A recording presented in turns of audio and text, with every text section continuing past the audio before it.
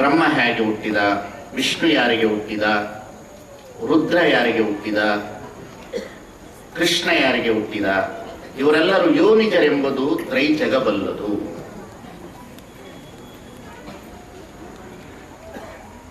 ಉತ್ಪತ್ತಿ ಸ್ಥಿತಿ ಪ್ರಳಯಕ್ಕೆ ಹೊರಗಾದ ನಮ್ಮ ಕೂಡಲ ಸಂಗಮ ದೇವರೇ ದೇವರು ನೋಡ.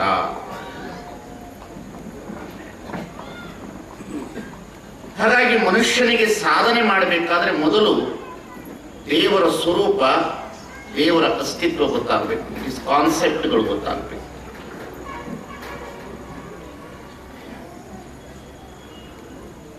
ಇದರ ಗೊಂದಲದಿಂದ ಮನುಷ್ಯ ಬಹಳ ಬಳಲ್ತಾ ಇದ್ದಾನೆ ಇವತ್ತು.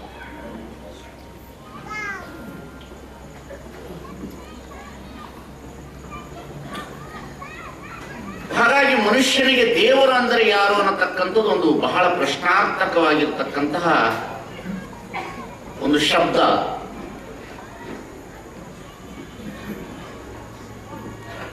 ದೇವ ಬೇರೆ, ದೇವರು ಬೇರೆ.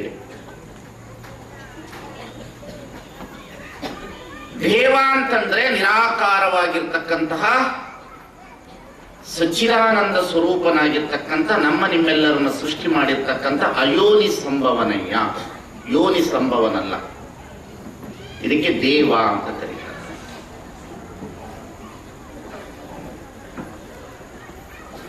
ದೇವ ಅಂತಂದ್ರೆ ಏನು ವ್ಯಾಖ್ಯಾನ ಅಂತಂದ್ರೆ ಬೆಳಕು, ಪ್ರಕಾಶಿಸು, ಆಸ್ವಾದಿಸು, ಕಲ್ಯಾಣಕರವಾಗಿ ನನ್ನನ್ನು ನಾನು ಸಂತೋಷಗೊಳಿಸಿಕೊಳ್ಳುವುದಕ್ಕೆ ಯಾವುದಕ್ಕೆ, ಅದಕ್ಕೆ ದೇವ ಅಂತ ಕರೀತಾರೆ. ಆ ದೇವ ಅನ್ನತಕ್ಕಂಥ ಪದಕ್ಕೆ ರು ಅನ್ನತಕ್ಕಂತಹ ಪ್ರತ್ಯಯ ಎಲ್ಲಿ ಸೇರ್ತದೆ ಆವಾಗ ಅದು ದೇವರು ಅನ್ನತಕ್ಕಂಥ ಕಾನ್ಸೆಪ್ಟ್ ಅನ್ನ ಹೊರಹೊಮ್ಮುತ್ತದೆ.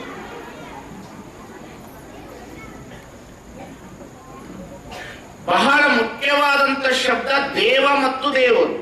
ಇವೆರಡು ಶಬ್ದಗಳು ಬಹಳ ಕನ್ಫ್ಯೂಷನ್ ಮನುಷ್ಯನಿಗೆ. ನೀವು ನಂಬಿರ್ತಕ್ಕಂಥದ್ದು ದೇವರುಗಳು, ಮಹಾತ್ಮರು ಸಾಧನೆ ಮಾಡಿ ನೋಡಿರ್ತಕ್ಕಂತಹ ವಸ್ತು ದೇವ. ಎರಡಕ್ಕೂ ವ್ಯತ್ಯಾಸ ಇದೆ. ಇವತ್ತಿನ ಸಬ್ಜೆಕ್ಟ್ ನಿಮಗೆ ಅರ್ಥ ಆಯಿತು, ನಿಮ್ಮ ಫೈನಾನ್ಸ್ ಎಲ್ಲ ಉಳಿತದೆ. ಇವತ್ತಿನ ಕಾನ್ಸೆಪ್ಟ್ ನಿಮಗೆ ಅರ್ಥ ಆದ್ರೆ ನಿಮ್ಮ ದುಡ್ಡು ಉಳಿತದೆ, ನಿಮ್ಮ ಭಯನೂ ದೂರವಾಗ್ತದೆ. ಅದು ಒಂದೇ ದಿನಕ್ಕೆ ಅರ್ಥ ಆಗೋದಲ್ಲ. ನಮ್ಮ ಪಂಚಪ್ಪನವ್ರು ಹೇಳ್ದಂಗೆ ಬಹಳ ದಿವಸ ಐತ್ರಿ ಬುದ್ಧಿ, ಅದಕ್ಕೆ ಏನ್ ನಾನು ತಿಕ್ತಿರಿ ಗೊತ್ತಾಗೋದಿಲ್ಲ, ನಾನು ಒಂದ್ ದಿವಸ ಬಗೆಹರಿಯಲ್ಲ ಅಂತ. ನಾನು ಅದಕ್ಕೆ ಹೇಳ್ತೀನಿ, ಬಗೆ ಅರಿಲಿ ಬಿಡ್ಲಿ, ವಿಚಾರವಾದರೂ ನಿಮಗೆ ತಿಳಿಯಲಿ. ದೇವ ಅನ್ನತಕ್ಕಂಥ ಶಬ್ದ ನಿರಾಕಾರವಾಗಿರ್ತಕ್ಕಂತಹ ಸಚ್ಚಿದಾನಂದ ಸ್ವರೂಪವನ್ನ ಸೃಷ್ಟಿಸುವಂತಹ ಅತಿ ಅದ್ಭುತವಾದಂತಹ ಶಬ್ದ. ಹಾಗಾಗಿ ಇಲ್ಲಿ ದೇವರು ಮತ್ತು ದೇವ ಇದರ ಬಗ್ಗೆನೇ ಗಲಾಟೆ. ಇವತ್ತು ಸುವರ್ಣ ನ್ಯೂಸ್ ಅಲ್ಲಿ ಪ್ರತಿ ಶುಕ್ರವಾರ, ಶನಿವಾರ, ಇವತ್ತಿನಿಂದ ಪ್ರಾರಂಭವಾಗಿದೆ ಧರ್ಮ ಸೂಕ್ಷ್ಮ ಅನ್ನತಕ್ಕಂಥದ್ದು ಪ್ರಾರಂಭ ಆಗಿದೆ. ಎಷ್ಟು ಜನ ನೋಡಿದ್ರಿ? ನೀವು ಅನ್ಬೋದು, ಸ್ವಾಮೀಜಿ ನೀವು ಟಿವಿ ನೋಡ್ತೀರ ಅಂತ. ನಾನು ಮನುಷ್ಯ.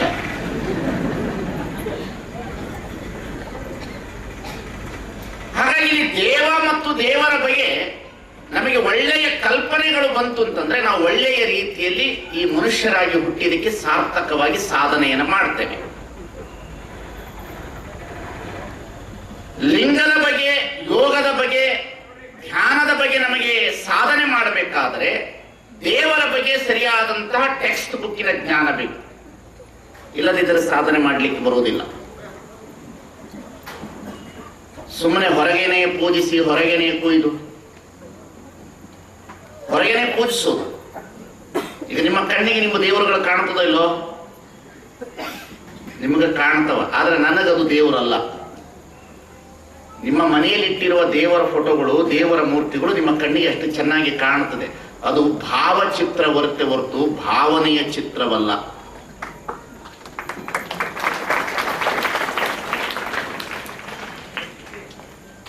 ದೇವರ ಸ್ವರೂಪವನ್ನು ನೋಡಬೇಕಾದ್ರೆ ಮೊದಲು ನಾವು ಇಲ್ಲಿ ಮಾಡಬೇಕಾದ ಕರ್ತವ್ಯ ಏನು ಅಂತಂದ್ರೆ ಈ ದೇಶದಲ್ಲಿ ಎಲ್ಲ ಮಹಾತ್ಮರು 3 ತತ್ವದ ತಳಹದಿಯ ಮೇಲೆ ದೇವರ ಸ್ವರೂಪವನ್ನು ನೋಡ್ಲಿಕ್ಕೆ ಪ್ರಯತ್ನ ಪಟ್ಟರು. ಪಾಶ್ಚಾತ್ಯರಾಗಲಿ ಪೌರಾತ್ಯರಾಗಲಿ 3 ರೀತಿಯಲ್ಲಿ ನೋಡ್ಲಿಕ್ಕೆ ಅವರು ಪ್ರಯತ್ನ ಪಟ್ಟರು.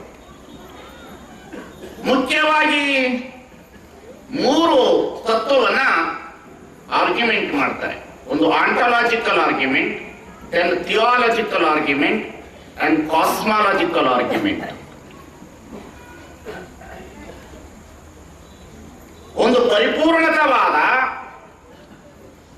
ಇನ್ನೊಂದು ಸದುದ್ದೇಶವಾದ, ಮೂರನೆಯದು ಕಾರಣವಾದ. ಈ ರೀತಿಯ 3 ವಾದವನ್ನ ದೇವರ ಸ್ವರೂಪ ಮತ್ತು ದೇವರ ಅಸ್ತಿತ್ವದ ಕಡೆಗೆ ಇಡೀ ಜಗತ್ತಿನ ಎಲ್ಲ ಮಹಾತ್ಮರು ಚಿಂತನೆ ಮಾಡಿರ್ತಕ್ಕಂಥದ್ದು.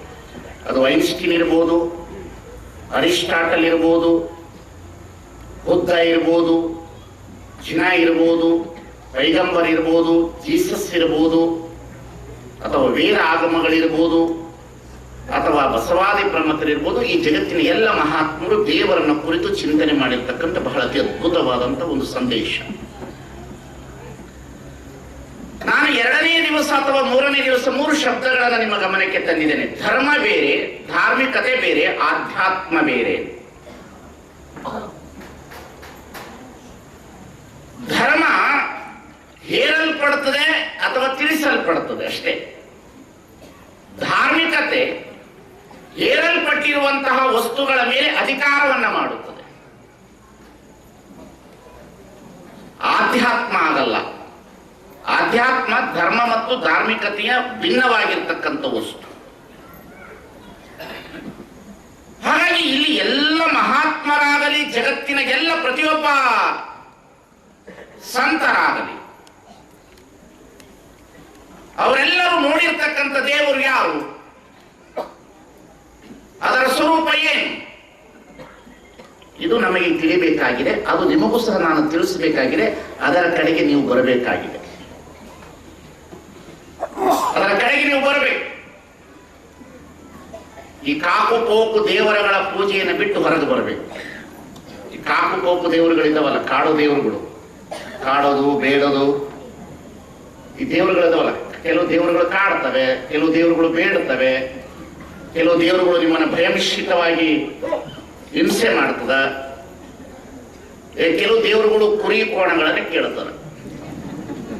ಯಾವ ದೇವರು? ಕೊಲ್ಲೂರು ಮೂಕಾಂಬಿಕೆಗೆ ಕುರಿ ಕೊಡ್ತಿದ್ರು ಗಾಂಧೀಜಿ ಬರುವವರು. ಸಿರಿಸಿ ಮಾರಿಕಾಂಬ ಇದೆಯಲ್ಲ, ಸಿರಿಸಿ ಮಾರಿಕಾಂಬನಿಗೆ ಗಾಂಧೀಜಿ ಬರುವವರೆಗೂ ಸಹ ಕುರಿ ಕೊಡ್ತಿದ್ರು. ಇವತ್ತಿಗೂ ಊರೊಳಗಡೆ ಗ್ರಾಮ ದೇವತೆಗಳು ಅಂತಿದ್ದಾವೆ. ಅವಕ್ಕೆ ಕುರಿ ಕೋಣ ಇವನ್ನೆಲ್ಲ ಕೊಟ್ಟು ಸಂತೈಸ್ತಾರೆ. ಇವರು ದೇವತೆಗಳು, ದೇವರಲ್ಲ, ದೇವ ಅಲ್ಲ. ಇದು ಮನುಷ್ಯ ನಿರ್ಮಾಣದ ಭಯಮಿಶ್ರಿತ ವಾತಾವರಣದ ದೇವರುಗಳು. ಈಗ ಕುರಿ ಕೋಣ ಎಲ್ಲ ಕೊಡ್ತಾರೆ. ಯಾಕೆ ಕುರಿ ಕೋಣಗಳನ್ನು ಕೊಡ್ತಾರೆ? ಯಾಕೆ ಸಿಂಹ ಹುಲಿ ಕತ್ತೆ ಕೊಡಬಾರದು? ಯಾವುದು ತಿನ್ನಕ್ಕೆ ಬರ್ತದೆ ಅದನ್ನು ಕೊಡ್ತಾರೆ, ಯಾವುದು ತಿನ್ನಕ್ಕೆ ಬರೋದಿಲ್ಲ ಅದನ್ನು ಕೊಡೋದಿಲ್ಲ. ಹಾಗಾಗಿ ಬಸವಣ್ಣ ಅಂಗದಿಚ್ಛೆಗೆ ಮಧ್ಯ ಮಾಂಸವ ತಿಂಬರು, ಕಂಗಳಿಚ್ಛೆಗೆ ಬರುವುದವರ ನೆನೆವರು. ಚೆನ್ನಾಗಿ ಬರೀತಾರೆ ಬಸವಣ್ಣವರು. ಅಂದ್ರೆ ದೇವರ ಹೆಸರಿನ ಮೇಲೆ ನಿಮ್ಮ ಅಂಗದಿಚ್ಛೆಗೆ ಮಧ್ಯ ಮಾಂಸವ ತಿಂಬರು, ಕಂಗಳಿಚ್ಛೆಗೆ ಬರುವುದವರ ನೆನೆವರು. ಕಂಗಳು ತಪ್ಪಿ ನೋಡಿದರೆ ಮಾರಿ, ನಾಲಿಗೆ ತಪ್ಪಿ ನಡೆದರೆ ಮಾರಿ. ಮಾರಿ ಅಂದ್ರೆ ಅವರಲ್ಲ ದ್ಯಾಮವ್ವ, ದುರ್ಗವ್ವ, ಕಾಟವ್ವ, ಬೀರವ್ವ, ಇವ್ಯಾವ ದೇವರಲ್ಲ. ತಿಳಿದಿಲ್ಲ?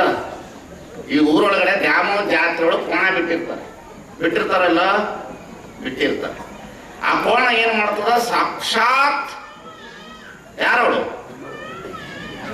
ದ್ಯಾಮವ್ವ. ಅವ್ರು ಯಾರು ಹೊಲದಾಗ ತಿಂದ್ರು ಹೊಡೆಯಂಗಿಲ್ಲ, ಅದನ್ನ ಯಾರು ಮನೆಗೆ ಬಂದ್ರು ಹೊಡೆಯಂಗಿಲ್ಲ. ಯಾಕೆ ಹೊಡೆದ್ರೆ? ಯಾರು ಹೊಡೆದಂಗ? ಸಾಕ್ಷಾತ್ ಇದನ್ನ ನಂಬಿಸಿದಾರೆ ನಿಮಗ, ನಿಮ್ಮ ತಪ್ಪಲ್ಲ. ಈ ಧಾರ್ಮಿಕ ವ್ಯವಸ್ಥೆ ಇದೆಯಲ್ಲ, ಈಗ ಬಹಳ ಪರಿವರ್ತನೆ ಆಗಬೇಕು, ಬಹಳ ದೊಡ್ಡ ಚೆನ್ನಾಗಿ ಪರಿವರ್ತನೆ ಆಗಬೇಕು.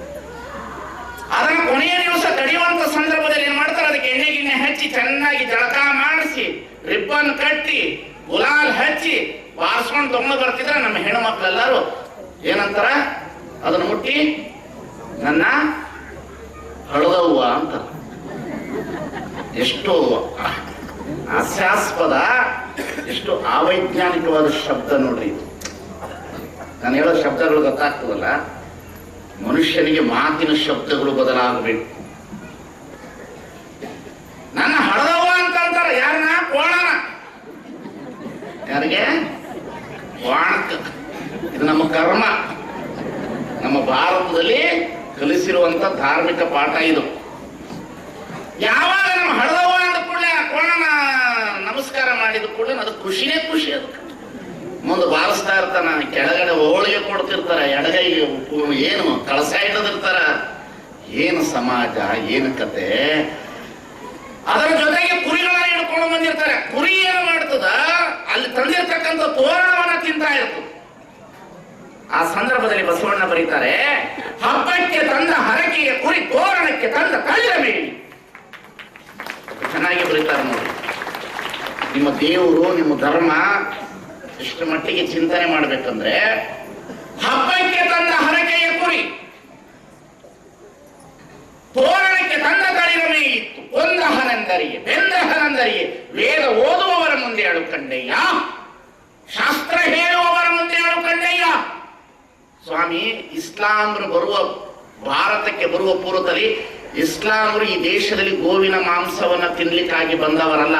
ಈ ದೇಶದಲ್ಲಿ ಕೆಳವರ್ಗದವರಿಗೆ ಧರ್ಮವನ್ನ ಹೇಳದೆ, ಧರ್ಮವನ್ನು ಕೊಡದೆ, ಆಧ್ಯಾತ್ಮದ ಜೀವನವನ್ನು ಕೊಡದೆ ಅವರನ್ನ, ಕೆಳವರ್ಗದವರನ್ನ ಕುರಿ ಕೋಣ ಇಂಥದನ್ನು ತಿನ್ನಿಸಿ ದೇವರು ಅಂತ ಕಲಿಸಿದವರು ಈ ದೇಶದ ಸಂಪ್ರದಾಯವಾದಿಗಳು. ಇದನ್ನು ಬರೀರಿ, ಚೆನ್ನಾಗಿ ಬರೆಯೋ ತಾಕತ್ತಿರ್ಬೇಕು. ಪೇಪರ್ಗೆ ಬರೆಯೋನಿಗೆ ತಾಕತ್ತಿರ್ಬೇಕು. ತಿಳಿತಿಲ್ಲ ಹೇಳೋದು, ಅದನ್ನ ಬರೆದ ಮೇಲೆ ಉತ್ತರ ಕೊಡೋರ್ಗೂ ತಾಕತ್ತಿರ್ಬೇಕು. ದೇವರ ಹೆಸರಿನ ಮೇಲೆ ಕುರಿ ಕೋಣ ಇದನ್ನ ಕೊಟ್ರು. ಯಾರಿಗೆ? ಕೆಳವರ್ಗದವರಿಗೆ. ಮೇಲ್ವರ್ಗದ ದೇವರುಗಳು ಹಾಲು, ತುಪ್ಪ, ಬೆಣ್ಣೆ, ಬಾಳೆಹಣ್ಣು, ಪಂಚಾಮೃತ. ಮಜಾ ನೋಡ್ಬೇಕು ನೀವು. ನಿಮ್ಮ ಕತೆ ಹೇಳ್ತೀನಿ, ಈ ದೇಶದ ಕತೆ ಹೇಳ್ತೀನಿ. ಅವ್ರ ದೇವ್ರು ತಿನ್ನೋದೇನೇನು? ಬೆಣ್ಣೆ, ತುಪ್ಪ, ಪಂಚಾಮೃತ. ನಿಮ್ಮ ದೇವರು ಅನ್ನೋದು ಸ್ವಲ್ಪ ಸ್ಟ್ಯಾಂಡರ್ಡ್, ಹೋಳಿಗೆ, ಕರಿಗಡುಬು. ಇನ್ನು ಕೆಳವರ್ಗದ ದೇವ್ರು ತಿನ್ನೋದು ಕುರಿ ಕೋಣ. ಈ ಎಲ್ಲ ದೇವರುಗಳನ್ನು ಧಿಕ್ಕರಿಸಿದರು ಶರಣರು. ಇವೆಲ್ಲವೂ ಮೋಸ, ಇವೆಲ್ಲವೂ ಅನ್ಯಾಯ. ಧರ್ಮವನ್ನು ಹೇರಲ್ಪಟ್ಟರು, ಭಯದಿಂದ ಹೇರಲ್ಪಟ್ಟರು. ಅದಕ್ಕಾಗಿ ಶರಣರು ಈ ಜಗತ್ತಿನಲ್ಲಿ ದೇವರ ವಿಷಯದಲ್ಲಿ ಬಹಳ ಅತಿ ಅದ್ಭುತವಾದ ವಾದವನ್ನ ಮಾಡಿದರು.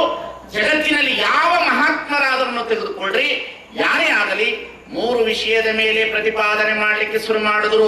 ಒಂದು ಪರಿಪೂರ್ಣತಾವಾದ, 2ನೇದು ಸದುದ್ದೇಶವಾದ, 3ನೇದು ಕಾರಣವಾದ. ಈ ವಾದದ ಮೇಲೆನೆ ಪ್ರತಿಪಾದನೆ ಮಾಡಬೇಕು. ಈ ಸೃಷ್ಟಿ ಹೇಗೆ ಹುಟ್ಟಿದೆ, ಹೇಗೆ ಹುಟ್ಟಿದೆ, ಹೇಗೆ ಹುಟ್ಟಿದೆ ಸೃಷ್ಟಿ, ಇದು ಬಹಳ ಚೆನ್ನಾಗಿ ತಿಳಿಬೇಕು. ಸೃಷ್ಟಿ ಹುಟ್ಟೋದಿಲ್ಲ, ಸೃಷ್ಟಿ ಹೊರಹೊಮ್ಮುತ್ತದೆ. ಹೊರಹೊಮ್ಮೋದು ಬೇರೆ, ಸೃಷ್ಟಿ ಹುಟ್ಟೋದು ಬೇರೆ. ಈ ಭೂಮಿಯ ಕೆಳಗಡೆ ಏನಿದೆ, ಭೂಮಿಯನ್ನ ಯಾರು ಇಟ್ಕೊಂಡು ಕೂತಾರಂತ್ರಿ? ಆದಿ ಶೇಷ ಇಟ್ಕೊಂಡು ಕೂತಾನ ಅಂತ ಹೇಳ್ತಾರ. ಅದು ಆದಿಶೇಷ. ಒಂದು ಹಾವಿಗೆ 5 ತಲೆ ಇದೆ ಅಂತ. 5 ತಲೆ ಇರ್ತಕ್ಕಂಥದ್ದು ಆದಿಶೇಷ. ಭೂಮಿಯ ಕೆಳಗಡೆ ಏನಿದೆ?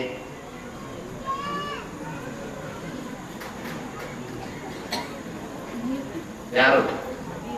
ಏನಿದೆಮ್ಮ? ನೀರಿದೆ. ಒಳ್ಳೆ ಮಾತು, ಜೋರಾಗಿ ಚಪ್ಪಾಳೆ ತಟ್ಟಬೇಕು. ಬೋರ್ ತೆಗೆದ್ರೆ ಏನು ಸಿಗುತ್ತೆ? ಕುಡಿಯೋದಷ್ಟೇ ಗೊತ್ತು. ಭೂಮಿಯ ಕೆಳಗಡೆ ನೀರಿದೆ, ನೀರಿನ ಕೆಳಗಡೆ ಅಗ್ನಿ ಇದೆ, ಪೃಥ್ವಿ, ಅಪ್ಪು, ತೇಜ್. ಈ 4 ಎತ್ತಿಕೊಂಡಿರ್ತಕ್ಕಂಥ ಪೃಥ್ವಿಯನ್ನು ಹಿಡಿದುಕೊಂಡಿರ್ತಕ್ಕಂಥದ್ದು ವಾಯು. ವಾಯು ಬ್ಯಾಲೆನ್ಸ್ ಮಾಡ್ತದೆ ಈ ಭೂಮಿಯನ್ನ. ಇಟ್ ಇಸ್ ಬ್ಯಾಲೆನ್ಸ್ ವಾಯು. ಸಮುದ್ರದಲ್ಲಿ ವಾಯುಭಾರ ಕುಸಿತವಾದಾಗ ಮಾತ್ರ ಮಳೆ, ವಾಯುಭಾರ ಕುಸಿತವಾದಾಗ ಮಾತ್ರ ಸುನಾಮಿ, ವಾಯುಭಾರ ಕುಸಿತವಾದಾಗ ಮಾತ್ರ ಭೂಮಿ ಭೂಕಂಪ. ವಾಯುವಿಗೆ ಪವರ್ ಇರೋದು, ಎಲ್ಲದಕ್ಕಿಂತ ಹೆಚ್ಚಿರೋದು ವಾಯುವಿಗೆ ಪವರ್ ಇರೋದು. ಹಾಗಾಗಿ ಈ ಸೃಷ್ಟಿಯನ್ನು ನೋಡಿದಾಗ ಒಬ್ಬ ಸೃಷ್ಟಿಕರ್ತ ಇದ್ದಾನೆ ಅನ್ನತಕ್ಕಂಥ ಅನುಭವ ನಮಗೆ ಬರಬೇಕಾದ್ರೆ ಮೊದಲು ನಮ್ಮ ದೇಹವನ್ನ ನಾವು ಪರೀಕ್ಷೆ ಮಾಡಬೇಕು. ಇದಕ್ಕೆ 3 ತತ್ವ ಸಿದ್ಧಾಂತವನ್ನು ಇಟ್ಟರು ಶರಣರು. ಪಿಂಡಾಂಡಗತವಾದಂತ ಚೈತನ್ಯ, ಬ್ರಹ್ಮಾಂಡಗತವಾದಂತ ಚೈತನ್ಯ, ಪಿಂಡಾಂಡ ಬ್ರಹ್ಮಾಂಡಕತೀತವಾದಂತ ಚೈತನ್ಯ. ಇದು ಬಹಳ ಅತಿ ಅದ್ಭುತವಾದದ್ದು. ಇವತ್ತಿನ ಪ್ರವಚನ ನೀವು ತಿಳ್ಕೊಂಡ್ಬಿಟ್ರೆ ನೀವು ಹುಟ್ಟಿ ಬಂದಿದ್ದಕ್ಕೆ ಸಾರ್ಥಕ ಆಗ್ತದೆ. ನಿಮ್ಮೊಳಗೆ ದೇವರ ಬೆಳಕನ್ನ ಕಾಣಲಿಕ್ಕೆ ಸಾಧ್ಯತೆ ಇರುತ್ತದೆ. ಹೊರಗಡೆ ಹೋಗಿ ದೇವರನ್ನು ನೋಡುವ ಅವಶ್ಯಕತೆ ಇರುವುದಿಲ್ಲ. ಶಾಂತಿಯಿಂದ ಬದುಕಬಹುದು. ಇದಕ್ಕೆ ಆಧ್ಯಾತ್ಮ ಅಂತ ಹೇಳ್ತಾರೆ, ಇನ್ನೇನು ಅಲ್ಲ. ಇಲ್ಲಿ ಪಿಂಡಾಂಡಗತವಾದಂತ ಚೈತನ್ಯ, ಈ ದೇಹದೊಳಗಡೆ ದೇವರಿದ್ದಾನೆ. ದೇಹ ದೇವರಲ್ಲ, ಇದು ಚೆನ್ನಾಗಿ ಅರ್ಥ ಮಾಡ್ಕೊಳ್ಬೇಕು. ದೇಹ ದೇವರಲ್ಲ, ಕಣ್ಣು ನೋಟವಲ್ಲ, ಕಣ್ಣಿನೊಳಗಡೆ ಇರತಕ್ಕಂಥ ಅಕ್ಷಿಪಟಲ ನೋಟ, ಕಿವಿ ನೋಟವಲ್ಲ, ಕಿವಿ ಶಬ್ದವಲ್ಲ, ಕಿವಿಯೊಳಗಡೆ ಇರತಕ್ಕಂತಹ ಪದರಗಳು ಶಬ್ದ. ಮೂಗು ವಾಸನೆಯಲ್ಲ, ಮೂಗಿನೊಳಗಡೆ ಇರತಕ್ಕಂಥ ಗಂಧ ವಾಸನೆ. ನಾಲಿಗೆ ರುಚಿಯಲ್ಲ, ನಾಲಿಗೆ ಒಳಗಡೆ ಇರತಕ್ಕಂಥ ಲಾಲಾರಸ ರುಚಿ. ಇದು ವಿಜ್ಞಾನಕ್ಕೆ ಬಹಳ ಹತ್ತಿರವಾಗಿ ಪ್ರತಿಪಾದನೆ ಮಾಡತಕ್ಕಂಥ ಶರಣರು ದೇವರ ವಿಷಯದಲ್ಲಿ.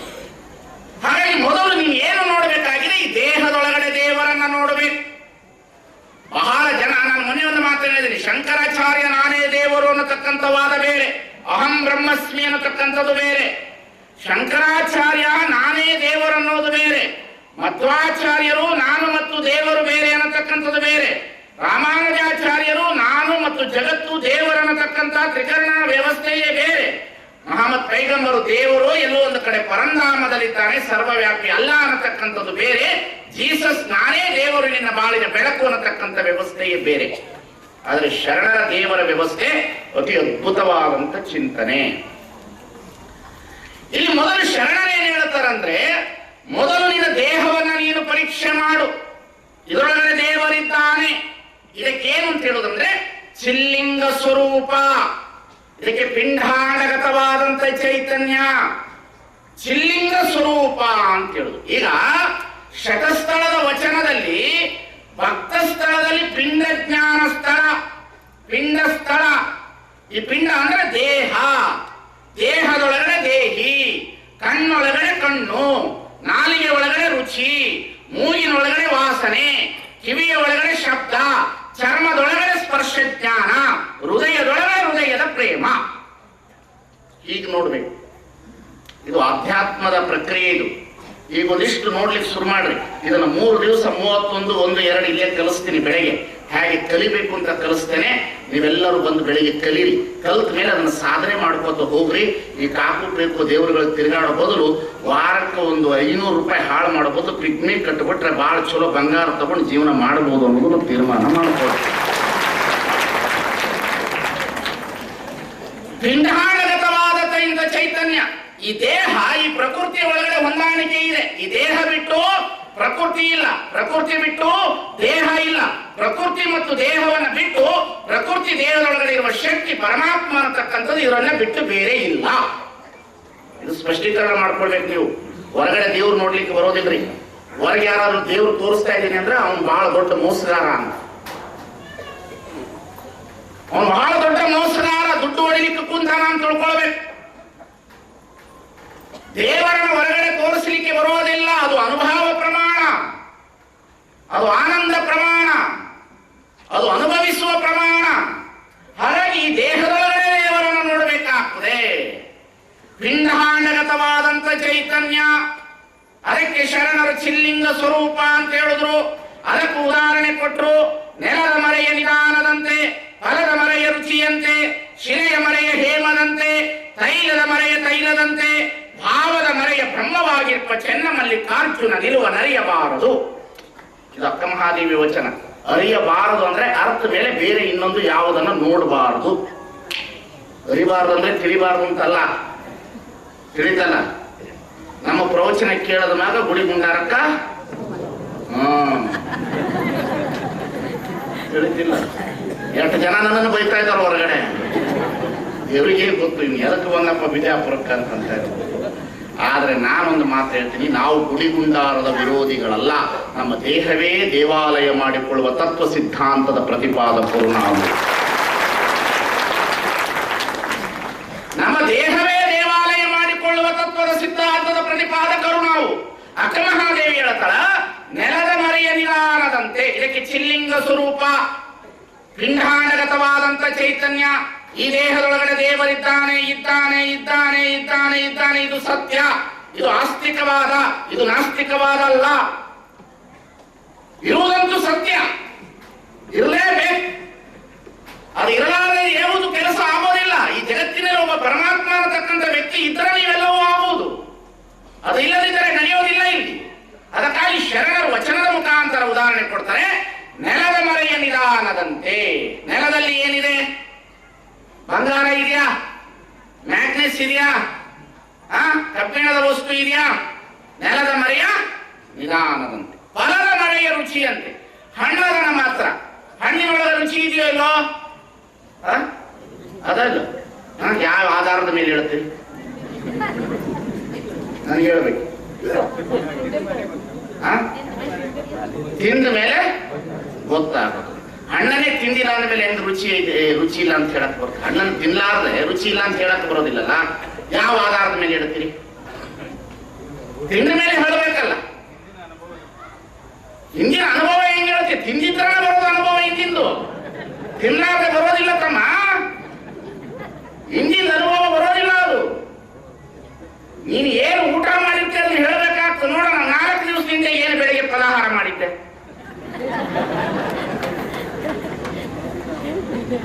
4 ದಿವಸದ ಹೇಳಕ್ಕಾಗೋದಿಲ್ಲ. ಮನುಷ್ಯನಿಗೆ ಮರವು ಬಹಳ ಇರ್ತದೆ. ಅದಕ್ಕೆ ದೀಪಿಗೆ ಹೇಳ್ತಾರೆ, ಮನುಷ್ಯನಿಗೆ ಏನು ಅಂದ್ರೆ ಮರೆವು ಶಿವಕೃಪಾ ಅಂತ. ಮರೆವು ಶಿವಕೃಪಾ. ಹಾಗೆ ಇಲ್ಲಿ ಫಲದ ಮರೆಯ ರುಚಿಯಂತೆ. ಫಲದಲ್ಲಿ ರುಚಿ ಇದೆ, ಅದರ ತಿಂದಾಗ ಮಾತ್ರ ನಮಗೆ ಗೊತ್ತಾಗ್ತದೆ. ಹೀಗೆ ಮರದಲ್ಲಿ ಯಾವ ರುಚಿ ಇದೆ, ಹಣ್ಣಿನಲ್ಲಿ ರುಚಿ ಇದ್ದಂತೆ ಭೂಮಿಯಲ್ಲಿ ಕನಕ ಇದೆ, ಭೂಮಿಯಲ್ಲಿ ಕಬ್ಬಿಣ ಇದೆ. ಪ್ರೋಸೆಸ್ ಮಾಡಿದಾಗ ಸಿಗುತ್ತದೆ, ಇಲ್ಲ ಅಂತ ಹೇಳಲಿಕ್ಕೆ ಬರೋದಿಲ್ಲ. ಆದ್ರೆ ಯಾವ ಆಧಾರದಿಂದ ಹೇಳ್ತೀರಿ ಅಂತ ಕೇಳ್ತಾರೆ. ಬಹಳ ಜನರಿಗೆ ಆಧಾರ ಬೇಕ್ರಿ. ಆಧಾರ ಇಲ್ಲದೆ ಮಾತಾಡೋ ಮಂದಿ ಇಲ್ರಿ. ಆಧಾರ ಬೇಕು. ಪಾಪ ಒಬ್ಬ ದಲಿತರವನು ಬಹಳ ದಿವಸಕ್ಕೆ ಪಾಪ ರೊಕ್ಕ ಸಿಕ್ಕಿತ್ತಂತ ಒಂದು ದೋತ್ರ ಉಟ್ಕೊಂಡ್ಬಿಟ್ಟಿದ್ನಂತ.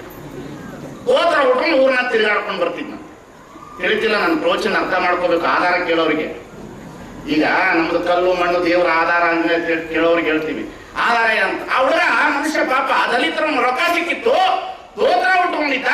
ದೋತ್ರ ಉಟ್ಕೊಂಡು ಊರೊಳಗಡೆ ಬರ್ತಿದ್ದ ಕೂಡ ಊರೊಳಗಡೆ ಕೂತಿದ್ದಂತೆ ಕುಲಕರ್ಣಿ. ಬರಲಿ ಏನ್ಲೇ ಜನ, ನನ್ನ ಎದುರು ದೋತ್ರ ಹುಟ್ಟಿದ್ದಿ ಯಪ್ಪ, ನಿನ್ನ ಎದುರಿಗೆ ಏನು ಬಿಡೋದು ತಮ್ಮ? ರೊಕ್ಕ ಸಿಕ್ಕಿತ್ತು, ಒಂದು ದೋತ್ರ ಹುಟ್ಟಿನಿ. ಯಾವ ಆಧಾರ ಮ್ಯಾಗ ಹುಟ್ಟಿ? ದೋತ್ರ ಉಡಪ್ಪ ಆಧಾರ ಆದರೆ ಈ ಜಗತ್ತಿನಲ್ಲಿ ಬಿಡೋದಿಲ್ಲ ಈ ಜನ. ಆಧಾರ ಬೇಕೆವರಿಗೆ. ಯಾವ ಆಧಾರದ ಮೇಲೆ? ಅಪ್ಪ ರೊಕ್ಕ ಸಿಕ್ಕಿತ್ತು, ಹುಟ್ಟಿದ್ದೀನಿ. ಎದಕ್ಕೆ ಯಾವ ಆಧಾರ ಕೇಳಿದೆ? ಯಾವ ಆಧಾರದ ಮೇಲೆ? 2-3 ಸಲ ಗದರ್ಸಲ್ಲ. ಅವನು ಬಹಳ ಹುಷಾರಾಗಿದ್ದ, ನಮ್ಮಂತವ್ರ ಪ್ರವಚನ ಕೇಳ್ದವ. ಕುಲಕರ್ಣಿ ಅವರೇ, ಯಾವ ಆಧಾರದ ಮೇಲೆ ಹುಟ್ಟಿದ್ದೀನಿ ಕೇಳ್ತೀರೇನ್ರಿ? ಹುಡುಗ ಆಧಾರದ ಮೇಲೆ ಹುಟ್ಟಿ ನಗರಕ್ಕೆ ಉದಾರ ಆಧಾರದ ಮೇಲೆ ಹುಟ್ಟಿನ ಹೋಗ ಕುಲಕರ್ಣಿ ಅಂದವ. ಹಂಗ ಅಂದ್ಕೊಂಡು ನಾವು ಎದುರೇ ಬಿಟ್ಟವ. ಇಲ್ಲಿ ಮೂಗು ಮುಚ್ಚಿದ್ರೆ ತಾನಾಗಿ ಬಾಯಿ ತೆರೆಯುತ್ತದೆ. ಮೂಗು ಮುಚ್ಚಿದರೆ ತಾನಾಗಿ ಬಾಯಿ ತೆರೆಯುತ್ತದೆ. ಹಾಗಾಗಿ ಶರಣರು ವಿಚಾರ ಪತ್ನಿಗಳಾಗಿ ಹುಟ್ಟುಕೊಂಡ್ರು ಈ ಸಮಾಜದಲ್ಲಿ. ನೆಲದ ಮರೆಯ ನಿಧಾನದಂತೆ, ಫಲದ ಮರೆಯ ರುಚಿಯಂತೆ, ಶಿಲೆಯ ಮರೆಯ ಹೇಮದಂತೆ, ತಿಲದ ಮರೆಯ ತೈಲದಂತೆ. ಕಡಲೆಕಾಳಿನ ಶೇಂಗಾ ಕಾಳಿನಲ್ಲಿ ಎಣ್ಣೆ ಇದೆ, ಎಳ್ಳಿನಲ್ಲಿ ಎಣ್ಣೆ ಇದೆ. ಎಣ್ಣೆ ಇದೆ ಅಂತ ನಮಗೆ ಗೊತ್ತಿದ್ರೆ ಅದನ್ನ ಎಣ್ಣೆನ ಏನು ಮಾಡಬೇಕು? ಚೆನ್ನಾಗಿ ಒಣಗಿಸಬೇಕು. ಒಣಗಿಸಿದ ಮೇಲೆ ಏನು ಮಾಡಬೇಕು? ಗಾಣಕ್ಕೆ ಕೊಡಬೇಕು. ಗಾಣಕ್ಕೆ ಕೊಟ್ಟಾಗ ಎಣ್ಣೆ ಬರ್ತದೆ. ಎಣ್ಣೆ ಎಲ್ಲಿತ್ತು? ಶೇಂಗಾ ಎಲ್ಲಿತ್ತು? ಎಣ್ಣೆ ಆಗಿತ್ತು. ಇದೇ ಬೆಳಗಾನ ಮಾಡೋದೇನ? ಇದು ಎಂತವ್ರ ಪ್ರಶ್ನೆ ಗೊತ್ತೇನು? ತತ್ತಿ ಮೊದಲು ಮೊಟ್ಟೆ ಮೊದಲು? ಅರ್ಥ ಆಗ್ತದೆ ಹೇಳೋದು? ಈ ಮಂದಿ ಇದಾರೆ ನೋಡ್ರಿ ಇವರು. ಈ ಮಂದಿ ಮೋಸ್ಟ್ ಡೇಂಜರಸ್ ಪೀಪಲ್ಸ್ ಇವರು. ಹೊಟ್ಟೊಳಗ ಹಾಲು, ಹಾಲೊಳಗ ಬೆಟ್ಲು, ಹಗ್ಗನೋ ಹಾವು, ಹಾವು ಹಗ್ಗನೋ.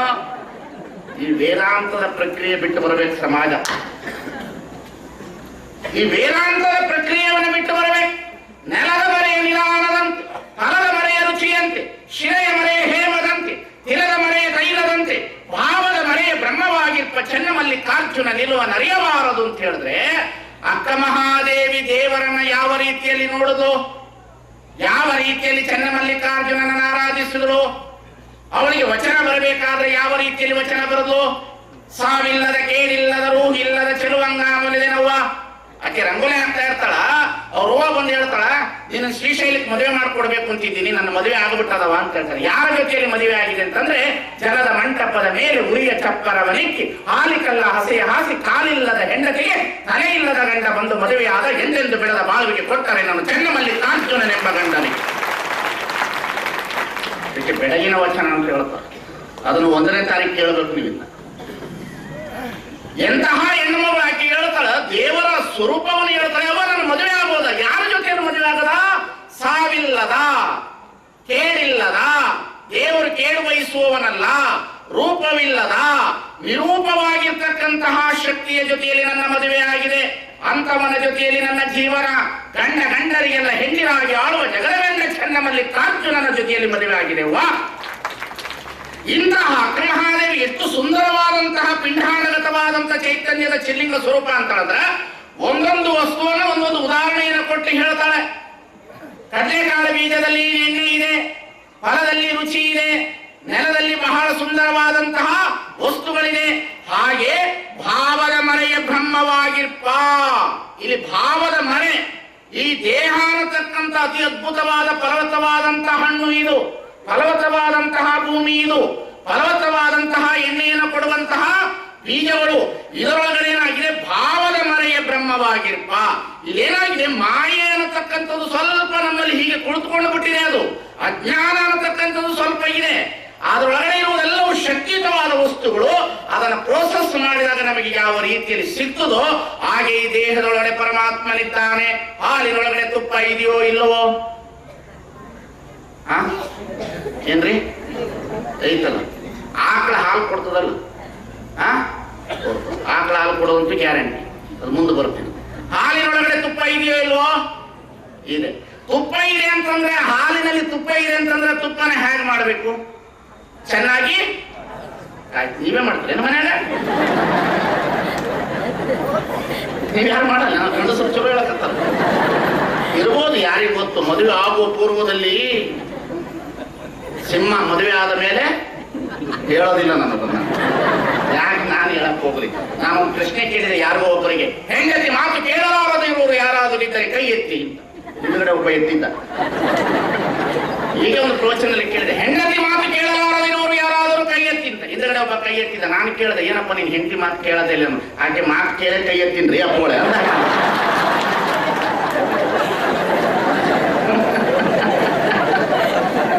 ಬಹಳ ಮಜಾ ಅದ ರೀ.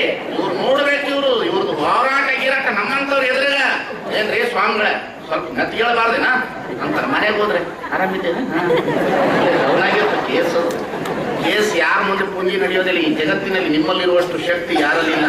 ಯಾರನ್ನ ಬೇಕಾದ್ರೂ ಎದುರಿಸಬಹುದು, ಶ್ರೀಶಕ್ತಿಯನ್ನು ಎದುರಿಸೋದು ಬಹಳ ಕಷ್ಟ ಇದೆ ಈ ಜಗತ್ತಿನಲ್ಲಿ. ಎಲ್ಲ ರಿಮೋಟ್ ಕಂಟ್ರೋಲ್ ನಿಮ್ಮ ಕೈಯಾಗನೇ ಅಲ್ಲಾಡಂಗಿಲ್ಲ. ಅವು ಸುಮ್ಮನೆ ಕುಂತಿರ್ಬೇಕು, ಹೇಳಂದ್ರೆ ಹೇಳ್ಬೇಕು, ಕೂಡಂದ್ರೆ ಕೂಡಬೇಕು. ಎಷ್ಟು ತಂದಿ ತಾ ಕೊಡು, ನಡಿ ಸುಮ್ಮನೆ ಕುಂತಿರ್ತದ. ಊರ್ ಗೌಡ ಏನ್ ಮಾಡಿರ್ತಾನ, ಊಟ ಮಾಡಿ ಹೊರಗೆ ಬಂದು ಹಿಂಗ್ ಮೀಸೆ ತಿರ್ಸ್ಕೊಂಡ್ ಕೂತಿರ್ತಾನ. ನನ್ನ ಹೆಂಡತಿಗೆ ಹೇಳ್ದ ಬಾಳ ತುಪ್ಪ ಹಾಕಬೇಡ ಅಂತ. ಕುಡಿದು ಬಂದಿರೋದು ಗಂಜಿ ಇರ್ತದ ಮಗ ಅವನಿಗೆ. ಹಿಂಗೆ ಪರಿಸ್ಥಿತಿ ಇಲ್ಲಿ ಬಹಳ ಸುಂದರ ಅದ ನಿಮ್ದು, ಹೇಳ್ತೀನಿ. ಹಾಗೆ ಹಾಲಿನಲ್ಲಿ ತುಪ್ಪ ಇದೆಯೋ ಇಲ್ವೋ? ಅದ ಇದ್ರೆ ಏನ್ ಮಾಡ್ಬೇಕು, ಹಾಲನ್ನ ಕಾಯಿಸ್ಬೇಕು. ಕಾಯಿಸಿದ ಮೇಲೆ ಕಾಯಿಸಿದ ಕುಡಿ ಹಾಕೋದು, ಆರಕ್ಕಿಡಬೇಕು. ಆರಿಸಿದ ಮೇಲೆ ಎಪ್ಪ ಹಾಕ್ಬೇಕು. ಎಪ್ಪ ಹಾಕಿದ ಮೇಲೆ ಎಪ್ಪ ಹಾಕಿದ ಕೂಡ ಕಡಿಯೋದು, ಒಂದು ಕಡೆ ಇಡಬೇಕದನ್ನ.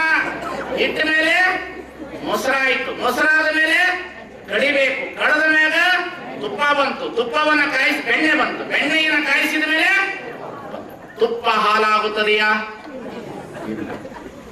ತುಪ್ಪ ಹಾಲಾಗುವುದಿಲ್ಲ. ಆದರೆ ತುಪ್ಪದೊಳಗಡೆ ಹಾಲಾಗುವಂತಹ ಅಂಶ ಇಲ್ಲದಿದ್ದರೂ ಹಾಲಿನೊಳಗಡೆ ತುಪ್ಪ ಇದೆ. ಹಾಗೆ ದೇಹ ಅನ್ನತಕ್ಕಂಥ ಹಾಲಿನಲ್ಲಿ ಪರಮಾತ್ಮನನ್ನುವ ತುಪ್ಪ ಬಹಳ ಸುಂದರವಾಗಿದ್ದಾನೆ, ಬಹಳ ಅತಿ ಅದ್ಭುತವಾಗಿದ್ದಾನೆ. ಅವನು ಇರುವಂತ ಶಕ್ತಿ ಸಾಮಾನ್ಯವಾಗಿರ್ತಕ್ಕಂಥದ್ರ ಭಾವದ ಮರೆಯ ಬ್ರಹ್ಮವಾಗಿರ್ಪ ಚೆನ್ನ ಮಲ್ಲಿಕಾರ್ಜುನ. ಅವನು ಅತಿ ಅದ್ಭುತವಾದಂತ ಅಂತರ್ಯಾಮಿ. ಅವನು ಸಚ್ಚಿದಾನಂದ ಸ್ವರೂಪನಾಗಿರ್ತಕ್ಕಂಥವನು, ಸಚ್ಚಿದಾನಂದನಾಗಿರ್ತಕ್ಕಂಥವನು. ನೋಡುವಾತ ಅವನೇ, ಕೇಳುವವನು ಅವನೇ, ಮಾತನಾಡುವವನವನೇ, ಮುಟ್ಟುವವನು ಅವನೇ, ಸ್ತುತಿಸುವವನು ಅವನೇ, ಎಲ್ಲವನ್ನ ಸ್ವಾದ ಮಾಡುವವನು ಅವನ ಶಕ್ತಿಯವನೊಳಗಿದೆ. ಹಾಲಿನೊಳಗಡೆ ಯಾವ ರೀತಿ ತುಪ್ಪ ಇದೆಯೋ ದೇಹ ಅನ್ನತಕ್ಕಂತಹ ಈ ಚಿಲ್ಲಿಂಗ ಸ್ವರೂಪದಲ್ಲಿ ಪರಮಾತ್ಮನತಕ್ಕಂತಹ ತುಪ್ಪ ಇದ್ದಾನೆ. ಈ ದೇಹವನ್ನ ಚೆನ್ನಾಗಿ ಕಾಯಿಸಬೇಕು. ಹಾಲು ಕಾಯಿಸಿದಂತೆ ಸ್ಟವ್ ಮ್ಯಾಗ ಇಟ್ಟಿರಿ, ಮತ್ತೆ ಹಂಗಲ್ಲ ಕಾಯಿಸೋದು, ಕಾಯಿಸಬೇಕಿದನ್ನ ಚೆನ್ನಾಗಿ ಕಾಯಿಸಬೇಕು. ಯಾವ ರೀತಿಯಲ್ಲಿ ಕಾಯಿಸಬೇಕು? ಶರಣರ ಸತ್ಸಂಗದ ಮುಖಾಂತರ, ಓದುವುದರ ಮುಖಾಂತರ, ಒಳನಾಟದ ಮುಖಾಂತರ, ಒಳ್ಳೆಯ ಕೇಳುವುದರ ಮುಖಾಂತರ, ವಿಚಾರಗಳನ್ನು ತೆಗೆದುಕೊಳ್ಳುವುದರ ಮುಖಾಂತರ, ಕೂಡಲ ಸಂಘದ ಶರಣರ ಸಾರ ಸಜ್ಜನರ ಸಂಘದ ಅನುಭವದ ಮುಖಾಂತರ ಈ ದೇಹ ಅನ್ನತಕ್ಕಂಥ ಹಾಲನ್ನು ಕಾಯಿಸಬೇಕು. ಒಂದು ದಿನಕ್ಕೆ ಬರೋದಿಲ್ಲ, ಇದು ತಿಳಿತಿಲ್ಲ. ದೇವರನ್ನು ಉಳಿಸ್ಕೊಳ್ಳಕ್ ಒಂದೇ ದಿನಕ್ಕೆ ಬರೋದಿಲ್ಲ. ಸಾರ ಸಜ್ಜನರ ಸಂಘ ಲೇಸು ಕಂಡಯ್ಯ, ದೂರ ದುರ್ಜನರ ಸಂಘ ಅದು ಬೇಡವಯ್ಯ. ಆವ ಹಾವಾದರೇನು ವಿಷವು ಒಂದೇ, ಅಂತವರ ಸಂಘ ಬೇಡವಯ್ಯ. ಅಂತವರ ಸಂಘ ಸಿಂಗಿ ಕಾಳ ಕೂಟ ವಿಷ ಬೆರೆಸಿದಂತೆ ಕೂಡಲ ಸಂಗಮ ದೇವ. ಒಳ್ಳೆಯವರು ಸಂಘ ಮಾಡ್ಬೇಕ್ರಿ, ಸಾರ ಸಜ್ಜನರ ಸಂಘ. ಒಂದು ಹುಡುಗ ಹಿಂಗೆ ಎದ್ದು ನಿಂತ ಹೇಳ್ದ, ಸ್ವಾಮಿಗಳೇ ನಿಮಗದು ವಚನ ಓದಕ್ಕೆ ಬರೋದಿಲ್ರಿ, ಅದು ಸಾರ ಸಜ್ಜನರ ಸಂಘ ಅಲ್ಲ, ಸಾರಾ ಈ ಸಜ್ಜನರ ಸಂಘ ಲೇಶಕಂಡಯ್ಯ. ಹಿಂಗ ತಿಳಿಸ್ಬಿಡ್ತೀವ್ರಿ ವಚನ ನಾವು.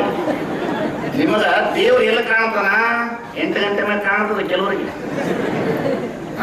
ನಿಮ್ಗೆ ರೊಕ್ಕದಾಗ ಕಂಡದ, ಆಸೆ ಒಳಗ್ ಕಂಡದ, ಮೋಹದೊಳಗ್ ಕಂಡದ, ಪಾಶದೊಳಗ್ ಕಂಡದ, ಬಯಕೆ ಒಳಗ ಕಂಡದ. ಅದಕ್ಕೆ ನೀವು ಇಷ್ಟೆಲ್ಲರೂ ಸಹ ಅಜ್ಞಾತವಾಸದಲ್ಲಿ ಇರ್ತಕ್ಕಂಥದ್ದು, ಭಯದ ವಾತಾವರಣದಲ್ಲಿ ಇರುವುದು, ರೋಗದ ವಾತಾವರಣದಲ್ಲಿ ಇರುವುದು. ಆಧ್ಯಾತ್ಮದ ಸ್ಥಿತಿಯಲ್ಲಿ ದೇಹವನ್ನು ನೋಡ್ಲಿಕ್ಕೆ ಪ್ರಾರಂಭ ಮಾಡಿದ್ರ ದೇವರೊಳಗೆ ಇರ್ತಾನೆ. ದೇಹವನ್ನ ಚೆನ್ನಾಗಿ ಕಾಯಿಸಬೇಕು, ಸಾಧನೆಯ ಮುಖಾಂತರ ಕಾಯಿಸಬೇಕು, ಮಂತ್ರದ ಮುಖಾಂತರ ಕಾಯಿಸಬೇಕು, ಗುರುಗಳ ಅನುಸಂಧಾನದಿಂದ ಕಾಯಿಸಬೇಕು. ಯಾವಾಗ ದೇಹ ಕಾಯ್ತದ, ಕಾಯ್ದ ಕೂಡಲೇ ಹಾಲನ್ನ ಯಾವತ್ತ ರೀತಿ ಒಂದು ಕಡೆ ಇಡ್ತೀರಿ, ಹಾಗೆ ಅದನ್ನ ಸುಮ್ಮನೆ ನನ್ನ ಪ್ರವಚನ ಕೇಳಿದ ಮೇಲೆ ಹೋಗಿ ಒಂದು ಕಡೆ ಕುತ್ಕೋಬೇಕು.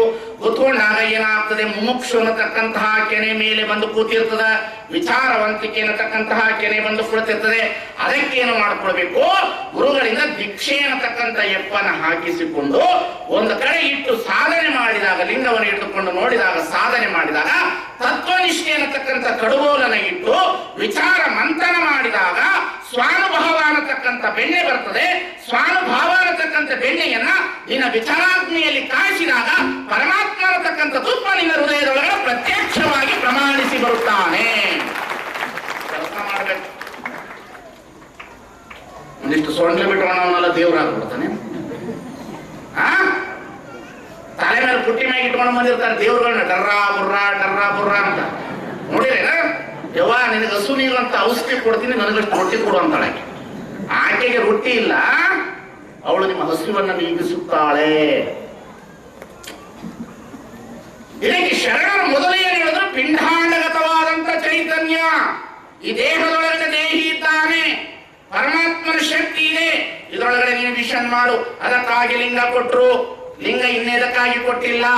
ಲಿಂಗವನ್ನ ನಿರೀಕ್ಷಣೆ ಮಾಡುವ ಕಾರಣ ಏನಂದ್ರೆ, ಲಿಂಗವನ್ನು ಹೀಗೆ ಹಿಡಿದುಕೊಂಡು ನಮ್ಮ ಅರೆತೆರದ ಕಣ್ಣಿನಲ್ಲಿ ದೃಷ್ಟಿಯಿಂದ ಹೀಗೆ ನೋಡ್ತಾ ಇದ್ದಾಗ ನಮ್ಮ ಉಸಿರಾಟದ ನಿಯಂತ್ರಣ ಮೇಲೆ ಕೆಳಗೆ ಹೋಗ್ತಾ ಇರಬೇಕು. ಮನಸ್ಸು ಚಂಚಲವಾದ ಮನಸ್ಸನ್ನ ಏಕಾಗ್ರತೆಯಾಗಿ ನೋಡಿಕೊಳ್ಳುವುದಕ್ಕಾಗಿ ಲಿಂಗ ಬಂದಿದೆ ಅನ್ನತಕ್ಕಂಥದನ್ನ ಕಾಣಬೇಕು. ಲಿಂಗ ದೇವರಲ್ಲ ಅಂತ ಮೊನ್ನೆ ನಾನು ಹೇಳಿದೆ. ಲಿಂಗ ದೇವರಲ್ಲ. ಸುಮ್ಮನೆ ಲಿಂಗ, ಒಳ್ಳೆ ಲಿಂಗ ಮಾಡಿಸ್ಕೋಬೇಕು, ಚಲೋ ಲಿಂಗ ಮಾಡಿಸ್ಕೊಳ್ಬೇಕು. ಬೆಳಿಗ್ಗೆ ಎದ್ದೇಳ್ಬೇಕು, ಜಳಕ ಮಾಡಬೇಕು. ಯಾವಾಗ ಪೂಜೆ ಮಾಡಬೇಕು? ಬಸವಣ್ಣ ಬರೀತಾನೆ, ಗಾಂಧಾರಿ ಮಾಂಧಾರಿ ಅಹೋರಾತ್ರಿಯಲ್ಲಿ ಲಿಂಗವ ಪೂಜಿಸಬೇಕು. ಊರ ಕೋಳಿ ಒದರದ ಮುನ್ನ ಲಿಂಗವ ಪೂಜಿಸಬೇಕು. ಗೋವುಗಳ ಕೊಲ್ಲುವ ಪಾಪಿಯ ಧ್ವನಿಯ ಕೇಳದ ಮುನ್ನ ಲಿಂಗವ ಪೂಜಿಸಬೇಕು. ಒಂದಿಷ್ಟು ಮಾಡು ನೋಡ್ರಿ. ತೋಂಟದ ಯಡಿಯೂರು ಸಿದ್ಧಲಿಂಗೇಶ್ವರರು ಎಷ್ಟು ದೊಡ್ಡ ಸಾಧನೆ ಮಾಡಿದ್ರು, ಅಕ್ಕಮಹಾದೇವಿಯಂತಹ ಸಾಧನೆ ಮಾಡಿದ್ರು, ನೀಲಾಂಬಿಕೆಯಂತಹ ಸಾಧನೆ ಮಾಡಿದ್ರು. ನಾವು ಲಿಂಗನ ಏನು ಮಾಡಿದ್ದೇವೆ, ಅದನ್ನು ಕೆಲಸಕ್ಕೆ ಬಾರಲಾರದ ವಸ್ತು ಅಂತ ಗೂಟಕ್ಕೆ ನೇತಾಡ್ಬಿಟ್ಟಿದ್ದೇವೆ. ನಾವು ತಗೊಂಡು ಹೊರಗಡೆ ಇಟ್ಟುಬಿಟ್ಟಿದ್ದೇವೆ. ಲಿಂಗ ಇಡದಾಗ ಮಾತ್ರ ಮನಸ್ಸು ಏಕಾಗ್ರತೆ ಬರಲಿಕ್ಕೆ ಸಾಧ್ಯತೆ ಇರ್ತದೆ. ದೇಹದೊಳಗಡೆ ಮನಸ್ಸು, ಮನಸ್ಸಿನೊಳಗಡೆ ಆತ್ಮ, ಆತ್ಮದೊಳಗಡೆ 5 ಪಂಚಜ್ಞಾನೇಂದ್ರಿಯಗಳು, ಒಳಗಡೆ ತನು ಮನ ಆತ್ಮ ಅನ್ನತಕ್ಕಂಥ ಕರ್ಮೇಂದ್ರ ಇವೆಲ್ಲವನ್ನ ಕೂಡಿಕೊಂಡಿರ್ತಕ್ಕಂಥ ದೇಹದೊಳಗಡೆ ಒಂದು ಅತಿ ಅದ್ಭುತವಾದಂತಹ ಸಾಧನೆಯನ್ನು ಮಾಡಲಿಕ್ಕೆ ದೇಹದೊಳಗಡೆ ಬರ್ತದೆ. ನೀವು ಹೇಳ್ಬೋದು, ಸ್ವಾಮೀಜಿ ಇಷ್ಟು ಚೆನ್ನಾಗಿ ಪ್ರವಚನ ಹೇಳ್ತಿರಲ್ಲ ಹೇಗೆ ಅಂತ. ನಾನೇನು ದೇವರನ್ನು ಒಲಿಸ್ಕೊಳಕ್ ಹೋಗಿಲ್ಲ, ನನ್ನನ್ನು ನಾನು ಒಲಿಸಿಕೊಂಡಿದ್ದೇನೆ, ನನಗಾಗಿ ದೇವರು ಒಲಿದಿದ್ದಾನೆ. ಮೊದಲು ನನ್ನನ್ನು ನಾವು ಉಳಿಸ್ಕೊಳ್ಬೇಕ್ರಿ, ಆವಾಗ ದೇವರು ನಮ್ಮನ್ನು ಒಲಿತಾನೆ. ನಮ್ಮನ್ನು ನಾವೇ ಉಳಿಸ್ಕೊಳ್ಳಿಲ್ಲ ಅಂದ್ರೆ, ನಮ್ಮ ಮೇಲೆ ನಮಗೆ ನಂಬಿಕೆ ಇಲ್ಲ ಅಂದ್ರೆ ನಾವೇನು ಮಾಡ್ಲಿಕ್ಕೆ ಸಾಧ್ಯ ಇಲ್ಲ. ಸಾಧನೆ ಮಾಡುವವರಿಗೆ ನಮ್ಮ ಮೇಲೆ ನಂಬಿಕೆ ಬರಬೇಕು. ನಂಬಿ ಕರೆದರೆ ಓ ಎನ್ನನೇ ಶಿವನು, ನಂಬದೇ ನೆಚ್ಚದೆ ಬರಿದೆ ಕರೆಯುವವರ ಕೊಂಬ ಮಿಟ್ಟಿ ಕೂಗೆಂದ ನಮ್ಮ ಕೂಡಲ ಸಂಗಮ ದೇವ. ಸಾಧನೆ ಹಾಗೆ ಮಾಡ್ಬೇಕ್ರಿ. ಎಂತೆಂತಹ ಸಾಧನೆ ಮಾಡುವರು ಶರಣರು. 12ನೇ ಶತಮಾನದಲ್ಲಿ ಎಂತೆಂಥವ್ರು ಪರಿವರ್ತನೆ ಆದ್ರು ಅಂದ್ರೆ, ಉರಲಿಂಗ ಪೆದ್ದಿ ಅನ್ನತಕ್ಕಂಥ ಒಬ್ಬ ಕಳ್ಳ, ಉರ್ಲಿಂಗ ಪೆದ್ದಿ ಅನ್ನತಕ್ಕಂಥ ಒಬ್ಬ ಕಳ್ಳ, ಸಾಮಾನ್ಯವಾದವನಲ್ಲ ಅವನು. ಮಹಾರಾಷ್ಟ್ರದ ಬಾಡಿನಲ್ಲಿ ಬಂದಂತವನು, ಅವನ ಹೆಂಡತಿ ಕಾಳವೆ. ಇವರಿಬ್ಬರು ಸಹ ಬಹಳ ಒಳ್ಳೆಯ ಜೀವನ ಮಾಡ್ತಿದ್ರು. ಕಾಳವೆ ಮಾತ್ರ ಒಳ್ಳೆಯ ಜೀವನ, ಆದ್ರೆ ಉರ್ಲಿಂಗ ಪೇಟಿ ಮಾತ್ರ ದೊಡ್ಡ ಕಳ್ಳ. ಎಲ್ಲವನ್ನ ಕದೀತಾ ಇದ್ದ, ಅದನ್ನ ಕದೀತಿದ್ದ, ಭೌತಿಕವಾದ ಸಂಪತ್ತು ಕದೀತಿದ್ದ, ಮನೆ ಕದೀತಿದ್ದ. ಒಂದು ದಿವಸ ಗೌಡ್ರ ಮನೆಯಲ್ಲಿ ಕದೀಲಿಕ್ಕೆ ಬರ್ತಾನೆ. ಗೌಡ್ರ ಮನೆಯಲ್ಲಿ ಗುರುಗಳು ಕುತ್ಕೊಂಡು ಪೂಜೆ ಮಾಡ್ತಾ ಇರ್ತಾರೆ. ಪೂಜೆ ಮಾಡುವ ಎಲ್ಲ ವಿಚಾರಧಾರೆಗಳನ್ನು ಕೇಳಿ ಮನ ಪರಿವರ್ತನೆ ಆಗ್ತದೆ. ವಿಚಾರಗಳನ್ನು ಕೇಳಿದ ಮೇಲೆ ಮನಸ್ಸು ಪರಿವರ್ತನೆ ಆಗಬೇಕು, ಅಂಗ ಪರಿವರ್ತನೆ ಆಗಬೇಕು, ಕಾಯ ವಿಕಾರ ಹೋಗಬೇಕು, ಲಿಂಗ ವಿಕಾರ ಬರಬೇಕು. ಈ ರೀತಿಯಲ್ಲಿ ಉರುಲಿಂಗ ಪೇಟಿ ಪರಿವರ್ತನೆ ಆಗಿ ಉರುಲಿಂಗ ಪೇಟಿ ಪ್ರಿಯ ವಿಶ್ವೇಶ್ವರ ಅಂತ ಹೇಳಿ ಬಹಳ ದೊಡ್ಡ ದಲಿತ ಸಮಾಜದಲ್ಲಿ ಹುಟ್ಟಿರ್ತಕ್ಕಂಥ ಒಬ್ಬ ಮನುಷ್ಯ ಕಳ್ಳನಾದವನು ಲಿಂಗ ಸಾಧನೆಯನ್ನು ಮಾಡಿ ಶರಣನಾಗಿ ಒಂದು ಮಠಕ್ಕೆ ಪೀಠಾಧಿಕಾರಿ ಆಗುತ್ತಾನೆ ಅನ್ನತಕ್ಕಂಥ ನನಗೆ ಮನಸ್ಸು. ಬಸವ ಧರ್ಮ ಇದೆಯಲ್ಲ, ಬಸವ ಧರ್ಮ ದೇಹವನ್ನು ಪರಿವರ್ತನೆ ಮಾಡುವಂತಹ ಧರ್ಮ ಅದು. ದೇಹದಲ್ಲಿ ಇರ್ತಕ್ಕಂಥ ಅಂಗವಿಕಾರಗಳನ್ನು ತೆಗೆಯುವ ಧರ್ಮ ಅದು. ಹೊರಗಡೆ ಇರ್ತಕ್ಕಂಥದ್ದಲ್ಲ ಅದು. ಒಳಗಡೆ ನಾನಾ ತರದ ವಿಷವರ್ತುಲಗಳನ್ನು ತುಂಬಿಕೊಂಡಿರ್ತಕ್ಕಂಥ ದೇಹದ ಆಧಾರ ಇದು. ಇದನ್ನು ಸಂಪೂರ್ಣವಾಗಿ ಪರಿವರ್ತನೆ ಮಾಡುವ ವಿಚಾರಗಳನ್ನು ತಂದವರು ಶರಣರು. ಕಣ್ಣು ಶಿವಲಿಂಗವಾಗಲಿ, ಮೂಗು ಆಚಾರಲಿಂಗವಾಗಲಿ, ಕಿವಿ ಪ್ರಸಾದಲಿಂಗವಾಗಲಿ, ನಾಲಿಗೆ ಗುರುಲಿಂಗವಾಗಲಿ, ಚರ್ಮ ಜಂಗಮಲಿಂಗವಾಗಲಿ, ಮನಸ್ಸು ಮಹಾಲಿಂಗವಾಗಲಿ. ಎಷ್ಟು ಸುಂದರ ರೀ. ಒಂದಿಷ್ಟು ಲಿಂಗ ಇಟ್ಕೊಂಡು ಪ್ರತಿದಿನ ಸಾಧನೆ ಮಾಡ್ರಿ. ಏನು ಬೇಡ, ಬೆಳಿಗ್ಗೆ ಎದ್ದೇಳೋದು, ಜಳಕ ಮಾಡೋದು, ಸುಮ್ಮನೆ ಇಟ್ಕೊಂಡು ನೋಡೋದು ಕಲೀರಿ. ಮೊದಲು ಕೂರೋದು ಕಲಿಬೇಕು. ನೀವು ಕೂರೋದು ಕಲಿಯೋದಿಲ್ಲ, ಮೊದಲು ಕೂರೋದು ಕಲಿಬೇಕು. ನೋಡ್ರಿ, ವಯಸ್ಸಾದ ಮೇಲೆ ನಿಶಬ್ದವಾಗಿ ನಿಮ್ಮ ಜೀವನವನ್ನು ಸಾಧಿಸಬೇಕು ಅಂದ್ರೆ ವಯಸ್ಸಿನಲ್ಲಿರುವಾಗಲೇ ಲಿಂಗ ದೀಕ್ಷೆಯನ್ನು ಪಡೆದುಕೊಂಡು ಸಾಧನೆ ಕಡೆಗೆ ಗಮನ ಕೊಡಬೇಕು. ಆದರೆ ಬಸವಾದಿ ಪ್ರಮುಖರು ಕೊಟ್ಟ ಲಿಂಗದ ಬಗ್ಗೆ ನಮಗೆ ಕಲ್ಪನೆ ಇಲ್ಲದೆ, ಇವತ್ತು ಅದರ ಬಗ್ಗೆ ಸರಿಯಾದ ಯೋಗ ಸಾಧನೆಗಳನ್ನು ನಾವು ತಿಳಿಲಾರದೆ ಇವತ್ತೇನು ಮಾಡಿದ್ವಿ, ಭೌತಿಕವಾದಂಥ ಪ್ರಪಂಚದ ದೇವತೆಗಳನ್ನು ಹಿಡಿದುಕೊಂಡು ಬಹಳ ಮನೋವಿಕಾರದಲ್ಲಿ ಬಳಲುತ್ತಾ ಇದ್ದೀವಿ ಅನ್ನತಕ್ಕಂಥದನ್ನು ನಾವೆಲ್ಲರೂ ಕಾಣಬೇಕಾಗಿರ್ತದೆ. ಈ ಲಿಂಗದ ಒಂದು ಸಾಧನೆ ಇದೆಯಲ್ಲ, ಎಷ್ಟರ ಮಟ್ಟಿಗೆ ಪ್ರಶ್ನೆಯನ್ನು ಹಾಕಿಸುತ್ತೆ ಅಂದ್ರೆ, ವಿಚಾರ ಪತ್ನಿಯಾಗಿರ್ತಕ್ಕಂಥ ನೀಲಮ್ಮ ಬಹಳ ಒಳ್ಳೆಯ ಹಾಡನ್ನು ಬರೆದಿದ್ದಾಳೆ. ನೋಡು ನೋಡು ಲಿಂಗವೇ, ನೋಡು ಬಸವಯ್ಯನವರು ಮಾಡಿದ ಆಟವ. ಈ ವಚನ ಹಾಡಿದಾಳಲ್ಲ, ನೀಲಮ್ಮ ಎಷ್ಟು ದೊಡ್ಡವಳಾಗಿದ್ದು ಅಂದ್ರೆ, ಗಡಿಪಾರ ಆದ ಮೇಲೆ ಬಸವಣ್ಣನವರನ್ನ ಬಂದ್ರು ಕೂಡಲ ಸಂಗಮಕ್ಕೆ, ಹಡಪದ ಹಪ್ಪಣ್ಣನವರನ್ನ ಬಸವಣ್ಣನವರು ಕಳಿಸ್ತಾರೆ, ಹೋಗಿ ನೀಲಾಂಬಿಕೆಯನ್ನು ಕರೆದುಕೊಂಡು ಬಾ ಅಂತ. ನೀಲಾಂಬಿಕೆಯನ್ನು ಕರೆದುಕೊಂಡು ಬಾ ಅಂತಂದಾಗ ಅದೇ ಕಲ್ಯಾಣದಲ್ಲಿ ನೀಲಮ್ಮ ಇನ್ನೂ ಉಳಿದಿರ್ತಾಳೆ. ಆವಾಗ ಹಡಪದ ಅಪ್ಪಣ್ಣನವರು ಬಂದು ಹೇಳ್ತಾರೆ ನೀಲಾಂಬಿಕೆಗೆ, ಬಸವಣ್ಣನವರು ಅಪ್ಪನವರು ನಿನ್ನನ್ನು ಕರಿತಾ ಇದ್ದಾರೆ ಅಂತ ಹೇಳಿದ ಕೂಡಲೇ ಆ ಸಂದರ್ಭದಲ್ಲಿ ನೀಲಾಂಬಿಕೆಗೆ ಎಂತಹ ಅನುಭವ ಆಗಿತ್ತು, ಎಂತಹ ಸಾಧನೆ ಆಗಿತ್ತು ಅನ್ನೋದಕ್ಕೆ ಒಂದು ಸಾಕ್ಷಿ. ಅಲ್ಲಿರ್ಪ ಸಂಗಯ್ಯ ಇಲ್ಲಿಲ್ಲವೇ, ಅಲ್ಲಿ ಇಲ್ಲಿ ಎಂಬ ಉಭಯ ಸಂದೇಹವೇಗೆ, ವಲ್ಲ ಮಹಾತ್ಮರಿಗಿದು ತರವೇ. ಇಂತಹ ಪ್ರಶ್ನೆ ಕೇಳ್ತಾರಂದ್ರೆ, ಇದು ಲಿಂಗ ಸಾಧನೆಯಿಂದ ಮಾತ್ರ ಸಾಧ್ಯ, ಆತ್ಮ ಸಾಧನೆಯಿಂದ ಮಾತ್ರ ಸಾಧ್ಯ. ಗಂಡ ಸತ್ತಾಗ ಹೆದರಬೇಡಿ ಹೆಣ್ಣು ಮಕ್ಕಳು, ಹೆಣ್ಣು ಸತ್ತಾಗ, ಹೆಂಡತಿ ಸತ್ತಾಗ ಗಂಡಂದಿರು ಹೆದರಬೇಡ್ರಿ, ಮಕ್ಕಳು ಸತ್ತಾಗ ಹೆದರಬೇಡ್ರಿ. ಈ ಭೌತಿಕ ಪ್ರಪಂಚದ ದೇವಾನು ದೇವತೆಗಳನ್ನು ಪೂಜೆ ಮಾಡುವುದರಿಂದ ನನ್ನ ಮಕ್ಕಳು ಉಳಿಲಿ, ನನ್ನ ಗಂಡ ಉಳಿಲಿ ಅಂತ ನೀವು ಕೇಳೋದು ತಪ್ಪಲ್ಲ.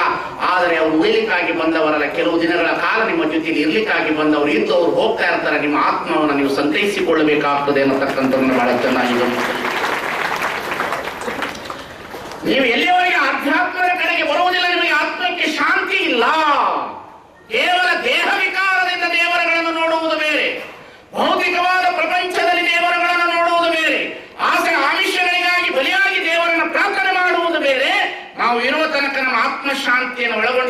ವಿಶಾಲವಾದಂತಹ ಶಾಂತಿಯ ನೆಲೆಯನ್ನು ಮಾಡಿಕೊಳ್ಳಬೇಕಾದ್ರೆ ಆಧ್ಯಾತ್ಮವೇ ಬಹಳ ಮುಖ್ಯ.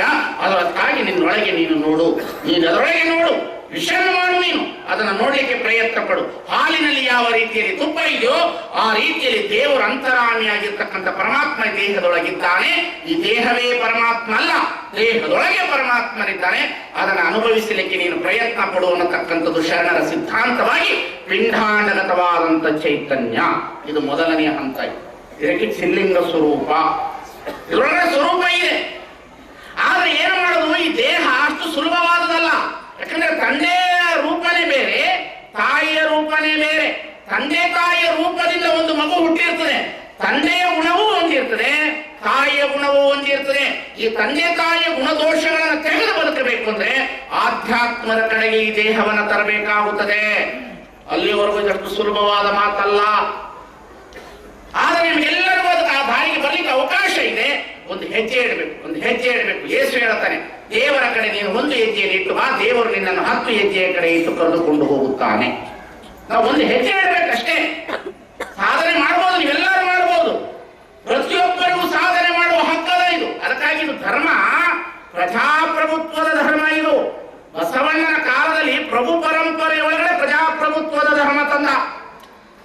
ಬಸವಣ್ಣ ಪ್ರಭು ಪರಂಪರೆ ಇತ್ತು, ಅಲ್ಲಿ ವಿದ್ಯಾ ಇದ್ದ, ಚಾತುರ್ವರ್ಣ ಇತ್ತು, ರಾಜ ಇದ್ದ, ಪ್ರಧಾನಮಂತ್ರಿ ಇದ್ದ. ಇಂತಹ ಸಂದರ್ಭದಲ್ಲಿ ಪ್ರಭು ಪರಂಪರೆ ಒಳಗಡೆ ಪ್ರಜಾಪ್ರಭುತ್ವದ ಧರ್ಮ ತಂದ ಬಸವಣ್ಣ. ದೇವರನ್ನ ಪ್ರತಿಯೊಬ್ಬರ ಹೃದಯದಲ್ಲಿ ತೋರಿಸಲಿಕ್ಕೆ ಪ್ರಯತ್ನ ಪಟ್ಟ ಬಸವಣ್ಣ. ಉಳ್ಳವರು ಶಿವಾಲಯವ ಮಾಡುವರಯ್ಯ, ನಾನೇನು ಮಾಡಲಿ ಬಿಡವನಯ್ಯ. ಎನ್ನ ಕಾಲೇ ಕಂಬ, ಎನ್ನ ದೇಹವೇ ದೇಗುಲ, ಎನ್ನ ಶಿರವೇ ವನ್ನ ಕಳಶವಯ್ಯ. ಕೂಡಲ ಸಂಗಮ ದೇವ ಕೇಳಯ್ಯ, ಸ್ಥಾವರ ಕಳಿವುಂಟು ಜಂಗಮ ಕಳಿವಿಲ್ಲ. ಬಸವಣ್ಣನ ಕಾನ್ಸೆಪ್ಟ್ ಇದೆಯಲ್ರಿ, ನಿಮ್ಮನ್ನ ಭಯಮಿಶ್ walking temple in talking god. Walking temple, talking god. ನಡೆದಾಡುವ ದೇವರು, ಮಾತನಾಡುವ ದೇವರು. ಈಗ ನೀವು ದೇವಸ್ಥಾನಕ್ಕೆ ಹೋಗ್ತೀರಿ, ದೇವಸ್ಥಾನಕ್ಕೆ ಹೋಗ್ತೀರಿ, ಹೋಗಿ ಎಳೆ ತಗೊಂಡು ಹಿಂಗೆ ತೋರಿಸ್ತೀರಿ, ಅದು ತಿಂತದ? ಅದು ತಿಂತದೇನ್ರಿ? ನೀವು ಅದು ತಿನ್ಲಿ, ಮಾರನೇ ದಿವಸ ನೀವು ಒಯ್ತೀರಿ. ಒಯ್ಯಲ್ಲ ನೀವು, ನಿಮಗೆ ಗೊತ್ತದ ಅದು ತಿನ್ನಲ್ಲ ಅಂತ. ಅದಕ್ಕೆ ನೀನೇ ಊಟ ಮಾಡು, ನೀನೇ ಚಲೋ ಹಾಲು ಕುಡಿ. ಇವ ಅಕ್ಕನ ಬಳಗೋರು, ಅಣ್ಣನ ಬಳಗೋರು, ನಾಗಪ್ಪ ನಿಮ್ಗೆ ದಿವಸ ಹಾಲು ಎರಿತೀರಲ್ಲ, ಬಿಡ್ರಿ. ನಿಮಗ ಹಾಲು ಎರೆದು ಬಿಡ್ತಾರ, ನಿಮ್ಮ ಮಕ್ಕಳಿಗಾದ್ರೂ ಕುಡಿಸ್ರಿ. ನಿಮ್ಮ ಮಕ್ಕಳು ಕುಡ್ಸಕ್ ಬರೋದಿಲ್ಲ, ನಿಮ್ಮ ಗಂಡದರಿಗೆ ಕುಡಿಸ್ರಿ. ನಿಮ್ಮ ಗಂಡದಿರಿಗೆ ಕುಡ್ಸಕ್ ಬರಲ್ಲ, ನಿಮ್ಮ ಅತ್ತೆ ಮಾವನ್ ಕುಡಿಸ್ರಿ. ನಿಮ್ಮ ಅತ್ತೆ ಮಾವಕ್ಕೂ ಕುಡ್ಸಕ್ ಬರೋದಿಲ್ಲಲ್ಲ, ಅಕ್ಕಪಕ್ಕದವ್ರಿಗಾದ್ರೂ ಕೊಡ್ರಿ. ಅವ್ರಿಗೂ ಕೊಡಕ್ ಬರೋದಿಲ್ಲಲ್ಲ, ಬೆಡ್ಶೀಟ್ ಮುಚ್ಕೊಂಡು ನೀವಾದ್ರೂ ಕುಡ್ದು ಬಿಡ್ರಿ. ಚೆಲ್ಲ ಬಿಡ್ರಿ, ಯಾಕೆ ಚೆಲ್ಲ ಅದನ್ನ ಮುಚ್ಕೊಂಡು ಕುಡ್ದು ಬಿಡಲ್ಲ. ಈ ಮೂಢನಂಬಿಕೆ ವ್ಯವಸ್ಥೆಯಲ್ಲಿ ಇರ್ತಕ್ಕಂಥ ನೀವು ಮೊದಲು ಎದ್ದು ಬರ್ಬೇಕಂದ್ರೆ ನಿಮಗೆ ಬಹಳ ಮುಖ್ಯವಾಗಿ ಬೇಕಾಗಿರ್ತಕ್ಕಂಥದ್ದು ಚಿಲ್ಲಿಂಗ ಸ್ವರೂಪ. ಈ ದೇಹದೊಳಗಡೆ ಅತಿ ಅದ್ಭುತವಾದ ಪರಮಾತ್ಮನಿದ್ದಾನೆ. ದೇಹ ದೇವಾಲಯದಿ ಚಿನ್ಮಯನು ನೆಲೆಸಿರುವ, ದಿನ ದಿನವೂ ಶುಚಿಗೊಳಿಸೋ ಮನದ ಮಂದಿರವ.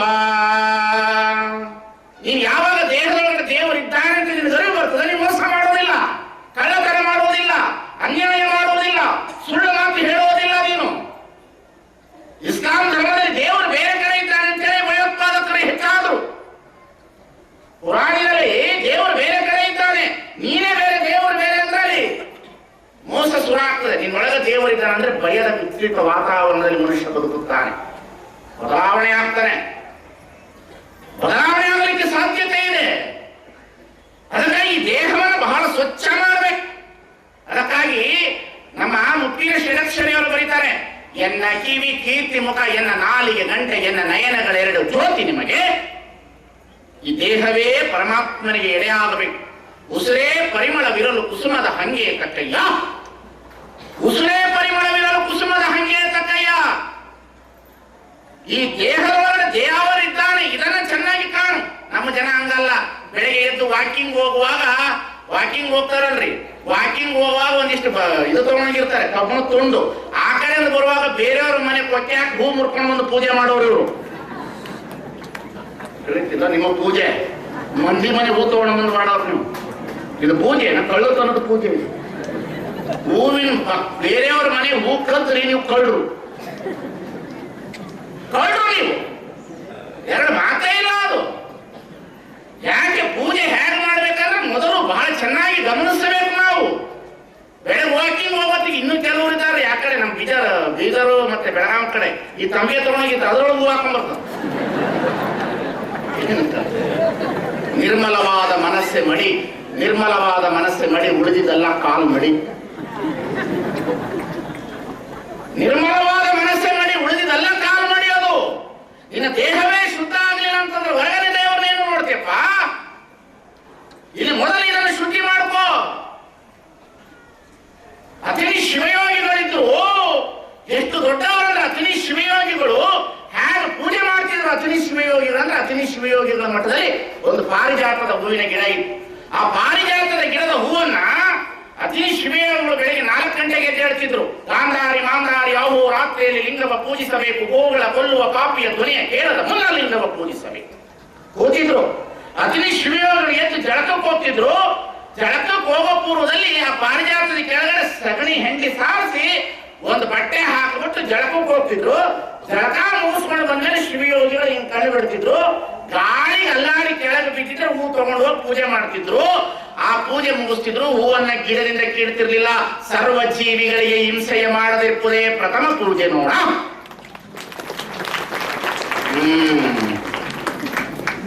ಸರ್ವ ಜೀವಿಗಳಿಗೆ ಹಿಂಸೆಯ ಮಾಡದಿರ್ಪುದೇ ಪ್ರಥಮ ಪೂಜೆ ನೋಡ. ಜೀವ ಹಿಂಸೆ ಮಾಡಲೇಬಾರದು ಅಂತಾರೆ ಪೂಜೆ ಒಳಗಡೆ ಶರಣರು. ದೇಹವನ್ನ ಬಹಳ ಗಂಡಿಸಬೇಕು ನಾವು. ಈ ದೇಹವೇ ದೇವಾಲಯ, ದೇವರೇ ದೇವರಿಗೆ ಪ್ರಸಾದವಾಗಬೇಕು. ಎನ್ನ ಕಿವಿ ಕೀರ್ತಿ ಮುಖ, ಎನ್ನ ನಾಲಿಗೆ ಗಂಟೆ, ಎನ್ನ ನಯನಗಳೇ ಜ್ಯೋತಿ ನಿಮಗೆ. ಇದು ಪಿಂಡಾಂಡಗತವಾದಂಥ ಚೈತನ್ಯ. ನಿನ್ನೊಳಗೆ ದೇವರಿದ್ದಾನೆ, ಎಚ್ಚರ ಇರು. ನೀನು ಸುಳ್ಳು ಮಾತನಾಡ್ತಿದ್ದರೆ ಅದು ದೇವರು ನಿನ್ನನ್ನು ಸುಳ್ಳು ಆಡ್ತಾ ಇಲ್ಲ, ನೀನು ಸುಳ್ಳು ಮಾತನಾಡ್ತಾ ಇದ್ರೆ ನಿನಗೆ ಸರಿಯಾದಂತ ದೇವರ ಕಲ್ಪನೆ ನಿನಗೆ. ನೋಡ್ರಿ, ಬಸವಣ್ಣ ಕಳಬೇಡ, ಕೊಲಬೇಡ, ಉಳಿಯಲು ಬೇಡ, ಮುನಿಯಬೇಡ, ಅನ್ಯರಿಗೆ ಅಸಹ್ಯ ಪಡಬೇಡ, ಕನ್ನ ಬಣ್ಣಿಸಬೇಡ, ಇದಿರು ಹೊಳೆಯಲು ಬೇಡ. ಇದೇ ಅಂತರಂಗ ಶುದ್ಧಿ, ಇದೇ ಬಹಿರಂಗ ಶುದ್ಧಿ, ಇದೇ ನಮ್ಮ ಕೂಡಲ ಸಂಗಮ ದೇವ ಒಲಿಸುವ ಪರಿ. ಈ 7 ಸೂತ್ರ ಬರ್ದಿಟ್ಕೊಂಡ್ಬಿಡ್ರಿ ಸಾಕು. 7 ಸೂತ್ರ ಇಟ್ಕೊಂಡ್ಬಿಡ್ರಿ. ಯಾಕೆ ಭ್ರಷ್ಟಾಚಾರ ಆಗ್ತದ? ಯಾಕೆ ಕಳ್ಳರು ಹುಟ್ಟತಾರ? ಯಾಕೆ ಅನ್ಯಾಯ ಆಗ್ತದೆ? ಹೌದು, ಈ ದೇಶದೊಳಗಡೆ ಇಷ್ಟು ಗುಡಿ ಗುಂಡಾರ ಉಂಟು, ಇನ್ನು ಯಾಕೆ ಮನಸ್ಸು ಪರಿವರ್ತನೆ ಆಗಲಿಲ್ಲ ಎಲ್ಲರದು? ಇಷ್ಟು ಪೂಜೆ ಪುರಸ್ಕಾರಗಳು ಆಗ್ತಾ ಇದೆ, ಯಾಕೆ ಸೊಸೈಟಿಯನ್ನು ಸುಡುವುದನ್ನು ಬಿಡಲಿಲ್ಲ? ಯಾಕೆ ಹೆಣ್ಣು ಮಕ್ಕಳು? ಯಾಕಂದ್ರೆ ಹೃದಯ ಪರಿವರ್ತನೆ ಆಗಲಿಲ್ಲ ನಮ್ಮದು. ಯಾರು ಹೃದಯ ಪರಿವರ್ತನೆಯ ಧರ್ಮವೇ ನಮಗೆ ಬರಲಿಲ್ಲ. ನಿನ್ನೊಳಗಡೆ ದೇವರಿದ್ದಾನೆ ಅನ್ನತಕ್ಕಂಥ ಭಾವವೇ ನಾವು ಮರೆತು ಬಿಟ್ಟು, ಬಸವಣ್ಣ ಇದೇ ಅಂತರಂಗ ಶುದ್ಧಿ, ಇದೇ ಬಹಿರಂಗ ಶುದ್ಧಿ, ಇದೇ ನಮ್ಮ ಕೂಡಲ ಸಂಗಮ ದೇವ ಒಲಿಸುವ ಪರಿ. ದೇವರನ್ನು ಉಳಿಸಬೇಕಾದ್ರ ಮೊದಲನೇದು ಕಳಬೇಡ. ಕಳ್ಳತನ ಮಾಡಬೇಡ ಅಂತಂದ್ರೆ ಇನ್ನೊಬ್ಬರ ವಸ್ತು ಕಳ್ಳತನ ಮಾಡೋದಲ್ಲ. ಕಣ್ಣಿನಿಂದ ಕಳ್ಳತನ ಮಾಡಬೇಡ, ನಾಲಿಗೆಯಿಂದ ಕಳ್ಳತನ ಮಾಡಬೇಡ, ಕಿವಿಯಿಂದ ಇನ್ನೊಬ್ಬರ ಮಾತನ್ನ ಕಳ್ಳತನದಿಂದ ಕೇಳಬೇಡ, ಕೈಯಿಂದ ಮುಟ್ಟುವ ವಸ್ತು ಕಣ್ಣಿಗೆ ಕಾಣುತ್ತದೆ. ಈ ದೇಹದಲ್ಲಿ ಮಾಡುವಂತ ಕಳ್ಳತನ ಸಾಮಾನ್ಯವಾಗಿರ್ತಕ್ಕಂಥ ಕಳ್ಳತನವಲ್ಲ. ಕಳಬೇಡ, ಕೊಲಬೇಡ. ಕೊಲಬೇಡ ಅಂತಂದ್ರೆ ಚಾಕು ತಗೊಳ್ಳೋದು ಸೂರದಲ್ಲ. ಒಬ್ಬರ ಮನವನ್ನು ವಹಿಸದವರೇ, ಒಬ್ಬರ ಮನೆಯ ಘಾತವ ಮಾಡದವನೇ ಪರಮ ಪಾವನ ನೋಡ. ಈ ಸ್ಥಿತಿಗೆ ಎಲ್ಲರೂ ಬಂದುಬಿಡ್ರಿ, ಈ ಸ್ಥಿತಿಗೆ ನೀವೆಲ್ಲರೂ ಬಂದುಬಿಡ್ರಿ, ಯಾರ ಮೇಲೆ ಯಾರಿಗೆ ದ್ವೇಷ ಇರ್ತದೆ? ಯಾರ ಮೇಲೆ ಯಾರಿಗೆ ದ್ವೇಷ ಇರ್ತದ? ಗಂಡನ ಮೇಲೆ ಹೆಂಡತಿಗೆ ದ್ವೇಷ ಇರಲ್ಲ, ಹೆಂಡತಿ ಮೇಲೆ ಗಂಡನಿಗೆ ದ್ವೇಷ ಇರೋದಿಲ್ಲ, ಅತ್ತೆ ಮೇಲೆ ಸೊಸೆಗೆ ದ್ವೇಷ ಇರೋದಿಲ್ಲ, ಸೊಸೆಯ ಮೇಲೆ ಅತ್ತೆಗೆ ದ್ವೇಷ ಇರೋದಿಲ್ಲ, ಅಕ್ಕಪಕ್ಕದವರ ಮೇಲೆ ದ್ವೇಷ ಇರೋದಿಲ್ಲ, ಅಸೂಯೆಗಳು ಕಡಿಮೆ ಆಗುತ್ತದೆ. ಇಲ್ಲಿ ಆಧ್ಯಾತ್ಮ ಇದೆಯಲ್ರಿ, ಬಹಳ ದೊಡ್ಡ ಕೆಲಸ ಮಾಡ್ತದ್ರಿ. ಕಳಬೇಡ, ಕೊಲಬೇಡ, ಉಸಿಯ ನುಡಿಯಲು ಬೇಡ, ಮುನಿಯಬೇಡ, ಅನ್ಯರಿಗೆ ಅಸಹ್ಯ ಪಡಬೇಡ, ಕನ್ನ ಬಣ್ಣಿಸಬೇಡ. ನೋಡ್ರಿ, ಈ ದೇಶದಲ್ಲಿ ಇರ್ತಕ್ಕಂತಹ ರಾಜಕಾರಣಿಗಳು ಇನ್ನ ಮೇಲೆ ಪ್ರಧಾನಮಂತ್ರಿಯಿಂದ ಹಿಡಿದು ಮುಖ್ಯಮಂತ್ರಿಯವರೆಗೆ ಅಧಿಕಾರಿ ವರ್ಗದವರು, ಸ್ವಾಮಿಗಳು, ನಾವೆಲ್ಲರೂ ಸಹ ಅಧಿಕಾರ ತೆಗೆದುಕೊಳ್ಳುವಾಗ ಈ 7 ಸೂತ್ರಗಳನ್ನು ಹೇಳಿ ಅಧಿಕಾರ ತಗೊಂಡ್ಬಿಟ್ರೆ ರಾಷ್ಟ್ರ ಉದ್ಧಾರ ಆಗ್ತದೆ ಅನ್ನತಕ್ಕಂಥದನ್ನ ಕಾಣಬೇಕಾಗಿರ್ತಕ್ಕಂಥದ್ದು. ಎಲ್ಲಿ ಭ್ರಷ್ಟಾಚಾರ? ಎಷ್ಟು ತಿಂತಾರೆ ಅಬಾಬಾಬಾಬಾ. ಇವರಿಗೆ ದೇವರ ನೋಡ್ಬೇಕು. ಕೆಲವರು ರಾಜಕಾರಣಿಗಳು ಮಾಡದಲ್ಲ ಮಾಡಿ ಆನೆ ಕೊಡಕ್ ಹೋಗ್ತಾರೆ. ಆನೆ ಕೊಟ್ರೆ ಪಾಪ ಹೋಗ್ತದ? ಹೋಮ ಮಾಡಿದ್ರೆ ಪಾಪ ಹೋಗ್ತದ? ಹವನ ಮಾಡಿದ್ರೆ ಪಾಪ ಹೋಗ್ತದ? ಹೋಗ್ತದ? ಸ್ವಾಮಿ, ಅಂತಃಕರಣಗಳೇ ಬದಲಾಗಲಿಲ್ಲ ಅಂತಂದ್ರೆ ಎಲ್ಲಿ ಪಾಪದ ಪ್ರಜ್ಞೆ ಹೋಗ್ತದೆ ನಮ್ಮಲ್ಲಿ? ಅಂತಃಕರಣಗಳೇ ಬದಲಾಗಲಿಲ್ಲ ಅಂದ್ರೆ ಬಸವಣ್ಣ ಎಂತಹ ಪ್ರಧಾನಮಂತ್ರಿ ಆಗಿದೆ ಅಂದ್ರೆ ಒಂದಿನೊಳ ಒಂದು ಎಳೆಯ, ವಸ್ತ್ರದೊಳ ಒಂದು ಎಳೆಯ, ಹಿಂದಿಂಗೆ ನಾಳಿಂಗೆ ಎಂದಿದೆ ನಾಗಡೆ ನಿಮ್ಮ ಆಣ ನಿಮ್ಮ ಪ್ರಮದ ಆಣೆ ತಲೆದಂಡ ಕೂಡಲ ಸಂಗಮ ದೇವ. ಬಸವಣ್ಣ ಹಂಗಿಂಗ, ಅದಕ್ಕೆ ಬಸವಣ್ಣನ ಒಳಗಡೆ ಚೆನ್ನಾಗಿ ಗೊತ್ತಿದ್ರಿ. ಬಸವಣ್ಣ ಎಂತವ್ರು ಅಂದ್ರೆ ಅರ್ಥವ ಅನರ್ಥವ ಮಾಡಿ ಕೋಲಂಗಳಗೈಯುತ್ತಿರಲಿ. ಈ ವಚನ ಗಮನ ಇಡಬೇಕು ನೀವು. ಅರ್ಥವ ಅನರ್ಥವ ಮಾಡಿ ಕೋಲಂಗಳಗೈಯುತ್ತಿರಲಿ. ಹುಟ್ಟಿದ ಮಕ್ಕಳು ನವಕಂಡ ಶಿಶುವಾಗುತ್ತಿರಲಿ. ಕಟ್ಟಿದ ಹೆಂಡತಿ ಕಣ್ಣ ಮುಂದೆ ನೆರೆಯ ಅಭಿಮಾನವಾಗಿ ಕೇಳುತ್ತಿರಲಿ. ಮತ್ತೆಯೂ ಲಿಂಗಾರಾಧನೆ, ಮತ್ತೆಯೂ ಜಂಗಮರಾಧನೆ, ಮತ್ತೆಯೂ ಪಾದೋದಕ ಪ್ರಸಾದ. ಇದಕ್ಕೆ ತಪ್ಪಿದನಾದರೆ ನಿಮ್ಮ ಆಣೆ ನಿಮ್ಮ ಪ್ರಮತರ ಆಣೆ ತಲೆದಂಡ ಕೂಡಲ ಸಂಗಮ ದೇವ. ವಚನಗಳು ನಮಗೆ ಜೀವನಕ್ಕೆ ಪ್ರಸಾರ ಆಗಬಾರದು, ಪ್ರಸಾದ ಆಗಬೇಕು. ಬಹಳ ಜನರಿಗೆ ನಾಲಿಗೆ ಒಳಗಡೆ ಪ್ರಸಾರ ಆಗಬೇಕು, ಪ್ರಸಾದ ಆಗಿಲ್ಲ. ಪ್ರಸಾರ ಬೇರೆ, ಪ್ರಸಾದ ಬೇರೆ. ಅದು ಬಸವಣ್ಣ ಹಾಗೆ ಬದುಕಿದ್ದ. ಅಂತರಂಗ ಶುದ್ಧಿ ಇದೆ, ಬಹಿರಂಗ ಶುದ್ಧಿ. ಒಳಗಡೆ ಹೊರಗಡೆ ಎರಡು ಶುದ್ಧವಾಗಬೇಕು ಅಂತ ಬಸವಣ್ಣ. ಇದಕ್ಕೊಂದು ಉದಾಹರಣೆ ಹೇಳಿದ್ರೆ ನಿಮಗೆ ಗೊತ್ತಾಗ್ತದೆ ಅಂತರಂಗ ಬಹಿರಂಗ ಅಂದ್ರೆ ಏನು ಅಂತ. ಒಬ್ಬ ರಾಜ ಇದ್ದ. ಆ ರಾಜ ಏನು ಮಾಡ್ದ, ಇಬ್ಬರು ಮಂತ್ರಿಗಳನ್ನು ಕರೆಸಿ ಹೇಳ್ದ, ಈ ನಮ್ಮ ನಾಡಿನಲ್ಲಿ ಅತಿ ಅದ್ಭುತವಾಗಿ ಬರೆಯತಕ್ಕಂಥ ಇಬ್ಬರು ಸುಂದರವಾದಂತಹ ಚಿತ್ರಗಾರರನ್ನು ಕರೆದುಕೊಂಡು ಬಾ ಅಂತ. ರಾಜ ಹೇಳಿದ ಕೂಡಲೇ ಮಂತ್ರಿ ಇಬ್ಬರು ಚಿತ್ರಗಾರರನ್ನು ಕರೆದುಕೊಂಡು ಬಂದ. ಸುಂದರ ಚಿತ್ರಗಾರರನ್ನು ಕರೆದುಕೊಂಡು ಬಂದು ಚಿತ್ರವನ್ನು ಬಿಡಲಿಕ್ಕೆ ಅವಕಾಶವನ್ನು ಮಾಡಿಕೊಟ್ಟ. ಯಾವಾಗ ಅವಕಾಶವನ್ನು ಮಾಡಿಕೊಟ್ಟ ಆವಾಗ ಹೇಳ್ದ ಮಂತ್ರಿ, ನೀವಿಬ್ಬರನ್ನೇ ಕರೆದುಕೊಂಡು ಬಂದಿದ್ದೇನೆ. ಒಬ್ಬ ರವಿವರ್ಮ, ಇನ್ನೊಬ್ಬ ಶಿವವರ್ಮ. ನೀನು ಈ ಗೋಡೆಯ ಮೇಲೆ ಚಿತ್ರವನ್ನು ಬರಿ, ನೀನು ಈ ಗೋಡೆಯ ಮೇಲೆ ಚಿತ್ರವನ್ನು ಬರಿ ಅಂದ್ರು. ಅವರಿಬ್ಬರ ಮಧ್ಯದಲ್ಲಿ ಒಂದು ಪರದೆಯನ್ನು ಹಾಕಿ ಮಂತ್ರಿ ಹೋದ. 15 ದಿವಸಗಳ ಆದ ನಂತರ ಮಂತ್ರಿ ಬಂದ. ಮಂತ್ರಿ ಬಂದು ನೋಡ್ತಾನೆ, ಇಬ್ಬರು ಸುಂದರವಾದ ಚಿತ್ರವನ್ನು ಬರೆದಿದ್ದಾನೆ. ಬರೆದಿರ್ತಕ್ಕಂಥ ಪರದೆ ತೆಗೆದ ಕೂಡಲೇ ಮಹಾರಾಜರನ್ನ ಕರೆದುಕೊಂಡು ಬಂದ ಮಂತ್ರಿ. ತನ್ನ ಪರಿವಾರ ಬಂತು, ಹೆಂಡತಿ ಬಂದರು, ಮಕ್ಕಳು ಬಂದರು, ಸೈನಿಕರು ಬಂದರು. ಎಲ್ಲರೂ ಬಂದು ಆ ಚಿತ್ರವನ್ನು ನೋಡ್ಲಿಕ್ಕೆ ಶುರು ಮಾಡಿದ್ರು. ರವಿವರ್ಮ ಚಿತ್ರ ಬರೆದಿದ್ದ. ರವಿವರ್ಮ ಆರ್ಟ್ಸ್ ಅಂತ ಕೇಳಿ ಮೈಸೂರಿನ ಜಯಚಾಮರಾಜೇಂದ್ರ ಒಡೆಯರ್ ಅವರ ಪ್ಯಾಲೇಸಿನೊಳಗಡೆ ನೋಡಬೇಕು ನೀವು, ರವಿವರ್ಮನ ಆರ್ಟ್ಸ್ ಅಂತ. ಆ ರವಿವರ್ಮನ ಚಿತ್ರ ಬರೆದಿದ್ದ. ರವಿವರ್ಮ ಕೈಲಾಸದ ಕಲ್ಪನೆಯ ಶಿವನನ್ನ ಬರೆದಿದ್ದ. ಹಿಮಾಲಯದ ತಪಸ್ಸು, ಜಡೆಯಿಂದ ಗಂಗೆ ಹರಿತಾ ಇದ್ದಾಳೆ, ಧ್ಯಾನಾಸಕ್ತನಾಗಿ ಕುರಿತಿರ್ತಕ್ಕಂತಹ ಶಿವನ ಮೂರ್ತಿಯನ್ನ ರವಿವರ್ಮ ಬರೆದಿದ್ದ. ಅವಾಗ ರಾಜ ಹೇಳ್ದ ಮಂತ್ರಿಗೆ, ಇವನು ಬಹಳ ಸುಂದರವಾದ ಚಿತ್ರ ಬರೆದಿದ್ದಾನೆ, ಇವನಿಗೆ ಬಹುಮಾನ ಕೊಡುವುದು. ಅವಾಗ ಅಂತಾನೆ ಮಂತ್ರಿ, ಇನ್ನೊಬ್ಬ ಹೇಗೆ ಬರೆದಿದ್ದಾನೆ ನೋಡೋಣ ಅಂತ ಹೇಳ್ತಾನೆ. ಪರದೆ ತೆಗೆದ ಕೂಡಲೇ ಇವನು ಗೋಡೆಯ ಮೇಲೆ ಬರೆದಿದ್ದ, ಇವನು ಗೋಡೆಯ ಒಳಗೆ ಬರೆದಿದ್ದ. ಯಾರು? ಶಿವವರ್ಮ. ಇವ ಗೋಡೆ ಮೇಲೆ ಬರೆದಿದ್ದ, ಇವ ಗೋಡೆ ಒಳಗೆ ಬರೆದಿದ್ದ. ಮಹಾರಾಜ ಅಂದ, ಏನು ಸುಂದರವಾಗಿ ಬರೆದಾನ ಇವನು ಗೋಡೆಯ ಮೇಲೆ ಬರೆದ, ಇವ ಗೋಡೆಯ ಒಳಗೆ ಬರೆದಾನ, ಇವನು ಹೇಗೆ ಬರೆದಿದ್ದಾನೆ ಕೇಳು ಅಂದ್ರು. ಕೇಳು ಅಂದ ಕೂಡಲೇ ಮಂತ್ರಿ ಕೇಳದ ಪೇಂಟರ್ನ, ನೀ ಹೇಗೆ ಬರೆದಿದೆ ಅಂತ. ಮಹಾರಾಜರೇ, ನೀವು ಕೊಟ್ಟ ಬಣ್ಣವನ್ನು ನಾನು ಮುಟ್ಟಿಲ್ಲ, ನೀವು ಕೊಟ್ಟಂತ ಕುಂಚಗಳನ್ನು ನಾನು ಮುಟ್ಟಿಲ್ಲ, ನೀವು ಕೊಟ್ಟ ಪರಿಕರಗಳನ್ನು ನಾನು ಮುಟ್ಟಿಲ್ಲ. ಆದರೆ ನೀವು ಕೊಟ್ಟಂತ 15 ದಿನಗಳ ಸಮಯದಲ್ಲಿ ಈ ಗೋಡೆಯನ್ನು ತಿಕ್ಕಿ ತಿಕ್ಕಿ ತಿಕ್ಕಿ ಹಗಲು ರಾತ್ರಿ ಕನ್ನಡಯೋಪಾದಿಯಲ್ಲಿ ಮಾಡಿದ್ದೇನೆ. ರವಿವರ್ಮ ಬಂದಿರುವ ಚಿತ್ರದ ಪ್ರತಿಬಿಂಬ ಇದ್ರ ಒಳಗೆ ಬಿದ್ದರೆ ಇದೆ ಅಂತರಂಗ ಶುದ್ಧಿ ಇದೆ, ಬಹಿರಂಗ ಶುದ್ಧಿ ಇದೆ. ನಮ್ಮ ಕೂಡಲ ಸಂಗಮ ದೇವನೊಲಿಸುವ ಪರಿಸ್ಥಿತಿ.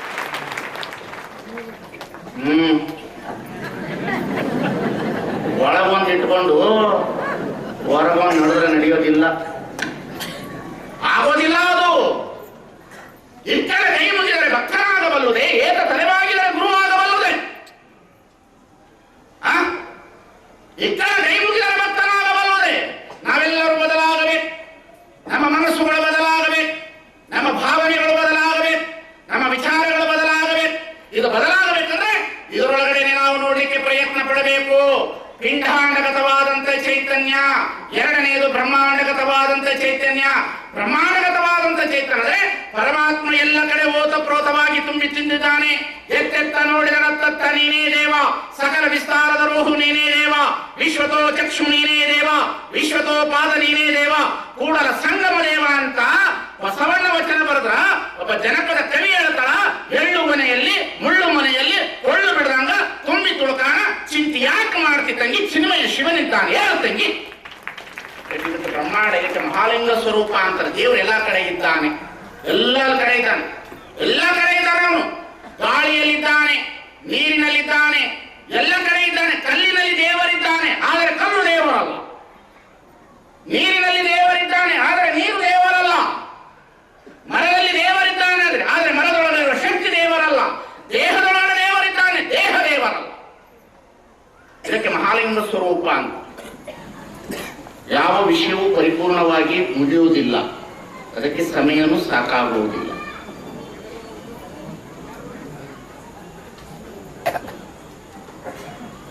ಆದರೆ ಈ ಜಗತ್ತಿಗೆ ಒಬ್ಬ ಸೃಷ್ಟಿಕರ್ತನಿದ್ದಾನೆ ಅನ್ನತಕ್ಕಂಥ ನಂಬಿಕೆ ನಮ್ಮೆಲ್ಲರಿಗೂ ಇರಬೇಕು, ಭಯನೂ ಇರಬೇಕು.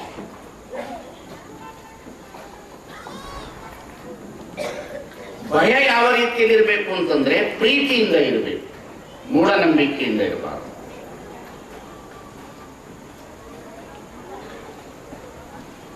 ದೇವರಿದ್ದಾನೆ ಅನ್ನತಕ್ಕಂಥ ನಂಬಿಕೆ ನಮ್ಮ ಮೇಲೆ ವಿಶ್ವಾಸ ಇರಬೇಕು ಪ್ರತಿಯೊಬ್ಬರಲ್ಲಿ. ಇವೆಲ್ಲವನ್ನ ನಡೆಸುವವನು ಅವನೇ, ಇದಕ್ಕೆಲ್ಲದಕ್ಕೂ ಕಾರಣೀಭೂತನು ಅವನೇ. ಅವನೇ ಈ ಸೃಷ್ಟಿಯನ್ನು ನಡೆಸುವವನು, ಅವನೇ ಸರ್ವೋತ್ತಮ. ಅವನನ್ನು ಮೀರಿ ಯಾರು ಈ ಜಗತ್ತಿನಲ್ಲಿ ಇನ್ನೊಬ್ಬರ ಕೈಯಲ್ಲಿ ಏನು ಮಾಡಲು ಸಾಧ್ಯವಿಲ್ಲ. ಅದಕ್ಕಾಗಿ ನಾನು ಎರಡನೇ ದಿವಸ ಹೇಳಿದ್ದೇನೆ, no man perfect, the no perfect perfect, the God only perfect. ಯಾವ ಮನುಷ್ಯನು ಪರಿಪೂರ್ಣರಲ್ಲ, ಯಾವ ಮಹಾತ್ಮರು ಪರಿಪೂರ್ಣರಲ್ಲ, ದೇವರೊಬ್ಬನೇ ಪರಿಪೂರ್ಣ.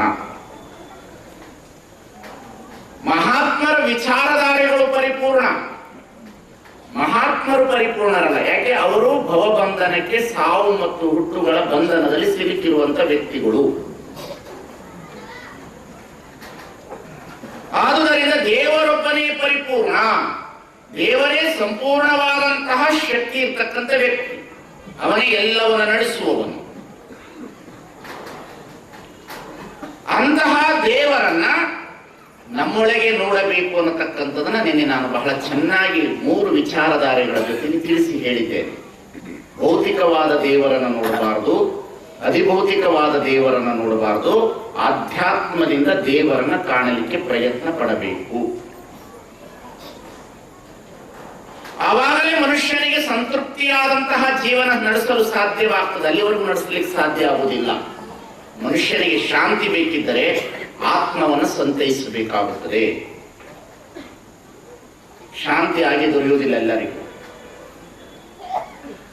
ಭೌತಿಕ ಸಂಪತ್ತುಗಳಿಂದ ಶಾಂತಿ ದೊರೆಯುವುದಿಲ್ಲ, ಅಧಿಭೌತಿಕ ಸಂಪತ್ತಿನಿಂದಲೂ ಶಾಂತಿ ದೊರೆಯುವುದಿಲ್ಲ. ಶಾಂತಿ ದೊರೆಯುವುದು ಅವನು ಯಾವಾಗ ಆತ್ಮದೊಳಗಡೆ ತನ್ನ ಮನಸ್ಸು ಮತ್ತು ದೇಹವನ್ನು ಪ್ರವೇಶ ಮಾಡಿ ಸಾಧನೆ ಮಾಡಲಿಕ್ಕೆ ಪ್ರಯತ್ನ ಪಡುತ್ತಾನೆ, ಆವಾಗ ಮಾತ್ರ ಅವನಿಗೆ ಶಾಂತಿ ಅನ್ನತಕ್ಕಂಥದ್ದು ದೊರೆಯಲಿಕ್ಕೆ ಪ್ರಾರಂಭ ಆಗ್ತದೆ. ಅಲ್ಲಿಯವರೆಗೆ ಶಾಂತಿ ಸಿಗೋದಿಲ್ಲ, ಯಾವ ಮನುಷ್ಯನಿಗೂ ಶಾಂತಿ ದೊರೆಯುವುದಿಲ್ಲ. ಶಾಂತಿ ಬೇಕಿತ್ತು, ಮೊದಲು ಅವನು ಆತ್ಮವನ್ನ ಪ್ರವೇಶ ಮಾಡಬೇಕು ಅಂತ ಹೇಳಿದ. ಅಧಿಭೌತಿಕವಾದ ಸಂಪತ್ತು, ಈಗ ನಿಮಗೆ ನೆಮ್ಮದಿ ಸಿಗ್ತದೆ ಅನ್ನೋದಿದ್ರೆ ಮನೆಯಿಂದನೇ ನಿಮಗೆ ನೆಮ್ಮದಿ ಸಿಗಬೇಕಾಗಿದೆ. ಕಟ್ಟಿರುವ ಮನೆಯಿಂದನೇ ನೆಮ್ಮದಿ ಸಿಗಬೇಕಾಗಿತ್ತು. ಮನೆಯಿಂದ ನೆಮ್ಮದಿ ಇಲ್ಲ. ಮನೆ ಕೇವಲ ಇರಲಿಕ್ಕೆ ಒಂದು ತಾಣ, ಅದು ನೆಮ್ಮದಿಯ ಸ್ಥಾನವಲ್ಲ.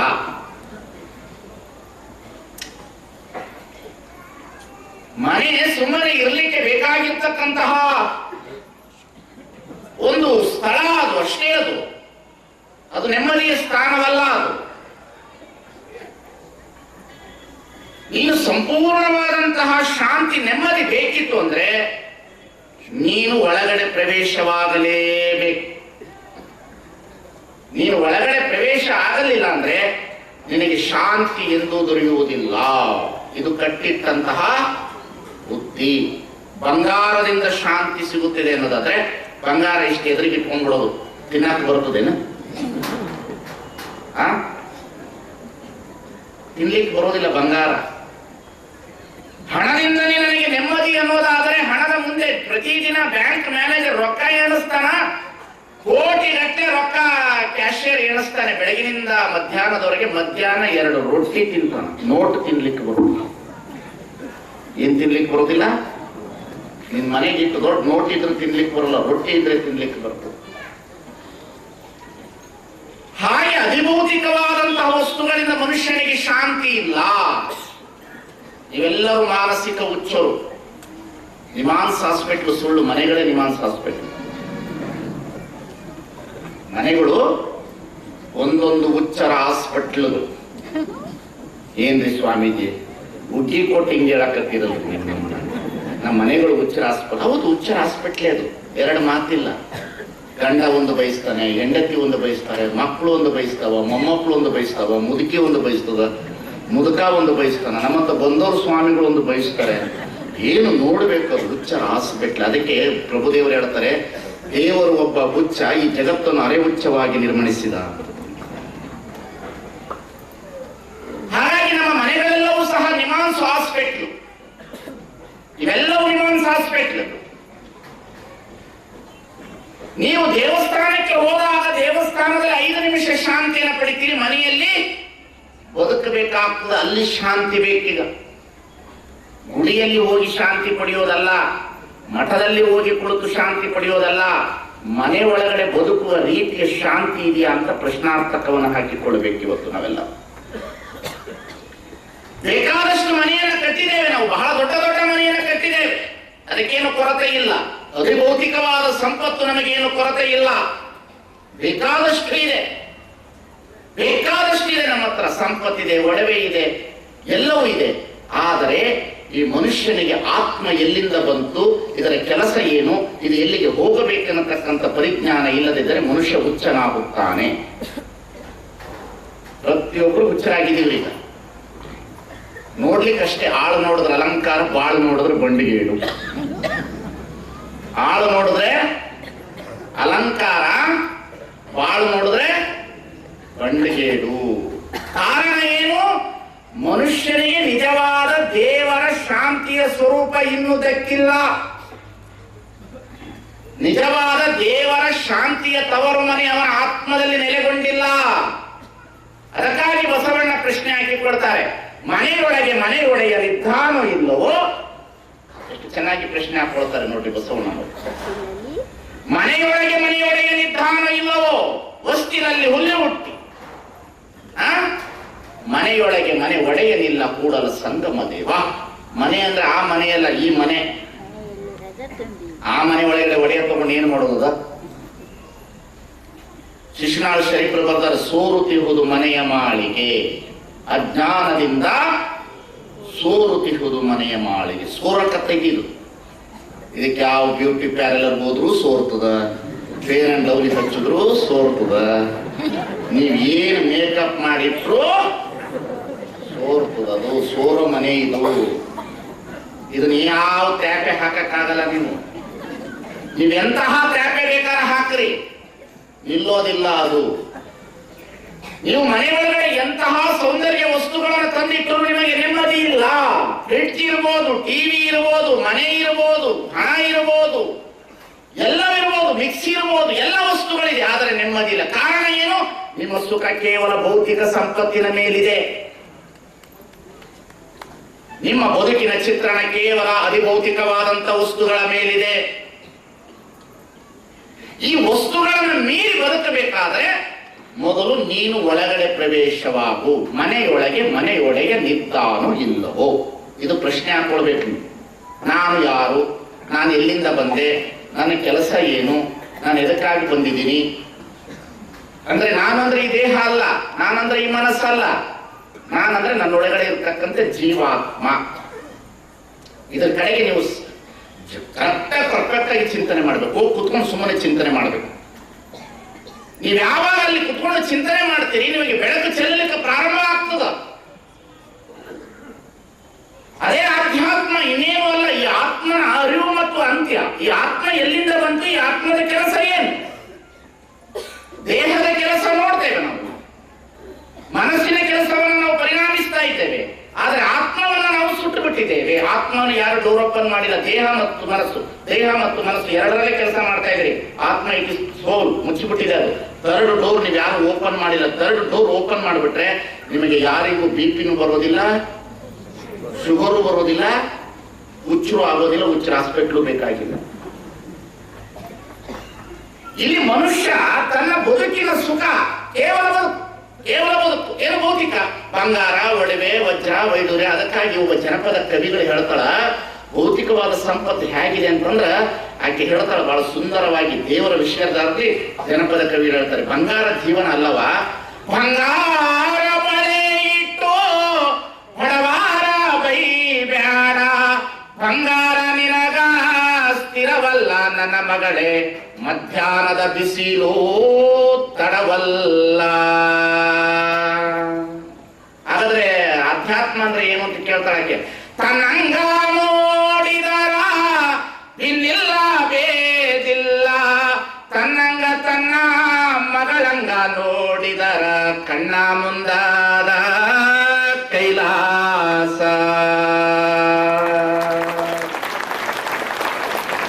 ಎರಡೇ ಎರಡು ನುಡಿ ಇದು.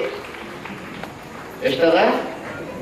ಈ ಆತ್ಮ ಆ ಆತ್ಮವನ್ನು ಅರ್ಥಕೊಂಡ್ರೆ ಮಾತ್ರ ಆತ್ಮದಿಂದ ಬಹಳ ಸುಖ ಬರ್ತದೆ. ಈ ಆತ್ಮ ಇನ್ನೊಂದು ಆತ್ಮವನ್ನು ಅರ್ಥಕೊಳ್ಳಿಲ್ಲ ಅಂದ್ರೆ ಜಗಳ ಬರ್ತದೆ.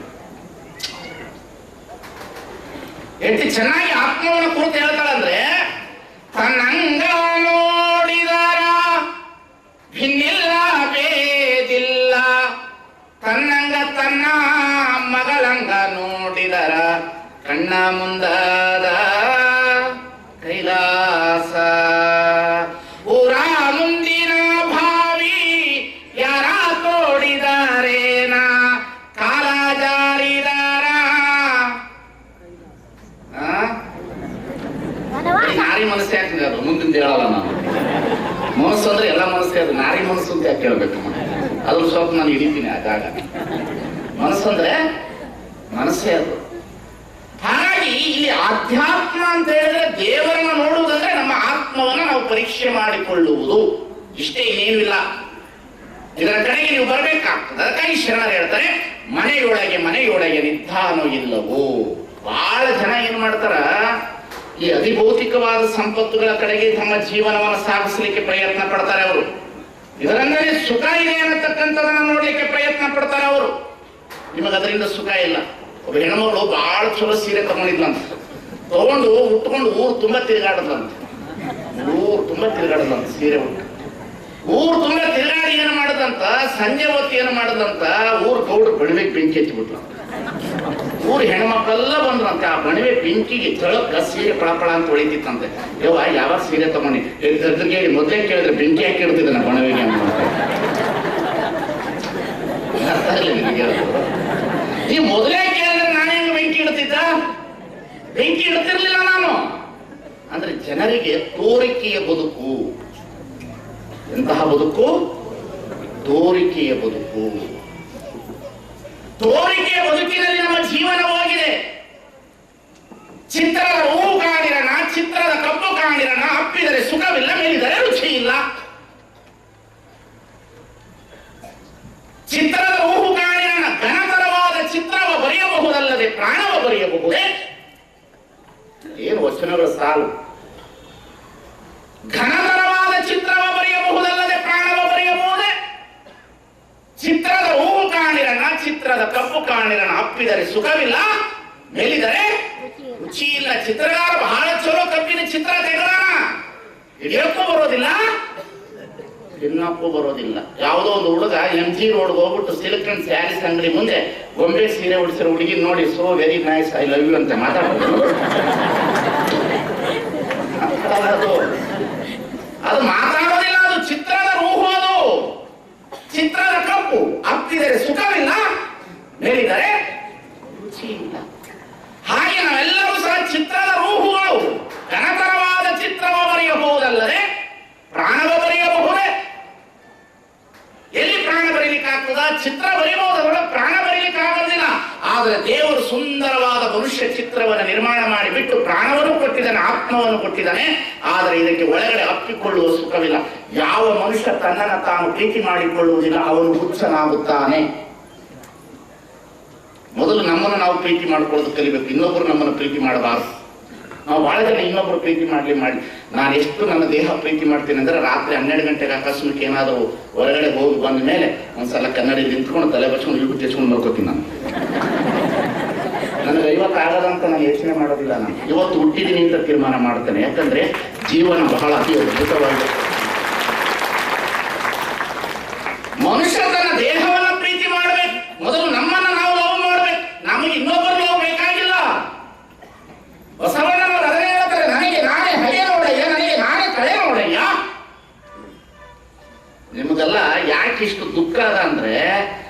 ನೀವು ಪ್ರೀತಿ ಮಾಡೋದನ್ನು ಬಿಟ್ಟುಬಿಟ್ಟಿದ್ರಿ, ಮಂದಿನ ಪ್ರೀತಿ ಮಾಡೋಕೆ ಹೊಂಟಿರಿ.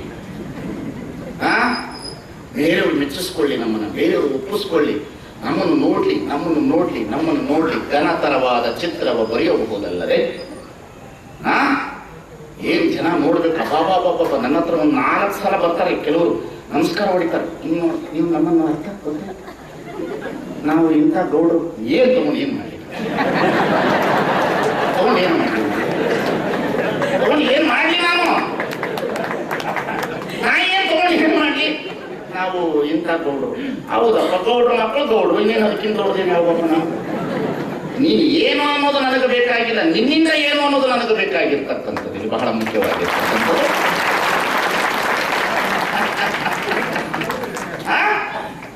ಇಲ್ಲಿ ಮನುಷ್ಯರಿಗೆ ಎಷ್ಟು ಆಸೆ ಇದೆ ಅಂದ್ರೆ ತಮ್ಮನ್ನು ತಾವು ಗುರುತಿಸಿಕೊಳ್ಳುವುದಕ್ಕೆ ಆಸೆ ಪಡ್ತಾರೆ. ನಾವು ಇಂಥವ್ರು ಅಂತವ್ರು, ಸಂತೆಯಲ್ಲಿ ಮೆಂತೆ ಕಾಳು ಕತ್ತವರು.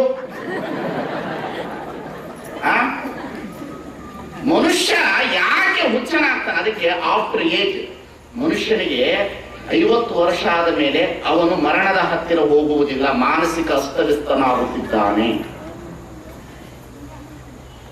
ಅವನು ಮರಣದ ಹತ್ತಿರ ಹೋಗ್ತಾ ಇಲ್ಲ, ಮಾನಸಿಕ ಅಸ್ತವ್ಯಸ್ತ ಆಗ್ತಾ ಇದ್ದಾನೆ ಅವನು. ಕಾರಣ ಅವನಿಗೆ ಏನಾಗ್ತಿದೆ ಅಂತಂದ್ರೆ, ಈ ಜಗತ್ತಿನಲ್ಲಿ ನನಗೆ ಪ್ರೀತಿ ಬೇಕು, ಹೆಂಡತಿ ಪ್ರೀತಿ ಬೇಕು, ಮಕ್ಕಳ ಪ್ರೀತಿ ಬೇಕು, ತಂದೆ ಪ್ರೀತಿ ಬೇಕು, ಅವರು ಪ್ರೀತಿ ಬೇಕು, ನೆರೆಹೊರೆಯವರ ಪ್ರೀತಿ ಬೇಕು, ಮಾತಾಡಿಸ್ಲಿಲ್ಲ ಅಂದ್ರೆ ಮುಗೀತ್ರಿ, ಕಥೆನೇ ಮುಗಿದೋಯ್ತು. ಮನುಷ್ಯ ಎಷ್ಟು ಅಭೇಪಿಯಾಗಿದ್ದಾನಂದ್ರೆ, ಕಾರಣ ಏನಂದ್ರೆ ಮನುಷ್ಯ ಇವತ್ತು ಬದುಕಿರೋದು ಕೇವಲ ಅಧಿಭೌತಿಕ, ಅದಕ್ಕಾಗಿರೋದ್ನಲ್ಲ ಉಪಜೀವನದ ವಿದ್ಯೆ ಕಲಿತಿದ್ದಾನೆ ಹೊರತು ಜೀವನದ ವಿದ್ಯೆ ಕಲಿಯಲಿಲ್ಲ ಮನುಷ್ಯ. ಉಪಜೀವನದ ವಿದ್ಯೆಯನ್ನು ಕಲಿತ ಹೊರತು ಬದುಕುವ ವಿದ್ಯೆಯನ್ನು ಯಾರು ಕಲಿಯಲಿಲ್ಲ. ಅದು ಆ ಲಿವಿಂಗ್ ಸ್ಟೈಲೇ ಹೊರಟೋಯ್ತು ನಮ್ಮ ಹತ್ತಿರ. ಹಾಗಾಗಿ ದೇವರು ಅನ್ನತಕ್ಕಂಥ ವಸ್ತು ಇದೆಯಲ್ಲ, ಅದು ನಮ್ಮ ಪ್ರೇಮ. ದೇವರು ಅನ್ನತಕ್ಕಂಥ ನಮ್ಮ ವಸ್ತು ಇದೆಯಲ್ಲ, ತಟ್ಟೆ ಒಳಗಿರುವ ಪ್ರಸಾದ. ದೇವರು ಅನ್ನತಕ್ಕಂಥ ಭಾವನೆ ಇದೆಯಲ್ಲ, ನನ್ನ ಸುಂದರವಾದ ಶರೀರ. ದೇವರು ಅನ್ನತಕ್ಕಂಥ ರೂಪ ಇದೆಯಲ್ಲ, ನನ್ನ ಸುಂದರವಾದ ಕಣ್ಣು. ದೇವರು ಅನ್ನತಕ್ಕಂಥ ಶಬ್ದ ಇದೆಯಲ್ಲ, ಅದು ನನ್ನ ಸುಂದರವಾದ ನಾಲಿಗೆ. ದೇವರು ಅನ್ನತಕ್ಕಂಥ ಶಬ್ದದ ನಾದ ಇದೆಯಲ್ಲ, ಅದು ನನ್ನ ಸುಂದರವಾದ ಕಿವಿ. ದೇವರು ಅನ್ನತಕ್ಕಂಥ ಸ್ಪರ್ಶ ಜ್ಞಾನ ಇದೆಯಲ್ಲ, ಅದೇ ನನ್ನ ಚರ್ಮ, ಅದೇ ನನ್ನ ವಿಭೂತಿ ಅನ್ನತಕ್ಕಂಥದನ್ನು ನಾವು ಅರ್ಥ ಮಾಡಿಕೊಂಡು ಬದುಕಿದಾಗ ಮಾತ್ರ ಈ ಜಗತ್ತಿನಲ್ಲಿ ಜೀವನ ಮಾಡಿರ್ತದೆ. ನೀವೆಲ್ಲರೂ ದೇವರು ಹೊರಗಡೆ ನೋಡ್ಲಿಕ್ಕೆ ಹೋದ್ರಿ, ತ್ರಾಸದು, ಅದು ತ್ರಾಸೆ. ಅದು ಏನು ದೇವರು, ಬಾಬಾ ನನಗಂತೂ 5 ದಿವಸದಿಂದಲ್ಲ 1 ವರ್ಷ ಹೇಳಿದ್ರು ಮುಗಿಯಲ್ಲ ಈ ಸಬ್ಜೆಕ್ಟ್. ಅಷ್ಟರ ಮಟ್ಟಿಗೆ ನಿಮಗೆ ನೀವೇ ದೇವರಾಗಬೇಕು. ನಿಮಗೆ ಶಾಂತಿ ಬೇಕು ಅಂತ ಹೇಳಿದ್ರೆ ನಿನ್ನೊಳಗಡೆ ದೇವರಿಂದಾನೆ. ಆ ದೇವರು ಎಲ್ಲಾ ಕಡೆಯಲ್ಲಿ ತುಂಬಿಕೊಂಡಿದ್ದಾನೆ. ಅವನು ದೇವರು ಎತ್ತೆತ್ತ ನೋಡಿದ ಅತ್ತತ್ತ ನೀನೇ ದೇವ, ಸಕಲ ವಿಸ್ತಾರದ ರೂಹು ನೀನೇ ದೇವ, ವಿಶ್ವದೋ ಚಕ್ಷು ನೀನೇ ದೇವ, ವಿಶ್ವದೋ ಪಾದ ನೀನೇ ದೇವ, ಕೂಡಲ ಸಂಗಮ ದೇವ. ಕಣ್ಣೊಳಗೆ ಕಣ್ಣು ಹಾಕಿ ನೋಡ್ಲಿಕ್ಕೆ ಬರೋದಿಲ್ಲ.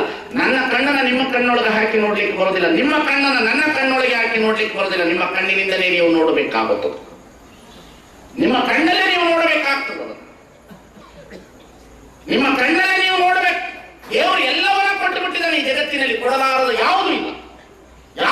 ನಾನು ಕೇಳ್ತೀನಿ, ದೇವರ ಹತ್ರ ನೀವು ಹೋಗಿ ಬೇಡ್ತೀರಲ್ಲ, ನಾಳೆ ನಾನು ನಿಮಗೆ ಬೆಳಿಗ್ಗೆ ಒಂದು 10 ಕೋಟಿ ರೂಪಾಯಿ ಕೊಡ್ತೀನಿ, ನೀವೇನು ಕೊಡಬೇಡ್ರಿ, ನನಗೆ ಒಂದು ಕಣ್ಣು ಒಂದು ಕಿಡ್ನಿ ಕೊಡ್ರಿ, ಒಂದು ಕಣ್ಣು ಕೊಡ್ರಿ. ಕೊಡಕ್ ಸಾಧ್ಯನಾ? ದೇವರು ಕೊಟ್ಟಿರೋ ಕಣ್ಣನ್ನ ಪ್ರೀತಿ ಮಾಡಬೇಕು ನಾವು, ದೇವರು ಕೊಟ್ಟಿರುವ ದೇಹವನ್ನು ಪ್ರೀತಿ ಮಾಡಬೇಕು, ದೇವರು ಕೊಟ್ಟಿರುವ ಪದಾರ್ಥಗಳ ವಸ್ತುಗಳನ್ನು ಪ್ರೀತಿ ಮಾಡಬೇಕು. ಇಳೆ ನಿಮ್ಮ ದಾನ, ಬೆಳೆ ನಿಮ್ಮ ದಾನ, ಸುತ್ತಿ ಹರಿಯುವ ಸಾಗರ ನಿಮ್ಮ ದಾನ, ಎತ್ತು ನಿಮ್ಮ ದಾನ, ಬಿತ್ತು ನಿಮ್ಮ ದಾನ, ನಿಮ್ಮ ದಾನವನ್ನುಂಡು ಅನ್ಯರನ್ನು ಹೊಗಳುವ ಕುನ್ನಿಗಳ ನೇರೆಂಬೆನೆ ಯಾರು ಅಮನಾಥ. ಏನು ವಚನಗಳ್ರಿ ನಿಮ್ಮದು ಎಲ್ಲ ಏನ್ ತಿಳ್ಕೊಬೇಕಿದ್ದು, ದೇವರದು ಅಂತ ತಿಳ್ಕೊಂಡ್ರೆ ಮಾತ್ರ ಬದುಕ್ತೀರಿ, ನಂದು ಅಂತ ತಿಳ್ಕೊಂಡ್ರೆ ಹುಚ್ಚರಾಗ್ತೀರಿ. ತಿಳಿತಿಲ್ಲ? ಪಕ್ಕದ ಗಂಡ ಇದ್ದು ದೇವರು ಕೊಟ್ಟಿರೋದು ಅನ್ಕೋಬೇಕು, ಇದು ನಂದು, ನನ್ನವನೇ. 63 ನಡೆಯೋದಿಲ್ಲ, 63 ನಡೆಯೋದು ಇಲ್ಲ. ಹಾಗಾಗಿ ದೇವರು ಈ ಜಗತ್ತಿನಲ್ಲಿ ಮಹಾಲಿಂಗ ಸ್ವರೂಪ ಅಂತ ಹೇಳೋದು. ಚೆಲ್ಲಿಂಗ ಸ್ವರೂಪ ಅಂದ್ರೆ ನಿನ್ನೊಳಗಡೆ ಇರುವಂತಹ ಅಂಶೀಭೂತವಾದಂತಹ ದೈವಿ ಸಂಪತ್ತು. ಮಹಾಲಿಂಗ ಸ್ವರೂಪ ಅಂದ್ರೆ ದೇವರು ಈ ಪ್ರಪಂಚದಲ್ಲಿ ಓತೋಪ್ರೋತವಾಗಿ ತುಂಬಿಕೊಂಡಿದ್ದಾನೆ. ಯಾವ ರೀತಿಯಲ್ಲಿ ತುಂಬಿಕೊಂಡಿದ್ದಾನೆ? ಇಳೆಯ ಮುಖಾಂತರ, ಬೆಳೆಯ ಮುಖಾಂತರ, ಹರಿಯುವ ನೀರಿನ ಮುಖಾಂತರ, ವಸ್ತುಗಳ ಮುಖಾಂತರ ಓತಪ್ರೋತವಾಗಿ ದೇವರು ಇದೆಲ್ಲ ಕಡೆಯಲ್ಲಿ ಶಕ್ತಿಯಾಗಿ ತುಂಬಿಕೊಂಡಿದ್ದಾನೆ. ಇದಕ್ಕೆ ಮಹಾಲಿಂಗ ಸ್ವರೂಪ ಅಂತ ಹೇಳ್ತಾರೆ. ಇದು ಎಲ್ಲ ಕಡೆಯಲ್ಲಿದ್ದಾನೆ ದೇವರು, ಇಲ್ಲ ಅಂತಿಲ್ಲ, ಎಲ್ಲ ಕಡೆ ಅವನಿರದ ಜಾಗವೇ ಇಲ್ಲ.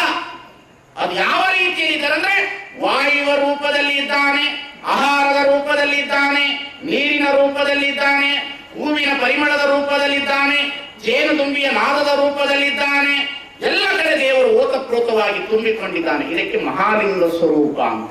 ಅವನ ಸ್ವರೂಪ ಬಹಳ ದೊಡ್ಡದು, ಎಲ್ಲ ಕಡೆ ಹೀಗೆ ತುಂಬಿಕೊಂಡು ಬಿಟ್ಟಿರ್ತಾನೆ. ಅಂತಹ ತುಂಬಿರ್ತಕ್ಕಂಥ ದೇವರನ್ನ ನಾವು ಆಹ್ವಾನ ಮಾಡಬೇಕು. ಅದು ಬೇರೆ ಕಡೆಯಿಂದ ನೋಡ್ಲಿಕ್ಕೆ ಬರುವುದಿಲ್ಲ, ನಮ್ಮೊಳಗೆ ನೋಡ್ಲಿಕ್ಕೆ ಪ್ರಯತ್ನ ಪಡಬೇಕು. ಗಾಳಿ ಬಹಳ ದೊಡ್ಡ ಶಕ್ತಿ ಇದೆ. ಗಾಳಿ ಕಿಮ್ಮತ್ತು ಗೊತ್ತಾ ನಿಮಗೆ? ಎಷ್ಟ್ರಿ? ದೇವರು ಗಾಳಿಗೆ ಟ್ಯಾಕ್ಸ್ ಹಾಕಿದ್ರೆ ಉಳಿತಿದ್ರಿ ನಿಮಗೆ? ಗಾಳಿಗೆ ಏನಾದ್ರೂ ಟ್ಯಾಕ್ಸ್ ಹಾಕಿದ್ರೆ ಉಳಿತೀರಿ ಅಂದ್ರೆ? ಈಗ ನಮ್ಮೂರಲ್ಲಿ ಬಹಳ ದೊಡ್ಡ ಶ್ರೀಮಂತರಿದ್ದಾರಪ್ಪ, ಅವ್ರ ಹತ್ರ ಅಶೋಕ್ ಲೈಲ್ಯಾಂಡ್ ಗಾಡಿ ಇದೆ. ಅಶೋಕ್ ಲೈಲ್ಯಾಂಡ್ ಗಾಡಿ ಒಳಗಡೆ ಅದರ ಕಿಮ್ಮತ್ತು 20 ಲಕ್ಷ ರೂಪಾಯಿ ಇರ್ಬೋದು. ಆ ಗಾಡಿ ಒಳಗಡೆ 1,000 ಕೋಟಿ ಬಂಗಾರದ ಟನ್ ಹಾಕಿದ್ದಾರೆ ಅಂತ ಇಟ್ಕೊಳ್ಳೋಣ. ಅದರ ಕಿಮ್ಮತ್ತು ಸಾವಿರಾರು ಲಕ್ಷಾಂತರ ರೂಪಾಯಿ ಇರ್ಬೋದು. ಫ್ರಮ್ ಬಿಜಾಪುರ ಟು ಗೋವೆ ಹೋಗ್ತಾ ಇದೆ. ಕೊಲ್ಲಾಪುರದ ಹತ್ರ ಅದು ಪಂಚರ್ ಆಗಿಬಿಟ್ರೆ 15 ಲಕ್ಷ ರೂಪಾಯಿ ಗಾಡಿ ಇದ್ರೇನು, 1,000 ಕೋಟಿ ರೂಪಾಯಿ ಬಂಗಾರ ಇದ್ರೇನು, 2 ರೂಪಾಯಿ ಗಾಡಿ ಇಲ್ದಿದ್ರೆ ಗಾಡಿ ಹೋಗೋದಿಲ್ಲ ಅನ್ನತಕ್ಕಂಥ ಅರ್ಥ ಮಾಡ್ಕೊಳ್ಬೇಕಾಗ್ತದೆ. ಕಿಮ್ಮತ್ತಿರೋದು ಗಾಳಿ 2 ರೂಪಾಯಿ. ಏರ್ ಗಾಳಿ ಹಾಕ್ತಾನಲ್ಲ, ಈಗ ಬಿಡ್ರಿ ಟೈರು ಹವಾ ಇಲ್ಲದ ಬಂದದ, ಆದ್ರೂ ಹವಾ ಹಾಕ್ಬೇಕು. ಗಾಳಿ ಇಲ್ಲದಿದ್ದರೆ ಗಾಡಿ ಓಡುವುದಿಲ್ಲ, ಗಾಳಿ ಇಲ್ಲದಿದ್ದರೆ ವಿಮಾನ ಓಡುವುದಿಲ್ಲ, ಗಾಳಿ ಇಲ್ಲದಿದ್ದರೆ ಯಾವ ಗಾಡಿಯೂ ಓಡುವುದಿಲ್ಲ. ಹಾಗೆ ಗಾಳಿ ಇಲ್ಲದಿದ್ದರೆ ದೇಹ ಅನ್ನುವಂಥ ಗಾಡಿ ಓಡುವುದಿಲ್ಲ. ಇದು ಗಾಳಿ ಬೇಕು. ಇದು ಅತಿ ಅದ್ಭುತವಾದ ದೇಹ ಇದು. ಅದಕ್ಕಾಗಿ ಮಹಾಲಿಂಗದ ಸ್ವರೂಪವನ್ನು ಪ್ರೀತಿ ಮಾಡಬೇಕು. ಬೆಳಗ್ಗೆ ಎದ್ದು ವಾಕಿಂಗ್ ಮಾಡಬೇಕು, ಗಾಳಿ ಸರಿಯಾಗಿ ತೆಗೆದುಕೊಳ್ಬೇಕು. ಅದಕ್ಕೆ ಪ್ರಾಣವಾಯು ಅಂದ್ರೆ ಅದನ್ನ ಪ್ರಾಣಾಯಾಮ ಅಂತ ಹೇಳಿದ್ರು. ಮುಂದೆ ಬರ್ತೇನೆ, ಯೋಗದ ಸ್ಥಿತಿ ಬಂದಾಗ ಇವೆಲ್ಲವನ್ನು ಹೇಳ್ತೇನೆ. ಉತ್ತರಾರ್ಧ ಯೋಗ, ಪೂರ್ವಾರ್ಧ ಯೋಗ, ಯಮ ನಿಯಮ, ಆಸನ, ಪ್ರತ್ಯಾಹಾರ, ಇದನ್ನ ಕುರಿತು ಚಿಂತನೆ ಮಾಡ್ತಾನೆ. ಯಾಕೆ ಇವತ್ತು ನಿಮಗೆ ಇವೆಲ್ಲ ತಿಳ್ಕೊಂಡ ನಂತರ ನಿಮ್ಮ ದೇಹದ ಬಗ್ಗೆ ಕಿಮ್ಮತ್ತು ಗೊತ್ತಾಗ್ತದೆ, ಸಾಧನೆ ಮಾಡ್ಲಿಕ್ಕೆ ಬರ್ತದೆ. ಒಂದೊಂದೇ ಹಂತವಾಗಿ ತಿಳ್ಕೊಳ್ಬೇಕು. ಅದಕ್ಕಾಗಿ ದೇಹದೊಳಗಡೆ ಅತಿ ಅದ್ಭುತವಾದ ಗಾಳಿ ಇದೆ, ಪೃಥ್ವಿ ಇದೆ, ವಾಯು ಇದೆ, ನೀರಿದೆ. ಅದಕ್ಕಾಗಿ ಪ್ರಕೃತಿಯನ್ನು ಪ್ರೀತಿ ಮಾಡಬೇಕು. ಪ್ರಕೃತಿಯಲ್ಲಿರ್ತಕ್ಕಂಥ ಪರಮಾತ್ಮ ನಮ್ಮ ಒಳಗಡೆ ಇದ್ದಾನೆ ಅನ್ನತಕ್ಕಂಥ ಅರಿವಿನ ಪ್ರಜ್ಞೆ ನಿಮಗೆಲ್ಲರಿಗೂ ಇರಬೇಕು. ಆ ಅರಿವಿನ ಪ್ರಜ್ಞೆ ಇದ್ರೆ ಮಾತ್ರ ಮನುಷ್ಯ ಬದುಕ್ತಾನೆ, ಇಲ್ಲ ಅಂತಂದ್ರೆ ಬದುಕೋದಿಲ್ಲ ಅವನು. ಮಹಾಲಿಂಗ ಸ್ವರೂಪ ದೇವರು ಎಲ್ಲ ಕಡೆ ಇದ್ದಾನೆ, ಇದ್ದೇ ಇದ್ದಾನೆ. ಅವನು ಇಲ್ಲದ ಜಾಗವೇ ಇಲ್ಲ, ಎಲ್ಲ ಕಡೆ ತುಂಬಿ ತುಳುಕ್ತಾ ಇದ್ದಾನೆ. ಇದಕ್ಕೆ ಮಹಾಲಿಂಗ ಸ್ವರೂಪ ಅಂತ. ಒಂದು ಊರಲ್ಲಿ ಒಬ್ಬ ರಾಜ ಇದ್ದ. ಆ ರಾಜನಿಗೆ 3 ಪ್ರಶ್ನೆ ಉದ್ಭವ ಆಯಿತು. ಏನು 3 ಪ್ರಶ್ನೆ ಉದ್ಭವ ಆಯಿತು? ದೇವರು ಎಲ್ಲಿದ್ದಾನೆ, ಎಲ್ಲಿ ಪ್ರಕಟವಾಗುತ್ತಾನೆ, ದೇವರು ಯಾವ ಕಡೆ ಮುಖ ಮಾಡಿಕೊಳ್ಳುತ್ತಾನೆ, ದೇವರು ಏನೇನು ಮಾಡುತ್ತಾನೆ. 3 ಪ್ರಶ್ನೆ ರಾಜನಿಗೆ ಬಂದಿದ್ದು.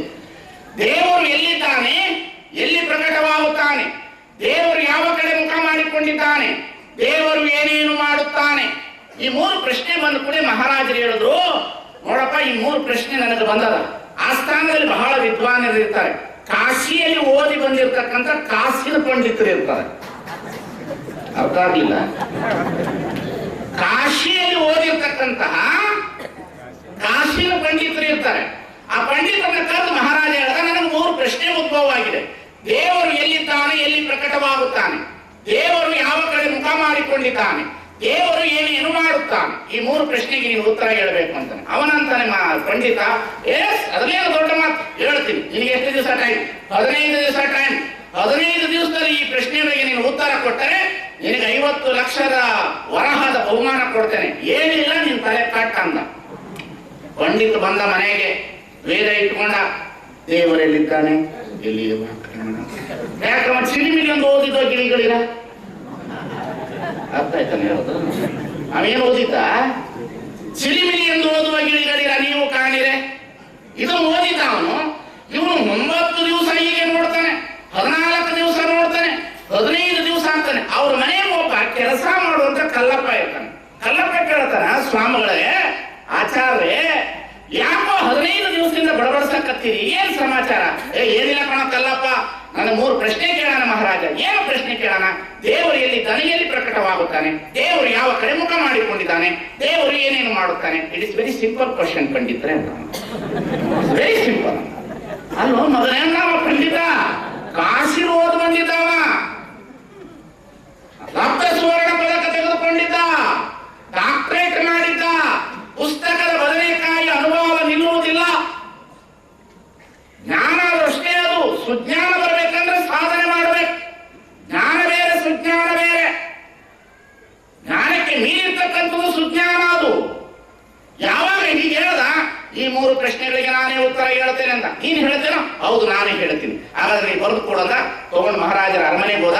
ಅರಮನೆಗೆ ಹೋದ ಕೂಡಲೇ ಇರ್ತಕ್ಕಂಥ ಸೇವಕರು ಹೇಳಿದ್ರು ಒಳಗೆ ಬಿಡೋದು ಇಲ್ಲ, ನಮ್ಮ ಮನೆಯಲ್ಲಿ ಇರ್ತಕ್ಕಂಥ ಪಂಡಿತರ ಮನೆ ಆಳು ನಾನು ಈ 3 ಪ್ರಶ್ನೆಗೆ ಉತ್ತರ ಹೇಳ್ತೀನಿ. ಆವಾಗ ಮಹಾರಾಜರು ಕೇಳಿದ್ರು, ನೀನ್ ಹೇಳ್ತೇನೋ ಕಲ್ಲಪ್ಪ? ಎಸ್ ನಾನೇ ಹೇಳ್ತೀನಿ. ಇದು ವೆರಿ ಸಿಂಪಲ್ ಕ್ವಶನ್ ಅಂದ. Very simple. ಹೌದೇನ? ಇದಕ್ಕೆ ಪ್ರಶ್ನೆ ನಿಮ್ಮ ಪಂಡಿತರು ಹೇಳೋದಿಲ್ಲ, ಅವ್ರು ಇದಕ್ಕಿಂತ ದೊಡ್ಡದು ಕೇಳ್ತಾರ, ಇದಕ್ಕಿಂತ ದೊಡ್ಡದು ಕೇಳ್ತಾರೆ. ಹಾಗಾದ್ರೆ ಮೊದಲನೇ ಪ್ರಶ್ನೆ, ಇಲ್ರಿ ಮಹಾರಾಜರೇ ನನಗೂ ನಿಮಗೊಂದು ಕರಾರದ ಅಂದ. ಏನು ಕರಾರು? ಪ್ರಶ್ನೆ ಕೇಳುವವರು ಕೆಳಗಿರ್ಬೇಕು, ಉತ್ತರ ಹೇಳುವವರು ಮೇಲಿರ್ಬೇಕು ಅಂತ ವ್ಯತ್ಯಾಸ. ಪ್ರಶ್ನೆ ಕೇಳುವವರು ಕೆಳಗಿರ್ಬೇಕು, ಉತ್ತರ ಹೇಳುವವರು ಮೇಲಿರ್ಬೇಕು. ರಾಜ ಸರಿಸಮಾನವಾಗಿ ಕೂರಿಸ್ಕೊಳ್ಳೋಕೆ ಬರೋದಿಲ್ಲ, ಸ್ವಲ್ಪ ಎತ್ತರದ ಮೇಲೆ ಕೂರಿಸಿದ್ರು. ಕಲ್ಲಪ್ಪ ಕೇಳ್ದ, ಮಹಾರಾಜರೇ ಮೊದಲನೇ ಪ್ರಶ್ನೆ ಏನು? ಮೊದಲನೇ ಪ್ರಶ್ನೆ, ದೇವರಿದ್ದ ಎಲ್ಲಿದ್ದಾನೆ, ಎಲ್ಲಿ ಪ್ರಕಟವಾಗ್ತಾನೆ? ತೆಗೆದುಕೊಂಡು ಬಾ. ಮೊದಲನೇ ಪ್ರಶ್ನೆ ಏನು? ಒಂದು ಆಕಳು ತಗೊಂಡು ಬಾ ಮಹಾರಾಜ ಅಂದ. ಆಕಳನ್ನ ತಂದು ಮಧ್ಯದಲ್ಲಿ ನಿಲ್ಲಿಸಿದ್ರು. ಆಕಳನ್ನ ಮಧ್ಯದಲ್ಲಿ ನಿಲ್ಲಿಸಿ ಕೂಡಲೇ ಹಾಲು ಕರ್ಕೊಂಡ್ರು, ಹಾಲು ಹಿಂಡ್ಕೊಂಡ್ರು, ಹಾಲು ಹಿಂಡಿದ ಕೂಡಲೇ ಹಾಲು ಬಂತು ಪಾತ್ರೆ ಒಳಗಡೆ. ಕಲ್ಲಪ್ಪ ಕೇಳ್ದ ಮಹಾರಾಜರನ್ನ, ಹಾಲು ಎಲ್ಲಿ ಇತ್ರಿ ಅಂತ ಕೇಳ್ದ. ಹಾಲು ಎಲ್ಲಿತ್ತು? ಹಾಲು ಆಕಳ ಮೈಯಾಗಲ್ಲ ಇತ್ತು. ಮಹಾರಾಜರ ಆಕಳ ಮೈಯಾಗಲ್ಲ ಹಾಲಿದ್ರ ಕಿವಿ ತಿರುವುದ ಯಾಕೆ ಬರೋದಿಲ್ಲ? ಬಾಲ ತಿರುವುದ ಯಾಕೆ ಬರೋದಿಲ್ಲ? ಕಾಲು ತಿರುವುದ ಯಾಕೆ ಬರೋದಿಲ್ಲ? ಕೆಚ್ಚಲ ಹತ್ರನೇ ಕೈ ಹಾಕಿದ್ರೆ ಹೆಂಗ ಹಾಲು ಬರ್ತದೋ ಹಾಗೆ ಆಕಳ ಮೈಯಲ್ಲೆಲ್ಲ ಹಾಲಿದ್ರು ಕೆಚ್ಚಲಲ್ಲಿ ಹೇಗೆ ಹಾಲು ಬರ್ತದೋ, ದೇವರು ಎಲ್ಲಾ ಕಡೆಯಲ್ಲಿ ಓತಪ್ರೋತವಾಗಿದ್ರು ಸಹ ಭಕ್ತರ ಹೃದಯ ಅನ್ನತಕ್ಕಂಥ ಕೆಚ್ಚಲಲ್ಲಿ ಹಾಲಿನ ಮುಖಾಂತರ ಪ್ರಕಟವಾಗುತ್ತಾನೆ. ಎತ್ತೆತ್ತ ನೋಡಿದಳತ್ತತ್ತ ನೀನೇ ದೇವ. ಇಲ್ಲೇ ಪ್ರಕಟ ಆಗೋದು. ಇದು ಬದುಕಡೆ ಎಲ್ಲ ಕಡೆ ಸಿಗೋದಿಲ್ಲ. ಅವ ಅಲ್ಲೇ ಪ್ರಕಟವಾಗಬೇಕು ಹಾಲು. ಆಕಳ ಮೈಯಲ್ಲೆಲ್ಲ ಹಾಲಿದ್ರು ಆಕಳ ಕಡೆಯಲ್ಲಿ ಸಿಗೋದಿಲ್ಲ, ಕೆಚ್ಚಲೆಲ್ಲ ಪ್ರಕಟವಾಗುತ್ತಾನೆ. ಹಾಗೆ ಎತ್ತೆತ್ತ ನೋಡಿದಳತ್ತತ್ತ ನೀನೇ ದೇವ. ದೇವರು ಎಲ್ಲಾ ಕಡೆಯಲ್ಲಿದ್ದರೂ ಸಹ ದೇವರಿದ್ದಾನೆ ಎನ್ನತಕ್ಕಂಥ ಅರಿವಿನ ಪ್ರಜ್ಞೆ ಮನುಷ್ಯನ ಹೃದಯ ಆತ್ಮದಲ್ಲಿ ಮಾತ್ರ ಪ್ರಕಟವಾಗುತ್ತಾನೆ. ಇನ್ನೆಲ್ಲೂ ಪ್ರಕಟವಾಗಲಿಕ್ಕೆ ಸಾಧ್ಯ ಇಲ್ಲ. ದೇವರಿದ್ದಾನೆ ಕೇಳುವ ಶಕ್ತಿ ಮನುಷ್ಯನಿಗೆ ಇದೆ ಹೊರತು ಪ್ರಾಣಿಗಳಿಗಿಲ್ಲ. 84 ಲಕ್ಷ ಜೀವಿರಾಶಿಗಳಲ್ಲಿ ದೇವರಿದ್ದಾನೆ ಅನ್ನತಕ್ಕಂಥ ಶಕ್ತಿ ಇರ್ತಕ್ಕಂಥ ವಾರ್ತೆಯನ್ನು ಕೊಡುವವರು ಕೇವಲ ಅರಿವಿನ ಪ್ರಜ್ಞೆಗೆ ಮಾನವ ಮಾತ್ರ. ಮಹಾರಾಜರ ಎರಡನೆಯ ಪ್ರಶ್ನೆ ಏನು? ದೇವರು ಯಾವ ಕಡೆ ಮುಖ ಮಾಡಿಕೊಂಡಿದ್ದಾನೆ ಹೇಳು. ಒಂದು ದೀಪ ತೆಗೆದುಕೊಂಡು ಬಾ, ಹಚ್ಚು ದೀಪನ. ದೀಪದ ಬೆಳಕು ಯಾವ ಕಡೆ ಮುಖ ಇದೆ? ಕಲ್ಲಪ್ಪ ಎಲ್ಲಾ ಕಡೆ ಇದೆ. ಸರ್ವತೋಮುಖ ನೀನೇ ದೇವ. ಮುಗಿಸ್ಬಿಟ್ಟ ಎರಡನೇ ಪ್ರಶ್ನೆಗೆ ಉತ್ತರ. ಕಲ್ಲಪ್ಪ ಕೇಳ್ದ, ನೆಕ್ಸ್ಟ್ 3ನೇ ಪ್ರಶ್ನೆ ಏನು? ದೇವರು ಏನೇನು ಮಾಡುತ್ತಾನೆ? ಓ ಮಹಾರಾಜರೇ, ನಿಮಗೆ ಅರಿವಾಗಲಿಲ್ವಾ? ಇಲ್ಲ, ದೇವರು ಏನೇನು ಮಾಡುತ್ತಾನೆ ನಿಮಗೆ ತಿಳಿದಿಲ್ಲ. ಇಲ್ಲ ಕಲ್ಲಪ್ಪ ಹೇಳು, ದೇವರು ಏನೇನು ಮಾಡುತ್ತಾನೆ? ಮಹಾರಾಜರೇ, 25 ವರ್ಷ ಓದಿರುವಂತ, ಕಾಶಿಯಲ್ಲಿ ಓದಿರುವಂತ ಪಂಡಿತರನ್ನ ದಟ್ಟ ಪಂಡಿತನಾಗಿ ಮಾಡಿ ಮನೆಯಲ್ಲಿ ಕುಂಡ್ರಸಾನ, ನನ್ನಂತ ಆಳ್ಮಗನನ್ನ ಮೇಲೆ ಕುಂಡ್ರಸಾನ, ನಿನ್ನಂತ ಮಹಾರಾಜನ ಕೆಳಗೆ ಕುಂಡ್ರಸಾನ. ಇನ್ನೇನು ಮಾಡಬೇಕು? ದೇವರು ಸರ್ವಶಕ್ತ. It is supreme. ಯಾರು? ದೇವರು ಸುಪ್ರೀಂ. ಅವನೇ ಎಲ್ಲವನ್ನು ಮಾಡುವವನು. ಕೋಲ ತುದಿಯ ಕೋಡಗನಂತೆ, ನೇರ ತುದಿಯ ಗೊಂಬೆಯಂತೆ, ನೀ ಆಡಿದಂತೆ ನಾ ಆಡುವೆನೆಯ, ನೀ ಇರಿಸಿದಂತೆ ನಾ ಇರುವೆನೆಯ, ಜಗದ ಯಂತ್ರವಾಹಕ ಚೆನ್ನ ಮಲ್ಲಿಕಾರ್ಜುನ ನೀ ಸಾಕೆಂಬನಕ. You are the chief engineer. ಅವನೇ ಕೊನೆ. ನಿಮ್ಮ ಕೈಯಾಗಿ ಏನು ನಡೆಯೋದಿಲ್ಲ. ನಿಜಗುಣಾನಂದ ಸ್ವಾಮೀಜಿ ಕೈಯಾಗೋ ಪ್ರವಚನಗಳಷ್ಟೇ ಹೋಗ್ಬೇಕು. ಹಿಂದೆ ಏನು ನಡೀತದ ಅನ್ನೋದು ನಮಗ್ ಗೊತ್ತಿಲ್ಲ. ಇದು ಹಿಂದ್ಗಡೆ ಏನ್ ನಡೀತದ ಗೊತ್ತಿಲ್ಲ, ಮುಂದೆ ಏನ್ ನಡೀತದ ಗೊತ್ತಿಲ್ಲ. ಈ ದೊಡ್ಡ ಶಿಖಾಮಣಿಗಳು ಟಿವಿಯಲ್ಲಿ ಕೂತ್ಕೊಂಡು ಪ್ರಳಯ ಆಗ್ತದ ಅಂತ ಇವ್ರಲ್ಲ. ಪ್ರಳಯ ಬೇರೆ, ಪ್ರಳಯ ಬೇರೆ. ಪ್ರಳಯ ಲಯ ಎರಡಕ್ಕೂ ವ್ಯತ್ಯಾಸ ಇದೆ. ಪ್ರತಿದಿನ ಪ್ರಳಯ ಆಗ್ತಾನೆ ಇದೆ. ಸೃಷ್ಟಿ ಪ್ರಾರಂಭ ಆದಾಗಲಿಂದ ಸೃಷ್ಟಿಯ ಪಳೆವಳಿಕೆ ಇದೆ. ಲಯ ಬೇರೆ, ಲಯ ಬೇರೆ. ಲಯ ಆಗೋದು ಒಂದೇ ಸಲ. ಲೀಲೆಯಾದರೆ ಉಮಾಪತಿ, ಲೀಲೆ ತಪ್ಪಿದರೆ ಸ್ವಯಂಭೂ ಗುಹೇಶ್ವರ. ಇನ್ಮೇಲೆ ಎದುರಬೇಡಿ, ಪ್ರಳಯ ಆಗ್ತದಂತ ಎಂದು ಎದುರಕ್ಕೆ ಹೋಗ್ಬೇಡ್ರಿ. ಯಾರಾದ್ರೂ ಹೇಳಿದ್ರು ಅವ್ರ ಮಾತು ಕೇಳಕ್ ಹೋಗ್ಬೇಡ್ರಿ. ನಾನಿರೋವರೆಗೂ ಪ್ರಳಯ ಆಗೋದಿಲ್ಲ, ಸೂರ್ಯ ಚಂದ್ರ ಇರೋವರೆಗೂ ಪ್ರಳಯ ಆಗೋದಿಲ್ಲ. ಚೆನ್ನಾಗಿ ದುಡಿಲಿ ಬದುಕ್ರಿ. ಕೆಲವರು ಒಂದು 81ರಲ್ಲಿ ಕೆಲವರು ಹೇಳ್ಬಿಟ್ರು ಪ್ರಳಯ ಆಗ್ತದಂತ. ಇಲ್ಲದೆ ಇವರು ಏನ್ ಮಾಡಿದ್ರು, ಸಾಲಗಾರರು ಇರೋರ ಹತ್ರ ಹೋಗಿ ತಗೊಂಡು ಬಂದು ತಿಂದ್ಬಿಟ್ರು. ಮಜಾ ನೋಡ್ಬೇಕು ಏನೇನ್ ಕತೆ. ಹೆಂಗಿದ್ರು ಎಲ್ಲರೂ ಸಾಯ್ತಾರೆ, ಹೊಡೆದ್ಬಿಡೋಣ ರೊಕ್ಕ ಹೊಡೆದ್ರು ಎಲ್ಲೇ ಆಯ್ತು, ಆಗಲಿಲ್ಲ. ಸಾಲವನ್ನು ಕೊಂಬಾಗ ಹಾವುಗರ ಉಂಡಂತೆ, ಸಾಲಿಗರು ಬಂದು ಕೇಳುವಾಗ ಕಿಬ್ಬರಿಗೆ ಕೀಳು ಬರುದಂತೆ ಸರ್ವಜ್ಞ. ತಿಳಿತಿಲ್ಲ. ಮನುಷ್ಯನಿಗೆ ಅಜ್ಞಾನ ಬರಬಾರದು, ಸುಜ್ಞಾನ ಇರಬೇಕು. ದೇವರ ಬಗ್ಗೆ ಸರಿಯಾದ ಪರ್ಫೆಕ್ಷನ್ ನಾಲೆಜ್ ಇರಬೇಕು ಅವನಿಗೆ. ಹಾಗಾಗಿ ಅವನು ಒಳಗಡೆ ದೇವರನ್ನು ನೋಡ್ಲಿಕ್ಕೆ ಪ್ರಯತ್ನ ಪಡಬೇಕು. ಚಿಲ್ಲಿಂಗ ಸ್ವರೂಪ ಅಂದ್ರೆ ದೇವರು ನನ್ನೊಳಗಿದ್ದಾನೆ. ಮಹಾಲಿಂಗ ಸ್ವರೂಪ ಅಂದ್ರೆ ದೇವರು ಎಲ್ಲ ಕಡೆಯಲ್ಲಿ ಓತಪ್ರೋತವಾಗಿ ತುಂಬಿಕೊಂಡಿದ್ದಾನೆ. ಈ ಚಿಲ್ಲಿಂಗ ಮತ್ತು ಮಹಾಲಿಂಗದ ಸ್ವರೂಪವನ್ನು ಮೀರಿ ನಿಷ್ಕಲ ಲಿಂಗ ಅಂತಂದ್ರೆ ಕಳಂಕರಹಿತವಾಗಿರ್ತಕ್ಕಂತಹ ಸೃಷ್ಟಿ. ಇದು ಕಳಂಕರಹಿತವಾಗಿರ್ತಕ್ಕಂಥ ಸೃಷ್ಟಿ ಅಂದ್ರೆ ನಾನು ಕಾಣುತ್ತೇನೆ, ನನ್ನ ಎದುರಿಗೆ ಕಣ್ಣಿಗೆ ಕಾಣುವಂತ ಜಗತ್ತು ಕಾಣುತ್ತದೆ. ನಾನು ಮತ್ತು ಈ ಜಗತ್ತನ್ನು ಮೀರಿ ಮೇಲೆ ಹೋಗಿ ನಿಂತಾಗ ನಾನು ಕಾಣುವುದಿಲ್ಲ, ಜಗತ್ತು ಕಾಣುವುದಿಲ್ಲ. ಬಯಲು ಬಯಲನೆ ಬಿತ್ತಿ, ಬಯಲು ಬಯಲನೆ ಬೆಳೆದು, ಬಯಲು ಬಯಲ ಎತ್ತನ್ನತಕ್ಕಂಥ ವಿಶ್ವವ್ಯಾಪಿಯಾಗಿರ್ತಕ್ಕಂಥ ಸ್ವಚ್ಛಂದವಾಗಿರ್ತಕ್ಕಂಥ ಪರಿಸರ ಕಾಣುವಂತ ಸ್ವರೂಪಕ್ಕೆ ನಿಷ್ಕಲ ಲಿಂಗ ಸ್ವರೂಪ ಅಂತ. ಇದು ಕಾಣೋದಿಲ್ಲ. ಇದು ಜಗತ್ತು ಮೇಲೆ ಹೋದ ಮೇಲೆ ಇದು ನಿಮಗೆ ಕಾಣೋದಿಲ್ಲ. ಮೇಲೆ ಹೋಗ್ತಾ ಹೋಗ್ತಾ ಹೋಗ್ತಾ ವಿಮಾನದಲ್ಲಿ ಮೇಲೆ ಹೋಗಿ ಎಲ್ಲವೂ ಸಮಾನತೆ ಕಾಣುತ್ತದೆ, ಒಂದೇ ರೀತಿ ಕಾಣ್ತಾ ಇರ್ತದೆ ಅದು.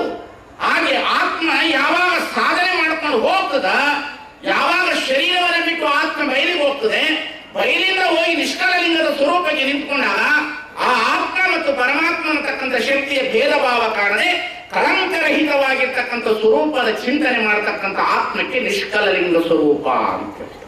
ಇದು ಬಹಳ ವೆರಿ ಬ್ಯೂಟಿಫುಲ್. ಇದು ಈ ಶರೀರದೊಳಗಡೆ ನೋಡಬೇಕಾಗ್ತದೆ. ಅದಕ್ಕೆ ಮನಸ್ಸನ್ನ ಸ್ವಲ್ಪ ಏಕಾಗ್ರತೆ ಮಾಡಬೇಕು ನೀವೆಲ್ಲರೂ. ಮನಸ್ಸು ಚಂಚಲ ಆಯ್ತು ಅಂದ್ರೆ ಏನು ಮಾಡ್ಲಿಕ್ಕೆ ಆಗೋದಿಲ್ಲ. ಮನಸ್ಸು ಬಹಳ ಚಂಚಲ ಅದು. ಅದಕ್ಕಾಗಿ ಅಕ್ಕಮಹಾದೇವಿ ಹೇಳ್ತಾರೆ, ಲೋಕದ ಚೇಷ್ಟೆಗೆ ರವಿ ಬೀಜವಾದಂತೆ ಕರ್ಣಗಳ ಚೇಷ್ಟೆಗೆ ಮನವೇ ಬೀಜ. ಎನಗುಳ್ಳದೊಂದು ಮನ, ಎನಗುಳ್ಳದೊಂದು ಮನ. ಆ ಮನ ನಿಮ್ಮಲ್ಲಿ ಒಡೆಬರದ ಬಳಿಕ ಎನಗೆ ಭವರುಂಟೆ ಚೆನ್ನಮಲ್ಲಿಕಾರ್ಜುನ. ಎಲ್ಲರ ಮನಸ್ಸು ಗಟ್ಟಿಯಾಗಬೇಕು. ಎದೆಗೆ ಉಕ್ಕಾಗಿಸು ಮಂಕುತಿಮ್ಮ, ಉಕ್ಕಾಗಿಸ್ಬೇಕು ಎದೆಯನ್ನ. ಮನಸ್ಸು ಗಟ್ಟಿಯಾಗಬೇಕು. ಮನಸ್ಸು ಗಟ್ಟಿಯಾಗಲಿಲ್ಲ ಅಂದ್ರೆ ಏನ್ ಕೆಲಸ ಮಾಡ್ಲಿಕ್ಕೆ ಆಗೋದಿಲ್ಲ. ಮನುಷ್ಯನ ಬದುಕಿನಲ್ಲಿ ಅಪಾಪಿ ಇದೆ. ಎಲ್ಲರೂ ಬದುಕಬೇಕನ್ನತಕ್ಕಂಥ ಬಯಕೆ ಇದೆ. ಹೌದು ಸ್ವಾಮಿ, ಎಲ್ಲರೂ ಬದುಕಬೇಕಂತೆ ಬದುಕ್ತಾರೆ. ಹೌದು, ಮನೆ ಬೇಕು. ಹೌದು, ಮನೆ ಇರಬೇಕು. ಕಾರ್ ಬೇಕು. 1 ಕೋಟಿ ರೂಪಾಯಿ ಕಾರ್ ಇಟ್ಟು ಮನೆ ಮುಂದೆ ಬಂದು ಕಾರ್ ನಿಂತಾಗ ಕಾರ್ ಮನೆ ಒಳಗೆ ಹೋಗುತ್ತೋ, ಕಾರ್ ಮನೆಗೆ ಹೋಗುತ್ತೋ? ಕಾರು ಹೋಗೋದಿಲ್ಲ, ಕಾಲೇ ಹೋಗಬೇಕಾಗ್ತದ.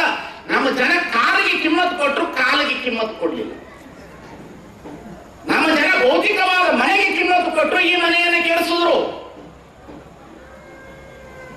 ಮನೆಗೆ ಟೈಲ್ಸ್ ಹಾಕಿದ್ರು, ಮನೆಗೆ ಸ್ಕ್ರೀನ್ ಹಾಕಿದ್ರು, ಈ ಮನೆಯನ್ನ ಕೆಡಿಸಿದ್ರು. ಎಲ್ಲಿಯವರೆಗೆ ಈ ಮನೆ ಕೆಟ್ಟು ಹೋಗ್ತದ, ನೀವು ಯಾವ ಮನೆಯನ್ನು ಕಟ್ಟಿದ್ರು ಅದರಲ್ಲಿ ಸುಖವಿಲ್ಲ, ಅದರಿಂದ ನೆಮ್ಮದಿ ಇಲ್ಲ. ಮೊದಲು ಈ ಮನೆಯನ್ನು ಸ್ವಚ್ಛವಾಗಿ ಇಟ್ಕೊಳ್ಳೋದಕ್ಕೆ ಪ್ರಯತ್ನ ಪಡಬೇಕು.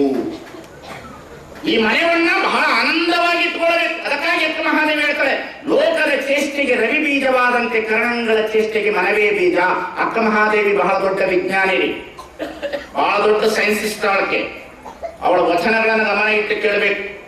ಬಹಳ ದೊಡ್ಡ ವಿಜ್ಞಾನಿ ಅಕ್ಕ ಮಹಾದೇವಿ ಅಂತ ಪ್ರಗತಿಪರ ವಿಚಾರವಾದಿ ಜಗತ್ತಿನಲ್ಲಿ ಯಾರಿಗೂ ಸಿಗೋದಿಲ್ಲ. ಅವಳು ಸಾಮಾನ್ಯವಾದ ಹೆಣ್ಣು ಮಗಳಲ್ಲ. ಅವಳು ಸಾಮಾನ್ಯವಾದ ಹೆಣ್ಣು ಮಗಳಲ್ಲ. ಎಂತವಳು ಅಂದ್ರೆ, ಉಡುತಡಿಯನ್ನು ಬಿಟ್ಟು ಕೌಶಿಕನ ಅರಮನೆಯ ಮುಂಭಾಗದಲ್ಲಿ ಬಂದು ಕುಳಿತುಕೊಂಡಂತ ಸಂದರ್ಭದಲ್ಲಿ, ಲಿಂಗ ಪೂಜೆಗೆ ನಿಂತಹ ಸಂದರ್ಭದಲ್ಲಿ ಲಿಂಗವನ್ನು ನಿರೀಕ್ಷೆ ಮಾಡುವಾಗ ಕೌಶಿಕ ಬಂದು ಸೀರೆ ಹೀಗೆ ಜಗ್ಗಿದಾಗ ಎಮ್ಮೆ ಒಂದು ಚಿಂತೆ, ಧರ್ಮಿ ಒಂದು ಚಿಂತೆ, ಕರ್ಮಿ ಒಂದು ಚಿಂತೆ, ನನಗೆ ಎನ್ನ ಚಿಂತೆ, ನಿನಗೆ ನಿನ್ನ ಕಾಮದ ಚಿಂತೆ, ಒಳ್ಳೆ ಸೆರಗ ಬಿಡು ಮರಳೆ, ನನಗೆ ಚೆನ್ನಮಲ್ಲಿಕಾರ್ಜುನ ದೇವ ಒಲಿವನೋ ಒಲೆಯನೆಂಬ ಚಿಂತೆ. ಗಟ್ಟಿ ಗಟ್ಟಿ ಇತ್ತು ಅವಳ ಮನಸ್ಸು. ಓದಬೇಕು. ನಿಮ್ಮ ಮನಸ್ಸು ಗಟ್ಟಿಯಾಗಬೇಕಂದ್ರೆ ಸಾಧನೆ ಮಾಡಬೇಕಿಲ್ಲಂದ್ರೆ ನಿಮ್ಮ ಮನಸ್ಸುಗಳು ಸಾವಿನ ಸಮೀಪ ಹೋಗುತ್ತಿದೆ. ನಿಮ್ಮ ಮನಸ್ಸುಗಳ ಹತಾಶೆಗಳಾಗ್ತಾ ಇದೆ, ಇವತ್ತು ದುರ್ಬಲವಾಗುತ್ತಿದೆ. ಕ್ಷಣಿಕವಾದ ಸುಖಕ್ಕೆ ಸಾಗರದಷ್ಟು ದುಃಖದ ಕಡೆಗೆ ಹೋಗ್ತಾ ಇದೆ ಇವತ್ತು. ಅಕ್ಕ ಮಹಾದೇವಿ ಮನಸ್ಸು ಸಾಮಾನ್ಯವಾದ ಮನಸ್ಸಲ್ಲ ಅದು. ಯಾವಾಗ ಕೌಶಿಕನ ಅರಮನೆಯಿಂದ ಹೊರಗೆ ಬಂದು ಅವಳ ತಾಯಿ ಲಿಂಗಮ್ಮ ಬಂದು ಕೇಳಿದ್ರು, ಅಕ್ಕ ಮಹಾದೇವಿನ ಅವ್ವ ಎಲ್ಲಿಗೆ ಹೋಗ್ತೀಯಾ, ಇರುವ ಸೀರೆಯನ್ನು ತೆಗೆದುಕೊಂಡು ಅವನು ಬರಿಮೈಯಲ್ಲಿ ನಿಂತ್ಕೊಂಡಿದ್ಯಾ, ಊಟಕ್ಕೆ ಏನು ಮಾಡ್ತೀಯಾ, ಮಲಗಿದಾಗ ಏನು ಮಾಡ್ತೀಯ ಅಂತ ಕೇಳಿದ್ರೆ ಎದರಲಿಲ್ಲ. ಅವಳು ಎದರಲಿಲ್ಲ. ಹಸಿವಾದರೆ ಭಿಕ್ಷಾನಗಳುಂಟು, ಕೃಷಿಯಾದರೆ ಕೆರೆ ಹಳ್ಳಬಾವಿಗಳುಂಟು, ಶಯನಕ್ಕೆ ಹಾಳು ದೇಗುಲವುಂಟು, ಆತ್ಮ ಸಂಗಾತಕ್ಕೆ ಚೆನ್ನ ಮಲ್ಲಿಕಾರ್ಜುನ ದೇವ ನೀರಿನ ಗುರು. ಎಷ್ಟು ಚೆನ್ನಾಗಿ ಇಟ್ಕೊಂಡಾಳ ನೋಡ್ರಿ. ಆತ್ಮ ಸಂಗಾತಕ್ಕೆ ಯಾರನ್ನ ಇಟ್ಕೊಂಡಾಳ? ದೇವರನ್ನ ಇಟ್ಕೊಂಡಿದ್ದಾಳ. ನೀವು ಅವ್ರನ್ನ ಇಟ್ಕೋಬೇಕು. ತಿಳಿತಿಲ್ಲ, ಅಮಿತಾಬ್ ಬಚ್ಚನ್ ಅಲ್ಲ, ಐಶ್ವರ್ಯ ರೈ ಅಲ್ಲ, ನಿಮ್ಮ ಆತ್ಮ ಸಂಘಾತಕ್ಕೆ. ಅದಕ್ಕೆ ದುರ್ಮರಣ, ದುರ್ವಿಚಾರ, ದುರ್ವಿಕಾರ, poison. Student life is poison life, it is not golden life. ಅದು ಗೋಲ್ಡನ್ ಲೈಫ್ ಅಲ್ಲ, ಅದು ಪಾಯ್ಸನ್ ಲೈಫ್. ಅದು ಯಾಕೆ ನೀವು ಜರಿಜರಿತರಾಗ್ತೀರಿ ಅಂದ್ರೆ ಆತ್ಮ ಸಂಘಾತಕ್ಕೆ ಚೆನ್ನ ಮಲ್ಲಿಕಾರ್ಜುನ ದೇವನೇನಗುಂಟು. ಎಷ್ಟು ಧೈರ್ಯ ಅದು, ಎಷ್ಟು ಮನಸ್ಸಿನ ಸ್ಥಿತಿ ಅದು.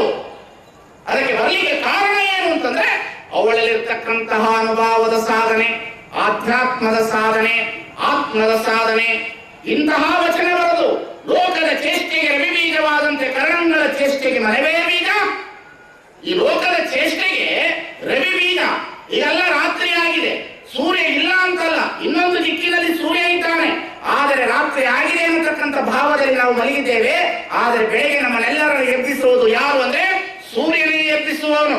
ಸೂರ್ಯ ಉದಯವಾದ ಕೂಡಲೇ ಹಕ್ಕಿ ಪಕ್ಷಿಗಳು ಹೋಗಲಿಕ್ಕೆ ಪ್ರಾರಂಭ ಮಾಡ್ತದೆ, ಲೋಕದ ಚೇಷ್ಟೆ ಪ್ರಾರಂಭ ಆಗ್ತದೆ. ಲೋಕದ ಚೇಷ್ಟೆಗೆ ರವಿ ಬೀಜವಾದಂತೆ ಕರಣಗಳ ಚೇಷ್ಟೆಗೆ ಮನವೇ ಬೀಜ. ಇಲ್ಲಿ ಕರಣಗಳಿದೆ, ಏನೇನಿದೆ?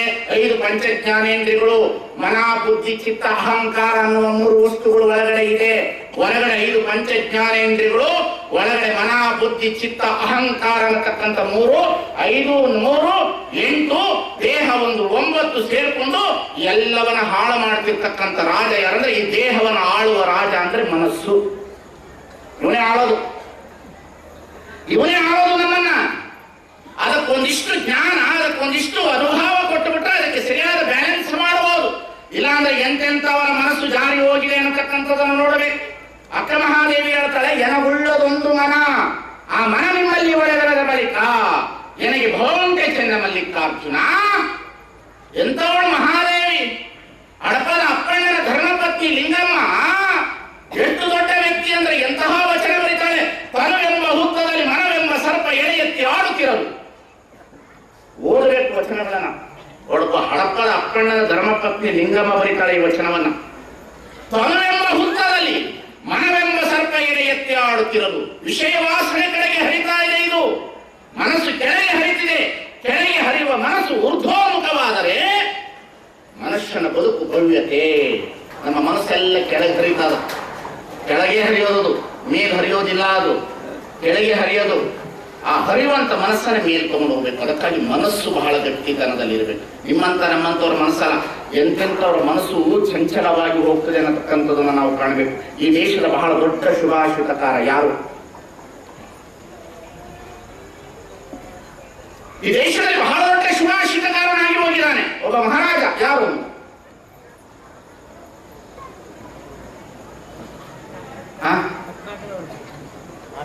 ಮೊನ್ನೆ ಶುಕ್ರವಾರ ಯಾವ ಪಿಕ್ಚರ್ ಬಿಡುಗಡೆ ಆಯ್ತು?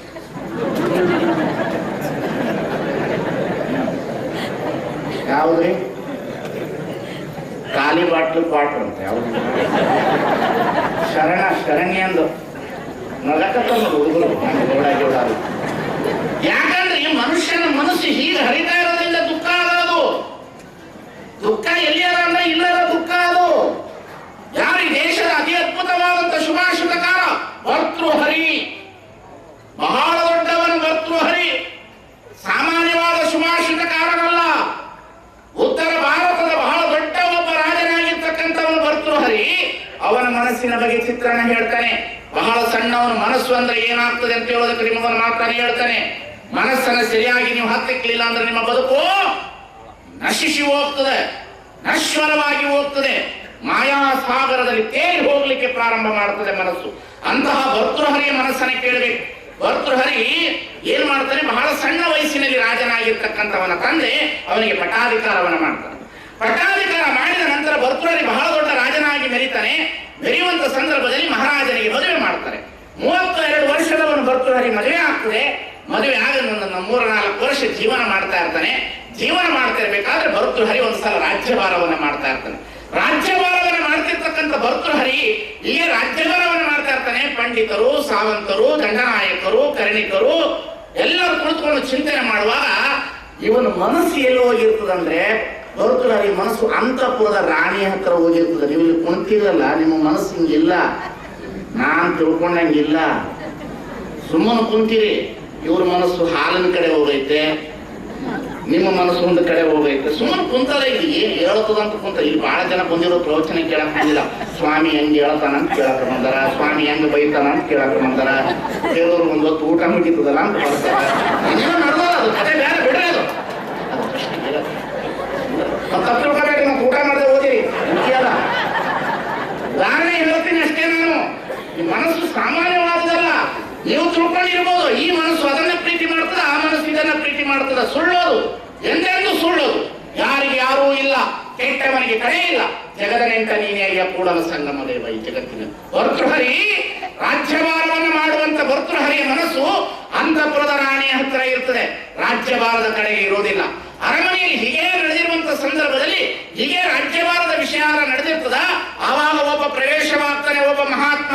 ಓಂ ನಮಃ ಶಿವಾಯ, ಓಂ ನಮಃ ಶಿವಾಯ. ಯಾವಾಗ ಗುರುಗಳು ಬರ್ತಾರೆ, ಭರ್ತೃಹರಿಗೆ ಹೋಗಿ ನಮಸ್ಕಾರ ಮಾಡಿ, ಭರ್ತೃಹರಿಗೆ ನಮಸ್ಕಾರ ಮಾಡಿ, ಗುರುಗಳೇ ಇವತ್ತು ಈ ಕಡೆಗೆ ಬಂದಂತ ಕಾರಣ ಏನು, ನೀವು ಈ ಕಡೆಗೆ ಎದಕ್ಕೆ ಬಂದಿದ್ದೀರಿ? ಏನಿಲ್ಲ ಭರ್ತೃಹರಿ, 12 ವರ್ಷ ತಪಸ್ಸು ಮಾಡಿದೆ. 12 ವರ್ಷ ತಪಸ್ಸು ಮಾಡಿದ ಪ್ರತಿಫಲವಾಗಿ ದೇವರು ನನಗೆ ಒಂದು ಮಾವಿನ ಹಣ್ಣನ್ನು ಕೊಟ್ಟಿದ್ದಾನೆ. ಪ್ರತ್ಯಕ್ಷವಾಗಿ ದೇವರು ಬಂದು ನನ್ನ ಕೈಗೆ ಒಂದು ಮಾವಿನ ಹಣ್ಣನ್ನು ಕೊಟ್ಟಿದ್ದಾನೆ. ಈ ಮಾವಿನ ಹಣ್ಣನ್ನು ತಿಂದ್ರೆ ರೂಪ ಬದಲಾಗುವುದಿಲ್ಲ, ಯೌವನ ಕಡಿಮೆ ಆಗುವುದಿಲ್ಲ, ತಲೆ ಕೂದಲು ಬೆಳ್ಳಗಾಗುವುದಿಲ್ಲ, ಹಲ್ಲು ಬೀಳುವುದಿಲ್ಲ, ಯೌವನ ಹಾಗೇ ಇರ್ತದೆ. ನನ್ನಂತ ಸ್ವಾಮಿ ತಿಂದು ಬದುಕಿ ಏನು ಪ್ರಯೋಜನ? ನಿನ್ನಂತ ರಾಜ್ಯ ಪ್ರತ್ಯಕ್ಷತಾ ದೇವತ ಎಲ್ಲರನ್ನ ಸಲುವಂತ ರಾಜ್ಯನಿಗೆ ಕೈಯಲ್ಲಿ ಕೊಡೋಣ ಅಂತ ಮಾವಿನ ಹಣ್ಣು ತಂದಿದ್ದೇನೆ, ತಗೋ ಭರ್ತೃಹರಿ ಅಂತ ಕೊಡ್ತಾನೆ. ಯಾರೋ ಗುರು. ಯಾರ ಕೈಯಲ್ಲಿ? ಭರ್ತೃಹರಿ ಕೈಯಲ್ಲಿ. ಭರ್ತೃಹರಿ ಕೈಯಲ್ಲಿ ಮಾವಿನ ಹಣ್ಣು ಕೊಟ್ಟು ಮಹಾತ್ಮರು ಹೊರಟೋಗ್ಬಿಡ್ತಾರ. 3ನೇ ತಾರೀಕಿಗೆ ಹೊರಟೋಗ್ಬಿಡ್ತಾರ. ಅವರು ಇಲ್ಲೋದಿಲ್ಲ. ಅವರು ಕೊಟ್ಟುಬಿಟ್ಟು ಮಾವಿನ ಹಣ್ಣು ಯಾವಾಗ ಕೊಟ್ಟರು, ಕೊಟ್ಟು ಕೂಡಲೇ ಭರ್ತೃಹರಿ ಮಾವಿನ ಹಣ್ಣು ಹಿಡ್ಕೊಂಡ. ಮಹಾರಾಜರು ಅಲ್ಲೇ ನಿಂತಿದ್ರು. ಸ್ವಾಮಿಗಳು ಹೊರಟುಬಿಟ್ರು. ಓಂ ನಮಃ ಶಿವಾಯ ಅಂದ್ಕೊಂಡು ಹೊರಟೋಗ್ಬಿಟ್ರು ಸ್ವಾಮಿಗಳು. ಭರ್ತೃಹರಿ ಮಾವಿನ ಹಣ್ಣು ಹಿಡ್ಕೊಂಡ. ರಾಜ್ಯಭಾರ ಮುಗಿದಿತ್ತು. ಪಂಡಿತರು ಹೋಗಿದ್ದರು, ಸಾವಂತರು ಎದ್ದು ಹೋಗಿದ್ದರು, ಕರ್ಣಿಕರು, ದಂಡನಾಯಕರು ಎದ್ದು ಹೋಗಿದ್ರು. ಮಾವನ ಹಿಡ್ಕೊಂಡ. ಇದನ್ನ ತಿಂದ್ರೆ ರೂಪ ಕಡಿಮೆ ಆಗೋದಿಲ್ಲ ಅಂತೆ, ಲಾವಣ್ಯ ಕಡಿಮೆ ಆಗೋದಿಲ್ಲ ಅಂತೆ, ನನ್ನ ಕಣ್ಣ ಮುಂದೆ ನನ್ನ ಹೆಂಡತಿಯ ವಯಸ್ಸು ಕಡಿಮೆ ಆಗಬಾರದು ಬಂತು ನೋಡ್ರಿ. ಯಾರಿಗೆ? ಭರ್ತೃಹರಿ. ಭರ್ತೃಹರಿ ಏನ್ ಮಾಡ್ದ? ಮಾವಿನ ಹಿಡ್ಕೊಂಡು ದಡದಡ ಮೇಲೆ ಹೋದ. ಅಂತಃಪುರದಲ್ಲಿ ರಾಣಿ ಕುಳಿತಿದ್ದಳು. ರಾಣಿ ಹತ್ತಿರ ಓದಾಡ್ದ. ತಗೋ ಈ ಮಾವಿನ ಹಣ್ಣನ್ನ ತಿನ್ನು. ಈ ಮಾವಿನ ಹಣ್ಣು ಬಹಳ ಸುಂದರವಾಗಿರ್ತಕ್ಕಂಥ ಮಾವಿನ ಹಣ್ಣು. ಇದನ್ನ ತಿಂದರೆ ರೂಪ, ಲಾವಣ್ಯ, ಯೌವನ ಕಡಿಮೆ ಆಗುವುದಿಲ್ಲ ಅಂತೆ. ನನ್ನ ಮುಂದೆ ನೀನು ಮುಪ್ಪಾಗಿ ಕಾಣಬಾರದು ರಾಣಿ. ಕೊಟ್ಟ ಕೆಳಗಿಳದ. ಯಾರು? ಮಹಾರಾಜ. ಈಗ ಹಿಡ್ಕೊಂಡು ರಾಣಿ, ಓಹೋ ಈ ಮಾವಿನ ಹಣ್ಣು ತಿಂದರೆ ರೂಪ, ಲಾವಣ್ಯ, ಯೌವನ ಕಡಿಮೆ ಆಗೋದಿಲ್ಲ ಅಂತ ಹೇಳಿ ಹೋಗಿದ್ದಾನೆ ನಮ್ಮ ರಾಜ ಅಂತ ಹೇಳಿ ರಾಜ ಆ ಕಡೆ ಹೋದ ಕೂಡಲೇ ಅಂತಃಪುರದ ಕೆಳಗಿನ ಮೆಟ್ಟಲುಗಳನ್ನು ಇಳಿದು ಆನೆಗಳನ್ನು ಸಾಕುವ ಮಾವುತನ ಕೈಯಲ್ಲಿ ತಂದು ರಾಣಿ ಕೊಟ್ಟಳು. ಮನಸ್ಸು ಇದು ಏನಿದು? ತಿಳ್ಕೋಬೇಡ್ರಿ ನೀವು. ಅವ್ರ ಪ್ರೀತಿಯಿಂದ ಸುಮ್ಮನೆ ಅದು ರೊಕ್ಕಕ್ಕಾದ ಪ್ರೀತಿ. ಅದು ಇದು ಫಿಸಿಕಲ್ ಹ್ಯಾಪಿನೆಸ್ ಒನ್ಲಿ ಅಷ್ಟೇ ಅದದು. ಅದು ಬೇರೆ ಏನಿಲ್ಲ ಅಲ್ಲಿ. ಯಾವಾಗ ರಾಣಿ ಹಿಡ್ಕೊಂಡು ಕೂತಿದ್ದು, ತಂದು ಮಾವುತನ ಕೈಯಲ್ಲಿ ಕೊಟ್ಟು ತಗೋ ಇದನ್ನು ತಿನ್ನು. ರಾಜನ ಸ್ವಾಮಿಯ ಮನಸ್ಸು ರಾಜನ ಮೇಲೆ, ರಾಜನ ಮನಸ್ಸು ಹೆಂಡತಿಯ ಮೇಲೆ, ಹೆಂಡತಿಯ ಮನಸ್ಸು ಮಾವುತನ ಮೇಲೆ. ಯಾವಾಗ ಮಾವುತನ ಕೈಯಲ್ಲಿ ಕೊಟ್ಟು ಬಡವರನೇ ಅಂತಃಪುರದ ಮೇಲೆ ಬಂದು ಕುಳಿತುಕೊಂಡು ಮಾವು ಕೈ ಹಿಡ್ಕೊಂಡ. ಓಹೋ, ಈ ಹಣ್ಣು ತಿಂದ್ರೆ ಯೌವನ, ಈ ಹಣ್ಣು ತಿಂದ್ರೆ ಮುಪ್ಪು ಬರೋದಿಲ್ಲ, ಈ ಹಣ್ಣು ತಿಂದ್ರೆ ನನ್ನಲ್ಲಿ ರೂಪ ಕಡಿಮೆ ಆಗುವುದಿಲ್ಲ ಅಂತ ಹೇಳಿದಾಳೆ ರಾಣಿ ಅಂತ ಹೇಳಿ ಆ ಮಾವಿನ ಹಣ್ಣನ್ನು ತಗೊಂಡು ಮಾವುತ ಏನು ಮಾಡ್ತಾರೆ, ಆನೆಗಳ ಸಾಲುಗಳನ್ನು ಕಟ್ಟಿ ಅರಮನೆಯಿಂದ ಹೊರಗಡೆ ಬಂದು ವೇಶ್ಯಾವಾಟಿಕೆ ಮಾಡುವಂತ ವೇಶ್ಯೆ ಕೈಯಲ್ಲಿ ಕೊಡ್ತಾನೆ. ಹೋಯ್ತು ಹಣ್ಣು. ಮಕ್ಕಳು ನಿಮ್ಮ ಕೈಯಲ್ಲಿ ಇಲ್ಲ, ಮಕ್ಕಳು ನಿಮ್ಮ ಕೈಯಲ್ಲಿ ಇಲ್ಲ. ಯಾವಾಗ ವೇಶ್ಯ ಕೈಯಲ್ಲಿ ಕೊಟ್ಟರು, ವೇಶ್ಯ ಕೇಳುದು ಏನು ಮಾವುತ ಇದು ಸುಂದರವಾದ ಮಾವಿನ ಹಣ್ಣು, ಇದನ್ನ ತಿಂದ್ರೆ ಯೌವನ ಲಾವಣ್ಯ ಮುಪ್ಪು ಬರೋದಿಲ್ಲ ಅಂತ ಹೇಳಿದ್ದಾರೆ. ಆವಾಗ ಅಂದು ಹೋಗು ಅಂತ ಹೇಳುದು, ಮಾವಿನನ್ನ ಹಿಡ್ಕೊಂಡು ಓಹೋ ಇದನ್ನ ತಿಂದ್ರೆ ಯೌವನ ಮುಪ್ಪು ಲಾವಣ್ಯ ಬರ್ತದ ಅಂತ ಹೇಳೋಣ ಮಾವುತ ಅಂತ ಹೇಳಿ ಹಿಡ್ಕೊಂಡು ಸೀದಾ ಅರಮನೆಗೆ ಬಂದಳು. ಎಲ್ಲಿಗೆ ಬಂದು?